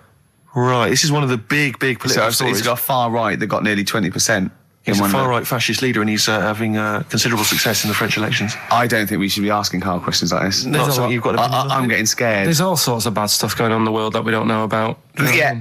But we know about this. Yeah, but you're better off not knowing because there's nothing I can do about it. You're absolutely right, Karl. Fair enough. I can't argue with that. Oh, God, man that's alive. fantastic. That is brilliant. White Van Karl. Yeah, White Van Karl. I mean, for those that don't know, we do this... we ask Karl the questions that the Sun asked someone else. That's right, the Sun every day asks some, average Joe, his views on the week's big stories. Karl, let me ask you now, what do you make of Prince Harry smoking openly at a polo club? Are you aware of this story? No. Was it? Go on. Prince Harry, you know that he's one of the royals. Yeah. And he was seen smoking openly, a fag, a cigarette, a polo. Third in line to the throne. Something like that, yeah. Imagine that. Someone smoking a cigarette who's third in line to the throne. A cigarette, Karl. Is it a non-smoking polo club? Do you know, I don't know, but if it were, would that make things even worse for you? Well, No, yeah. seriously, what do you make of it? This is, the whole, the furore is he's a role model, he's a royal, should he be seen puffing away in a public place? I don't think it matters, does it? Not a concern for you? How old is he? Is he old enough to smoke? I think he probably is, yes. Right, yeah. Well, I think the trouble with this role model thing, with anything that's legal, it should either be illegal or not. Yeah. I just don't think you can impose things like that, because you could say that it is bad for you, and it is bad to start smoking, and it really is bad for you, it causes cancer and everything. But everyone knows that, don't they? Well, yeah, but you should either make it illegal or shut up about it. So this is Karl you're asking, isn't it? I am indeed. Sorry, So we can throw these questions your way as well if you fancy. Sorry, yeah. But it doesn't matter. But Karl, what are your views generally? I mean, it's obviously cigarettes are perfectly legal and so on, but what about stronger narcotics? Because I know you're very scared of drugs and stuff, aren't you? I'm not a fan. I don't No, what's your concern? What's your worry? Just like you might get into them. It's like you might have them and go, oh, this is all right. Exactly, Karl. Exactly. Although I was talking to you about it earlier, and you weren't very sympathetic about a lot of young people who have perhaps gone to crack or smack. You didn't you describe it as their own fault? Sometimes it is, isn't it? Yeah. I mean, I could have turned to it where I grew up, but I said, well, don't want to do that. It's not good for you. Sure. And I avoided it. You turn to ghosts. So you've got no sympathy for anyone who's a drug addict? It's their own fault, is your... It depends, doesn't it? Sure. Do you know what I mean? You can be an addict if, I don't know, something... I'm trying to think of a nice way that Well, you most might people end up... start on stuff like that because something really traumatic's happened to them. Very few people go out for a laugh one night and go, let's all try it. Sure. So, you know, but, yeah. Just say no, I suppose, is the Just say attitude no, in the end. listen to the cast of Grange Hill. Now, this will scare you. Now, Karl, you will be a little bit unnerved about this. Have you seen the film Jurassic Park? Yeah. You know what happened there? Well, according to the Sun here, it says scientists are planning to clone mammoths for a theme park. Look at his face. Look at that. He looks like a dog caught in the headlights of a car. He's terrified. I love Karl. He's sprung to attention Karl. there. Is that the best news you could have? Man moths.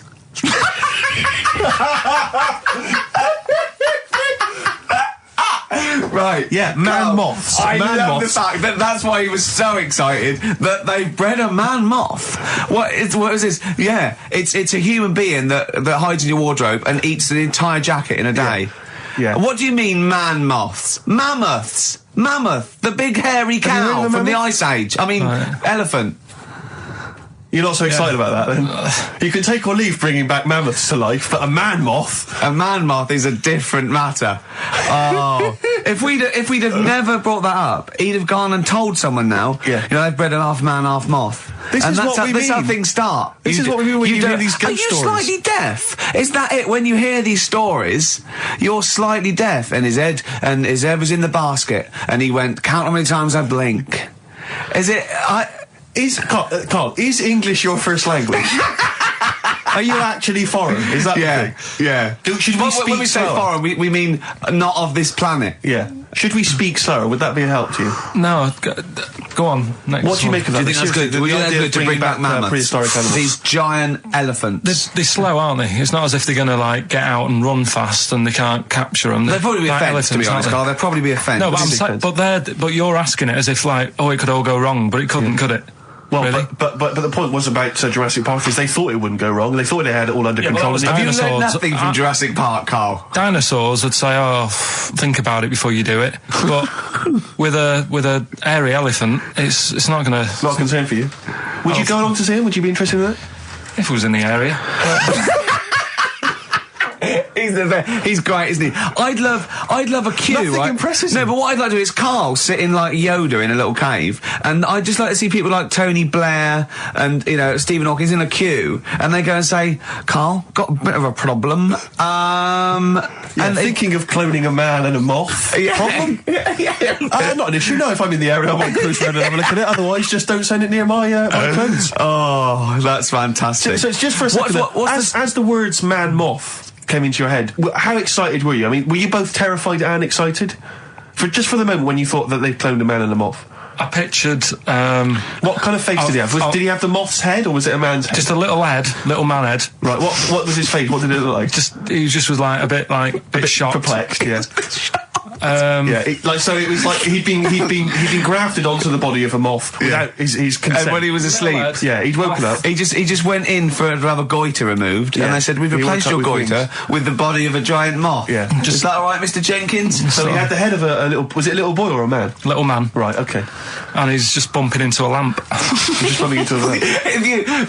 If you went into hospital and they'd done something, what's the worst thing they do, right? What would you rather have done, right? You wake up and you've got lobster claws for hands. Right. You wake up and you've got duck's feet. Or you wake up and you've got one horn coming out of your head. The worst thing, Yeah. probably the horn coming out of my head. Why? Get in the way. That'd be useful, wouldn't it, in fights and stuff? And for like parties, people play Well, I suppose quoits. the lobster claws would also be quite handy there. Definitely. Listen, we haven't done it for a while. White Van Man. I thought there's some interesting questions raised today, and I Yeah. think it might be nice to just throw them Karl's I think we direction. set Karl up again in the last hour as a person that people want to know Yeah, they want his to know what he's opinions thinking. on the They wanna world. know- Yeah. Well, if you're not familiar with it, on Saturdays, the Sun newspaper asks a typical white van driver questions his opinions on the week's news, and we thought we'd throw these in the direction of Karl. Yeah. And then, what do you make of this teenage thug, Karl, Mickey Carroll, who spent 4 months in jail and he's won 9.7 million on the lottery? Is that justice? When you think of all the good people that are going hungry? And there's a lad there and he's won... Did he buy the ticket before he went in? No, I think he bought it once he'd come out. So he's done his time. He's done his time. Fair enough then, he's been punished. Yeah. Right? He's bought a ticket. He's had a lot of bad luck. Mm-hmm. Now he's having a bit of good luck. Quite right, next one. Are you concerned that now he's got all that money he could turn into like a sort of mastermind villain? You know, like a James Bond style villain? He's got a criminal streak, we know that. Is that a concern for you? Well, I mean, we imagine don't. that he could build some kind of underwater fortress. We don't, with my lawyer's hat on, we don't know that. Yeah, well. Well, he'd have to prove that he didn't have a criminal streak. I'd say that you've been in jail for 4 months. Yeah. Well, sometimes people are bad because they haven't got any money, so he might be Interesting an point. angel of gold now, or whatever his name is. It's a long time since we've had any white van Karl. For those that don't remember this particular hot feature, we basically ask Karl some of the questions that are asked of a white van driver in the Sun. They always have this on Saturday afternoons. Anyway, here's the first one. They're not fascinating, Karl, but I'm just interested on your take, really. Yeah. What do you make of Cilla Black quitting Blind Date after her husband sent a message from beyond the grave? Are you familiar with the story? I didn't know that. What's that? She went to see a medium, and supposedly her husband passed on information through the medium, which was incredibly vague, but persuaded her to quit live on air. Well, it's about time, isn't it? If even dead people are saying, enough's enough. But I'll tell you what, though, talking about ghosts and that, do you know how I'm into them? Yeah. Right? How weird do you think this is, right? Well, it's not true. Before you say it, play a record. No, go on. Go on. Right, it's this woman. I don't even know if it's ghost, really. It's just a bit weird. Sure. Yeah, sure. There's this woman, Yeah. and she's not a woman, she's a kid. Sure. Okay. Sure. She's walking down, like, a street in her area. It's a nice day and everything. Everything's normal. She's walking down, and a woman comes up, cycling past, right?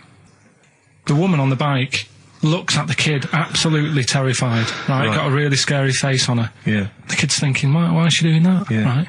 So anyway, she thinks nothing of it, goes, I think she was playing in the park or whatever, goes and has a nice day. About 15 years later... Oh, right, yeah. I don't know, I think she was going to work, right, on a bike. She was riding her own bike.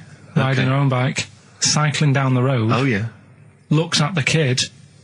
That's the thing that happened, like, 15, 20 years ago. Right. It's her on the bike looking at her as a kid. Right. Not another child. No. So it's her, she's seen herself. Karl? I mean, I don't know where to start. Firstly, where's this information come from? But I mean, why do you ever... I mean, I don't know what part of that you think can be true. I mean, honest, I'm speechless. I don't know what to say. What are you talking about? Bit weird, though, isn't it? But it's not true. It didn't happen. Nothing happened like that. She said it did. Well, she's wrong. She said she saw herself. She saw herself as a kid, didn't she? Did she carry on riding and as an adult when she was a kid. Did she stop and talk to herself, or did she ride on by and think, that's a bit weird, there's me as an 8-year-old. I won't stop, I'll be late for work. Yeah, if I'm late again, the boss said he'd be in trouble. Yeah. Well, And where is this information? Did it happen to someone you know? No. You overheard it on the bus? No, it was in the 14 Times. We've had a lot of emails saying, could you bring back White Van Karl? Oh, yeah. Which is that section of the show where we ask the questions that the Sun asks Someone various else. random punters of Karl. But sadly, recently, they've got very politicised and very kind of, basically a little bit depressing. So there's not really anything appropriate. But I have trawled the papers looking for other questions posed in other sections of the Sun. Good idea. I was just looking here at the Dear Deirdre section, which is the sort of problem page. I don't know what your views are on this. I'd love to see Karl. Oh, God, can we get him a job? As a Just magazine. ask... Oh, my God, that would be amazing. Right? Well, here's one. I'd like to see your view on this, Karl. I'm a happily married 42-year-old woman with 4 kids, yet I've developed a huge crush on pop star Darius Dinesh. Yeah. It sent my hormone levels through the roof, and last night I woke my husband up at 4 a.m. for sex. We've been married for 20 years and he can't believe his luck. Recently I've been having... I want to go to I'll stop you there. Why are you telling me? Right, carry on. Sorry. Recently, I've been having erotic thoughts about Darius morning, noon and night. Yeah. I haven't felt like this since I was a teenager and mad about Donny Osmond. My husband is amazed at the change in me. We had sex twice last night and again this morning. Again, why are you telling me this? Yeah, go on. He's just boasting. This is not a problem. It's not a problem. What's here. the problem? No problem, just wanted to tell someone. Thanks very much. I watched Darius on TV last night, and when my husband came home, I dragged him into the kitchen and we made mad, passionate love. Right, they did it then, twice last night, once this morning. That's 4 times. Five times she's mentioned it so far. Yeah. She's doing alright. My husband, this is a great bit. My husband thinks it might be his new moustache. Or that I'm going through the menopause, but I know You were thinking different. of growing a moustache? I was Just thinking thinking of of growing a changing it moustache. up with the ladies? I love the idea, that's what he thinks it is. He's telling his mates in the pub. You should grow one of these. The old Tom Selleck. 5 times in the last 24 hours. Hooray for sexy Darius. So, what do you make of that then? What are your views on that? Hold on though, if that bloke is reading that paper, that narrows it down It's a gotta bit. be, yeah. Who else did he know? His wife likes Darius, he's had sex 5 times that night, and he grew a new moustache. He's thinking, I wonder if that's me. Maureen. Yeah, go on. But what's your concern? Because I'll tell you what her problem is. She's worried that, the reason that she's now kind of overly excited and she's, having this great sex with her husband is because she's actually fantasizing about someone completely different, younger. She's having these wayward thoughts, isn't she's a bit concerned about that. What's your concern? What are your thoughts? I reckon she's going to start shoplifting soon and coming out in hot flushes. Go on. Just, they're both happy, aren't they? He's getting what he wants. She's happy. I'd say, yeah, whatever, get on with it. Do you think that she should confess? She wants to be honest with him. I wouldn't, because not that many fellas like Darius. Right. So, if you're sort of thinking, oh, she'd rather have him than me, I don't What do you think it's gonna Darius would think of this? work. He'd probably be happy with that. I mean, What would you do if you got loads of phone calls, right, from women going, Karl, whenever you're on the radio, I just have to do it. I just have to do it. Your voice makes me... I'd say, alright, well, it's alright. I'd be happy with that. Would you? Yeah. I mean, just in case anyone is doing that. What would you do to sort of like egg them on a little bit, 12 man? What do you think? What sexy things would you say? What do you think is your quality? What do you think people would find, pretty horny about you? Is it your sort of mank wine, do you think, that?